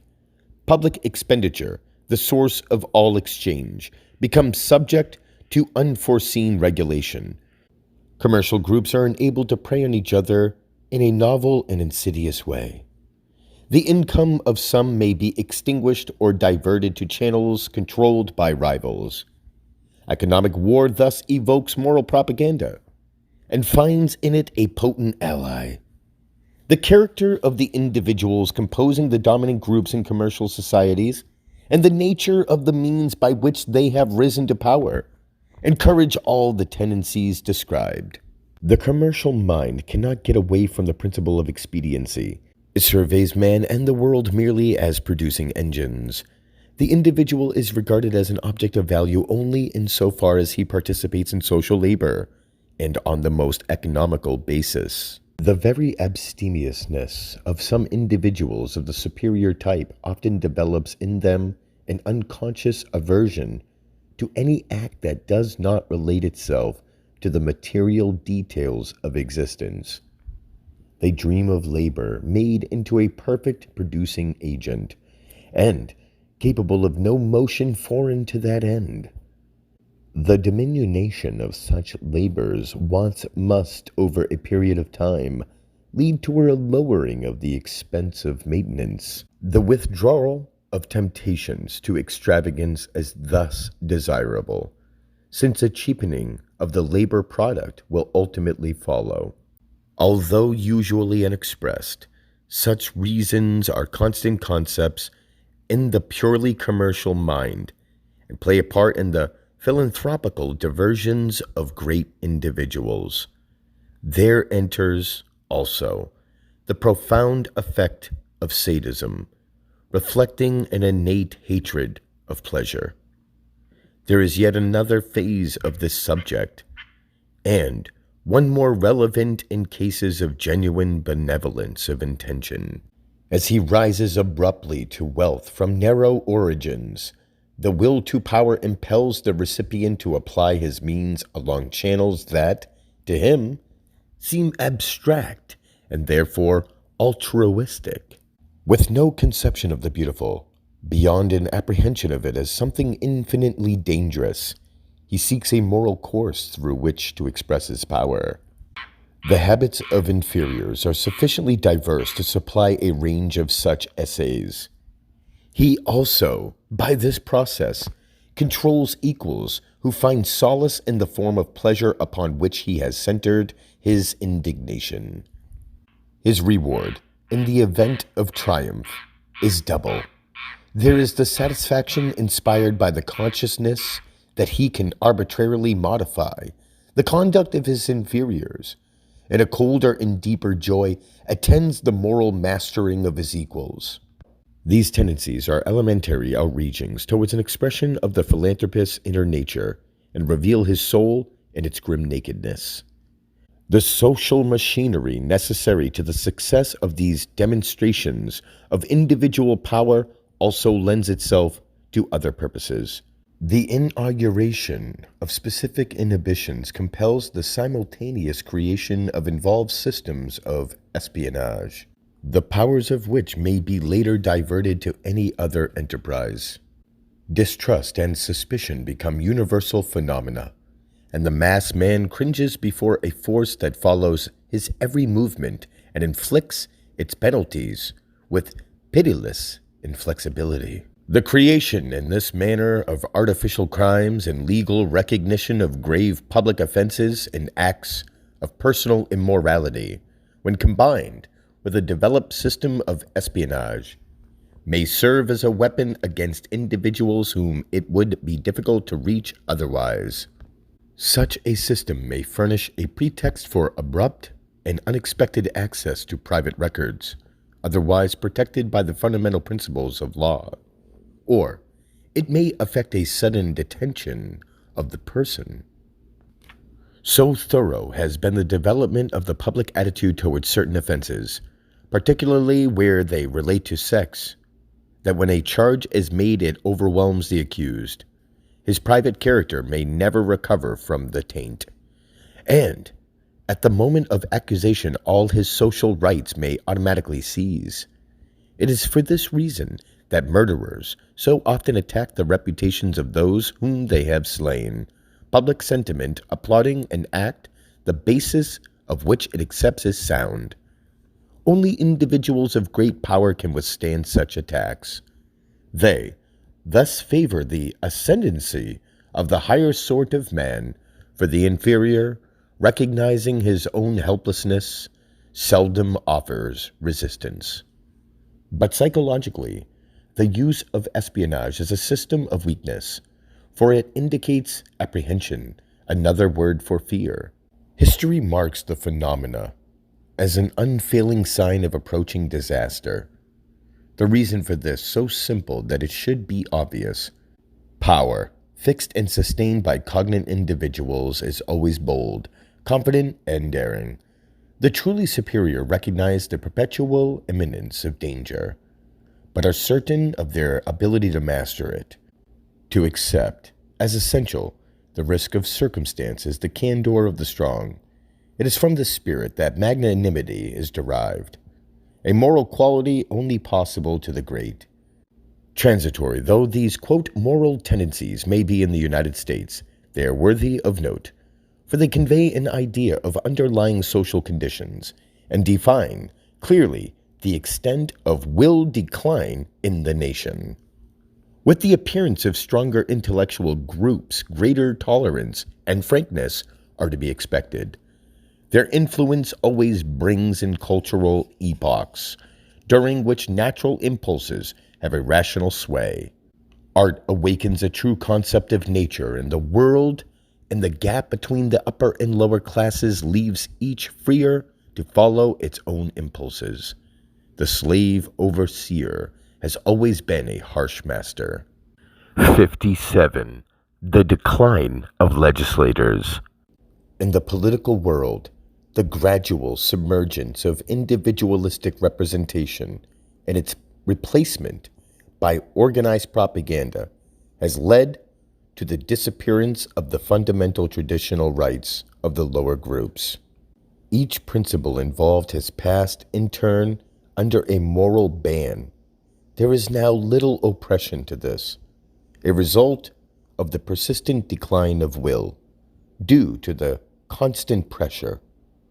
It is worthy of note, when there is such a gradual lapse of theoretical democracy, that the last vestiges of it linger in the higher representative bodies, those, in fact, less directly chosen, of longer official tenure, and more remote from the immediately selected groups. The cause of this is not difficult to fathom, for the members of these higher bodies were, from the first, of a more responsible and assertive class, and hence morally superior, usually men of wealth and independent position, not bound by circumstances to seek the offices they occupied. As a result, while always conservative to an extreme degree towards economic questions, there was, and is, among them, the natural independence inseparable from their superior caste. From them there has been a certain resistance to the extensive propaganda forces that have eliminated their lower associates as responsible moral agents. But now, even this higher group tends to fall, for the system of indirect selection gradually gives way, thus opening to the path to high office to less courageous characters, men more easily molded by corsair influence. Nonetheless, in the last stages of a representative system, it stands longest against the engulfing tide of mediocre irresponsibilities. The phenomena is not confined to democratic systems, for in monarchical orders, the invasion of mediate classes has also usually been followed by periods of national melancholy and materialism. 58. Impediments to power. Because the avenues of influence are so varied that success would appear to be always a certainty, it does not follow that checks do not interfere with the plans of master groups.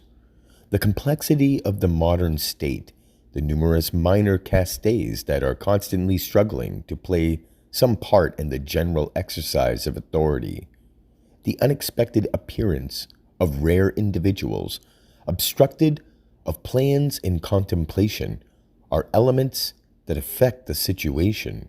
At times, they lead to the cautious abandonment of a line of action or unexpected disappointment from a popular verdict. Such results are healthy, for they give confidence to the lower orders, assuring them of the good faith underlying the system they support and sustaining the theory of democracy. Such setbacks, too, are often helpful to the superior, who are far from a perfection that cannot err. Restrained or delayed in the accomplishment of one purpose, they may throw their energy into another more matured. They always have the advantage of being able to follow a fixed policy, which, persisting over a long period of time, eventually succeeds. For the opposition of the lower is, as a rule, sporadic, passionate, and therefore not lasting. These conditions are most prevalent where a certain vitality still exists among unsettled and divided upper groups, with passing enmities leading a faction to side occasionally with the inferior. As society becomes more stable, these differences languish or are satisfied. The machinery of propaganda and legislation acts more harmoniously, and the executive branches of the government grow more positive and important. So pronounced becomes this movement that the masses eventually turn to administrative leadership rather than to that of legislative bodies. The former is positive and dramatic. It appeals to the popular imagination. Weakness always defers to strength and has for it an involuntary respect, even though this be tinctured with fear. In moments of national gravity, nothing remains of governmental forums but the upper. Any effort to limit the prerogatives of the latter is resented by popular clamor. 59. The nature of revolt. The word revolution is greatly misused. Often comparatively innocuous movements are so labeled, when, as a matter of fact, they are only minor changes advocated by interest or enthusiasm and are in no sense antagonistic to existing tradition or order. This confusion is due to the intensive employment of sentiment in moving the mass mind, the average man yielding to the effects of this impulse unconsciously. The profound significance of personal or group interest escapes him altogether. Sentiment also accords with his moral view of the world and causes him to observe with feeling any effort that may change it. To identify an idea with revolution is, to him, equivalent to condemning it, the question actually involved being given no consideration. Actual revolution is an affair of slow growth, at once its weakness and its strength. No movement is genuinely of this nature that does not include a change in fundamental social concepts and the destruction or replacement of established ruling groups. In modern society, socialism alone measures up to this standard. Anarchism is nothing more than individualism gone mad, and merits no attention. Imminence of revolution often leads to desperate diversions, for the really intelligent appreciate the gravity of the situation at hand, and portentous possibilities with which the future may be fraught. Extreme measures are often tried, for example, war, or vast luxury in public works. These may stay the torrent for a time, but unless the moral forces of the old order have the virility that comes from rational and solid foundations barren of illusion, the hour of force can only be delayed, and the final issue must fall to the decision of arms. During revolutionary periods, when an established order is fighting for its life, the immediate problem of the victors, where these are the revolutionists, is to satisfy the ardor of their partisans. The great promises made, the scope of the hopes spread broadcast, call for quick amelioratives, for in the excited state induced by dramatic scenes strange characters may enter and threaten the success of those who have triumphed. Great coups are possible, having for their object the accomplishment of privately cherished ends. All is uncertain. The air is vibrant with fearful rumors. The masters of the old have passed, and the new have not yet made themselves secure. It is for this reason that the attention of adherents is so often turned to the persons and tangible property of the fallen, the latter being sacrificed to the passions of the lowest. Nor is this course unreasonable, for all revolutionists discover, in the moment of victory, that they have nothing to offer their followers. but a change of names and a modified system of labor. They learn abruptly that the vast surplus revenue looked for is inadequate utterly to meet the demands of an eager multitude that has so long coveted what they have not understood. The surrender of the upper caste to them, the practical outlawry of the latter, saves the new leaders from the effects of a disappointment that might redound against themselves. They leave the lesser to tire themselves out by the very force of fury. In the respite thus obtained, the beginnings of a new order may be developed, or differences between ambitious partisans fought out. The elementary feelings that then glut themselves with blood and loot are the pent-up emotions long repressed that are always present in the inferior mind. Envy and hate satiate themselves for imaginary wrongs. Propaganda silences every noble impulse and justifies every excess. This repletion is, to the inferior orders, the fruit of victory and is all they derive from it. It is not without value, even though transient. So intense is their gratification that the effects linger for generations, effectually concealing the futility of hopes long cherished. This is the menace that hangs over each ruling caste and explains the often remorseless measures adopted to hold back the revolutionary spirit. In these antagonisms, neither wants to yield anything. Compromise fails. This is due to the impossibility of making an agreement that does not call for the sacrifice of essential numbers of the ruling class to make way for new units. It is clear that the personnel of such groups must, perforce, be limited.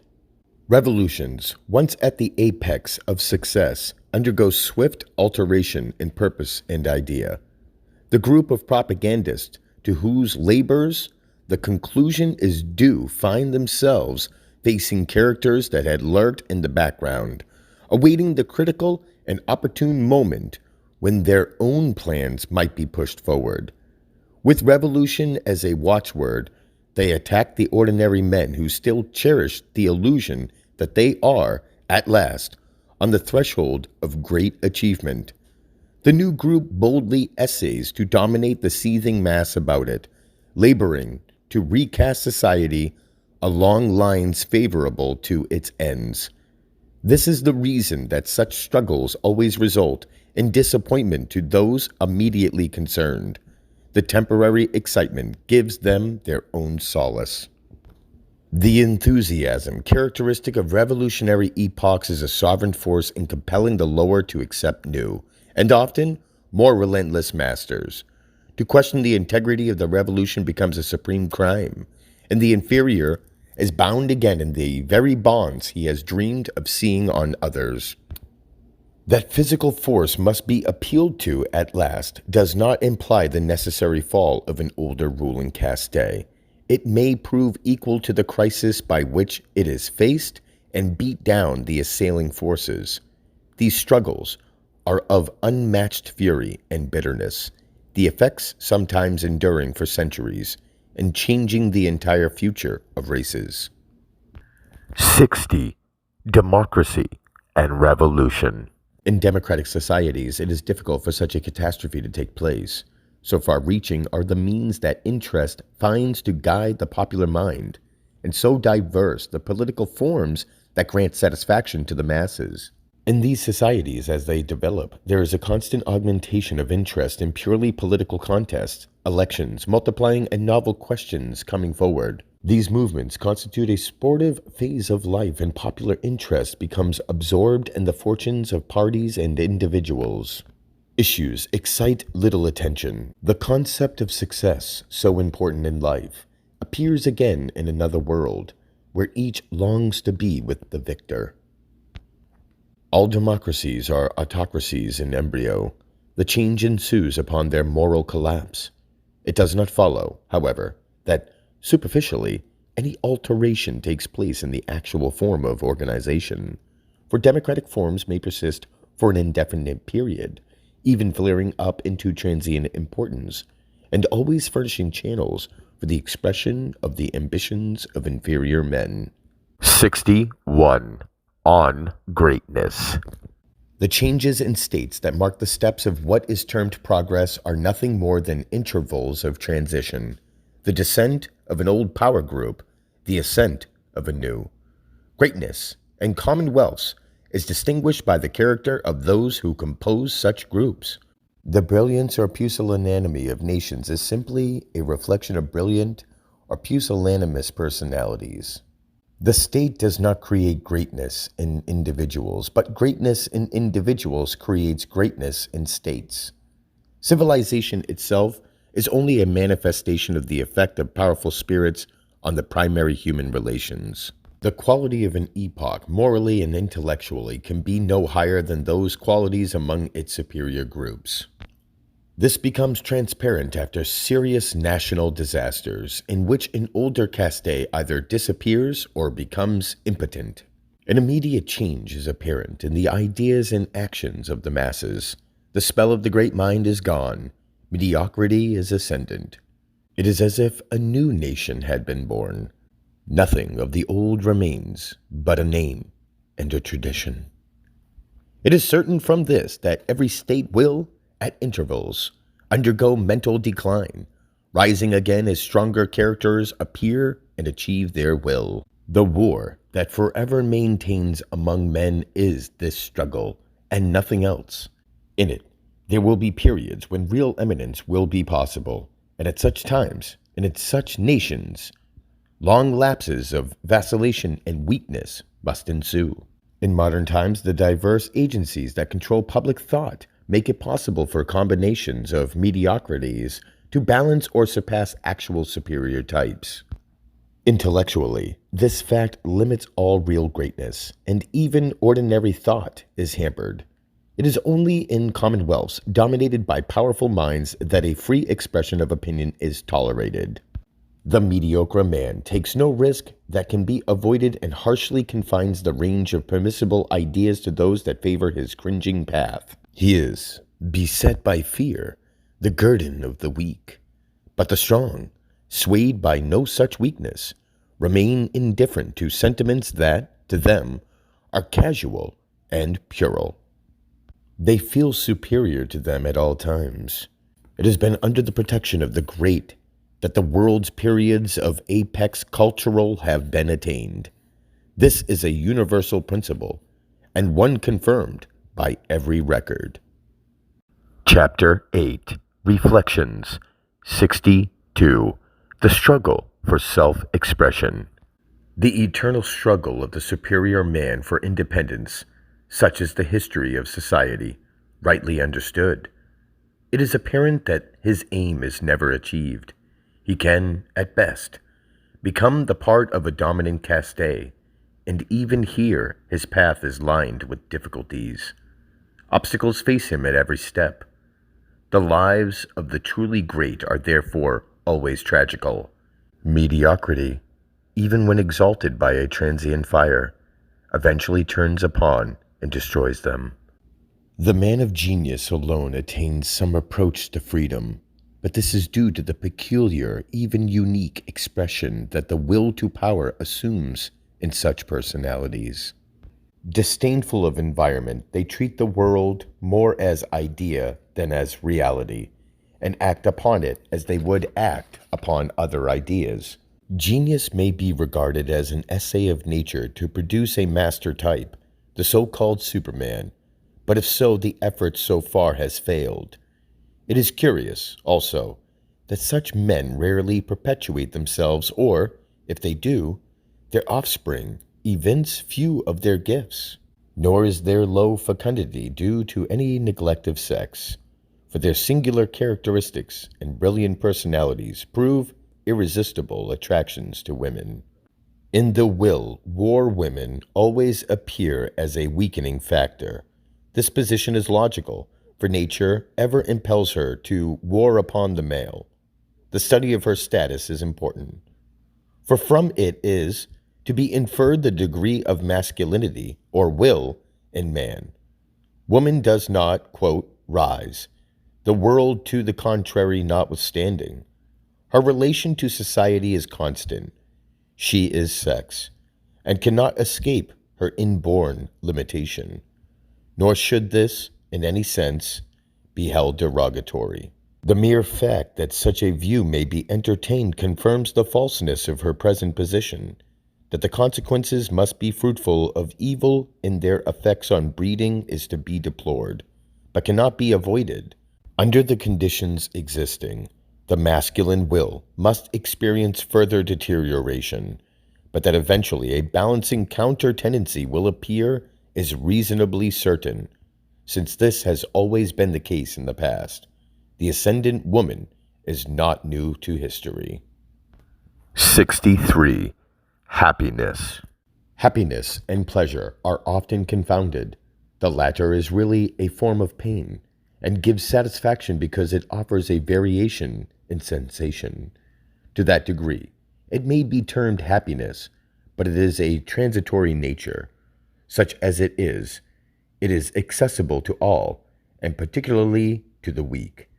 The nature of the superior man defines the limit of his access to the internal satisfaction that constitutes happiness as a moral experience. His driving impulses is the will to power, and he is bound by it as remorselessly as is woman by sex. It is in the expression of this will to power, and the imposition of this will, that he finds joy. Happiness comes to him, therefore, as the result of war. Genius attains the nearest approach to it of all, but that is because it lives in a world of its own. 64. Evolution and the machine. The idea of evolution is confounded with much that is irrelevant to it. The development and improvement of machinery is a favorite theme with the prophets of social evolution. All the problems of life are to be solved by more perfect mechanical devices. Machinery is a means of making profitable many forms of labor otherwise valueless. It appeared with the increase of raw materials that followed trade extensions to America and the Indies, and it made available great labor deposits of a crude form. The triangular contest of England, Holland, and France to hold the skilled artisan is a matter of history. The machine eased a difficult situation, and it proved a stepping stone by which a new ruling caste rose to power. Of itself, machinery is only one of the many modes the will to power has adopted to achieve its constant purpose. Its broad use has led to many changes in the details of living, but the method by which man works and moves from point to point does not, of itself, prove that a change has occurred in him so fundamental that it can be said that, quote, he has progressed. Men still walk, although aviators can fly. The latter is not more civilized than the pedestrian. To the philosopher, evolution can be interesting only in so far as its effects can be traced on will and understanding. It is in the mind, therefore, that significant changes must be sought. Had he been given the calculus, could the ancient Egyptian have understood and used it? Could his mind have assimilated the theoretical principles involved? Is the mind of man of today peculiar to itself, and perhaps distinguished from that of his ancestors by greater range and effectiveness? If it is, it has progressed, evolved, and gone on. Would the ancient Greek, brought into the modern world, absorb its knowledge, or fail by mental incapacity? This is progress, if there is any. The number of arms or legs a man may have is of no importance.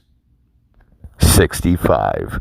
The goal of progress. A survey of the general tendencies of civilization during the past 2,000 years makes it difficult to resist the conclusion that the entire period is only a part, and a small part at that, of an epoch in which all social and governmental elements are in a condition of flux.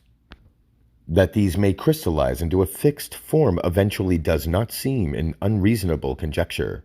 Nevertheless, it is conjecture purely.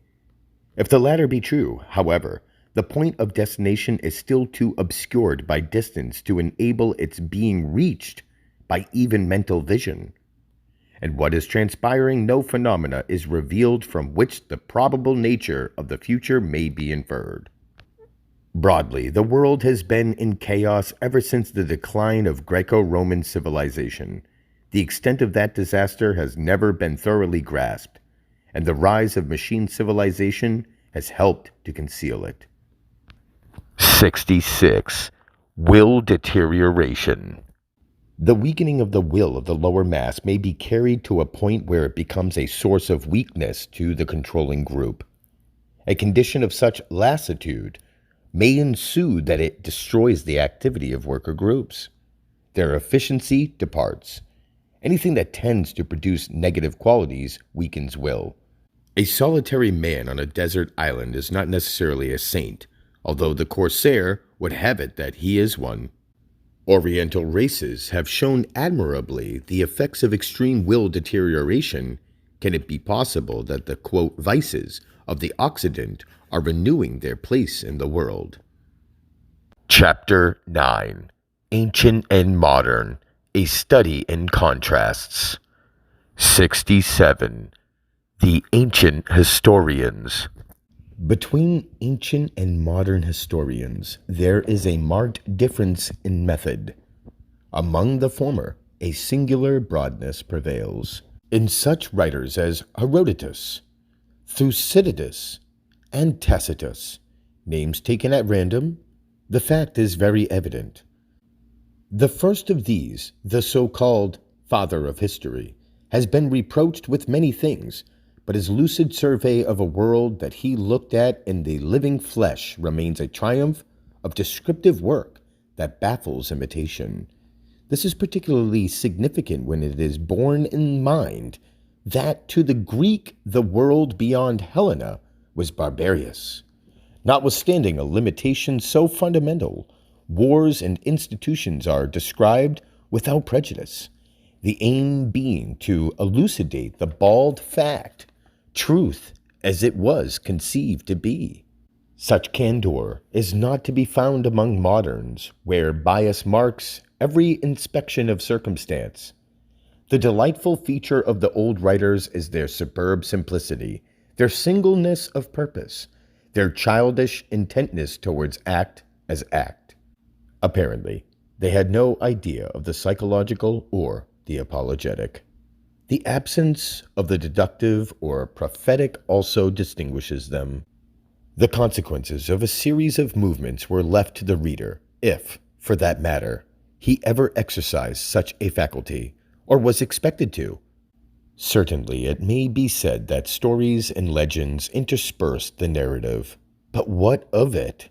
Perhaps the reader was not as naive as he is now thought to have been. Humor is not a modern invention. The ancients laughed more frequently than we, their descendants. We smile lugubriously, through many tears. In seeking for an explanation of this lack of sibylline power, so conspicuous today, the reason may be ventured that the contrast arises from the greater stability of form of living and of institutions among the ancients. It will, of course, be contended that this could not have been true, that, as a matter of fact, governments then suffered frequent overthrow and war was a constant menace. Nevertheless, the alterations that followed in the long ago were slight. Tradition and social norms were not affected. War and its consequences were viewed as essential elements of life, unchangeable factors, simple manifestations of the innate tendency of ambition. Even Plato, in his ideal republic, extolled the military profession as one of the noblest. Each man was to be an able soldier. These differences are worthy of attention. What historian of today would consider his work finished without a homily on the furniture, without deductions from the events he has described? If he overlooks so general a duty, he may rest assured that another will do it for him. Prophecy has become one of the most popular of the arts. They formerly left it to the oracles. The modern historian approaches his subject with an a priori theory, and the text must harmonize with it. If he is a royalist, the rise of democracy is described as retrogression. If he is a Democrat, civilization improves as the franchise extends. If he is a socialist, all progress follows industrial forms, changing with them. There is an even more distinctly modern method, not to be paralleled in the past. This is the use of pseudo-history, in which everything is shown to be moving towards a specific end, to wit, the writer's hobby. The idea of progress is peculiar to modern history. It suggests a marked change in the mental attitude of man. Of course, something akin to progress appears in the work of the ancients, but there it takes a purely psychological form. Plato's becoming, related to variations in the life of the soul, rather than to differences in the dealings of men with each other, or in the details of life. As the modern world has dismissed all spiritual elements as nothing more than phases of intellectual development, the idea of, quote, becoming can hardly be construed into an earlier conception of progress, or as being prophetic of its later advent.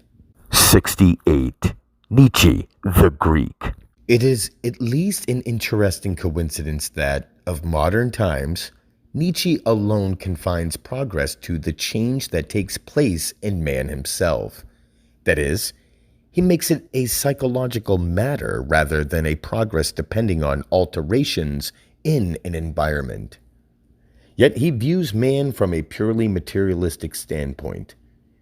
His much misunderstood Superman is a being tempered by experience and wisdom, controlling environment and life by his mastery of natural laws, his perfect understanding of cause and effect in nature and in man. The more popular notion today is that man is a creature of his surroundings, changing with them. This is the basis of so-called scientific socialism. Some writers foresee bald-headed races and toothless men. Others astound reason by descriptions of coming monsters that are to be all brain. These possibilities are proper subjects for prayer. Nietzsche reflects a more ancient view, and one decidedly Greek. This Greek outlook is characteristic of all his work. 69. Ancient and modern views. Man's attitude towards the world is mental, whether he will have it so or not. It presents itself to him as a means and an obstacle. He seeks to transform it through his will. The ancients assumed that in nature man was supreme, shadowed only by destiny, the hazard of action. He was immeasurably above his surroundings. This seems odd today when his relative helplessness before nature is universally admitted. To the ancient, the external world could act on him only to the degree that his will was weakened. Today it is believed that environment can modify that will. It is a complete reversal of view. 70. The subtle modern. There rises a greater problem. The method by which intellectual means are used to modify general ideas. Here, the same contrast between ancient and modern looms. In one, act predominates. In the other, there is more regard to thought. But thought must take a moral form, and obviously follow an ethics to the author's taste. Nevertheless, being morality, it is not debatable. Right is right. Here is a radical divergence in point of view. Life as something being formed rather than as something forming itself. Will being willed rather than will willing. What is indicated is a change in the method of applying will, an alteration in the mode of manifesting the will to power. This leads directly to the problem of how dominant spirits assert their power. It embraces the entire record of so-called progress. It is, indeed, the secret history of all systems. Just as the elder chronicles were more candid, so were the ways of the ancients more direct. There was no meandering. Violence proceeded directly to its object. The new way is indirect. The end sought is to control thought. This achieved, the rest follows. Written history thus becomes a field for philosophical analysis, not to discover an ideal system, but to ascertain the nature of the impelling ideas that appear on the surface only through their effects. The distinction between the work of ancient historians contrasted with modern is, therefore, the result of a change in the means by which forms of supremacy are maintained. In one, the actor moved directly. With the other, there is more of the devious, yet it is stronger. The mass responds to the treatment it receives because it is trained to accept certain principles as beyond dispute. Its norm is submission. Here, ancient and modern meet on common ground. 71. The eternal struggle. Aspects of the course of this struggle have formed the theme of these pages. It is a vast expanse, and only an outline has been attempted. Broadly, it appears that the aim is constantly to harass the weak, imposing authority in one way or another. But this view is superficial. It results from an undue emphasis on the dramatic acts in the world of action. The real struggle is between powerful minds. Among these, there is a tacit assumption that the mass will respond to the stimulation of intelligent purpose.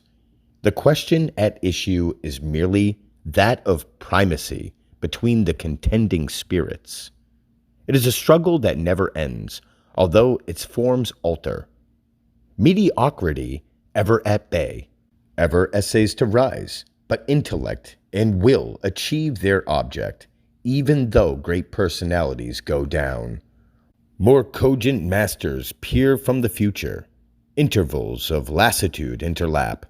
Thus the end never varies, but method changes with circumstance. Historical work will, then, more than ever reflect this fact. It will become part of the mental equipment of the corsairs. It will deal less with fact and more with popular philosophy.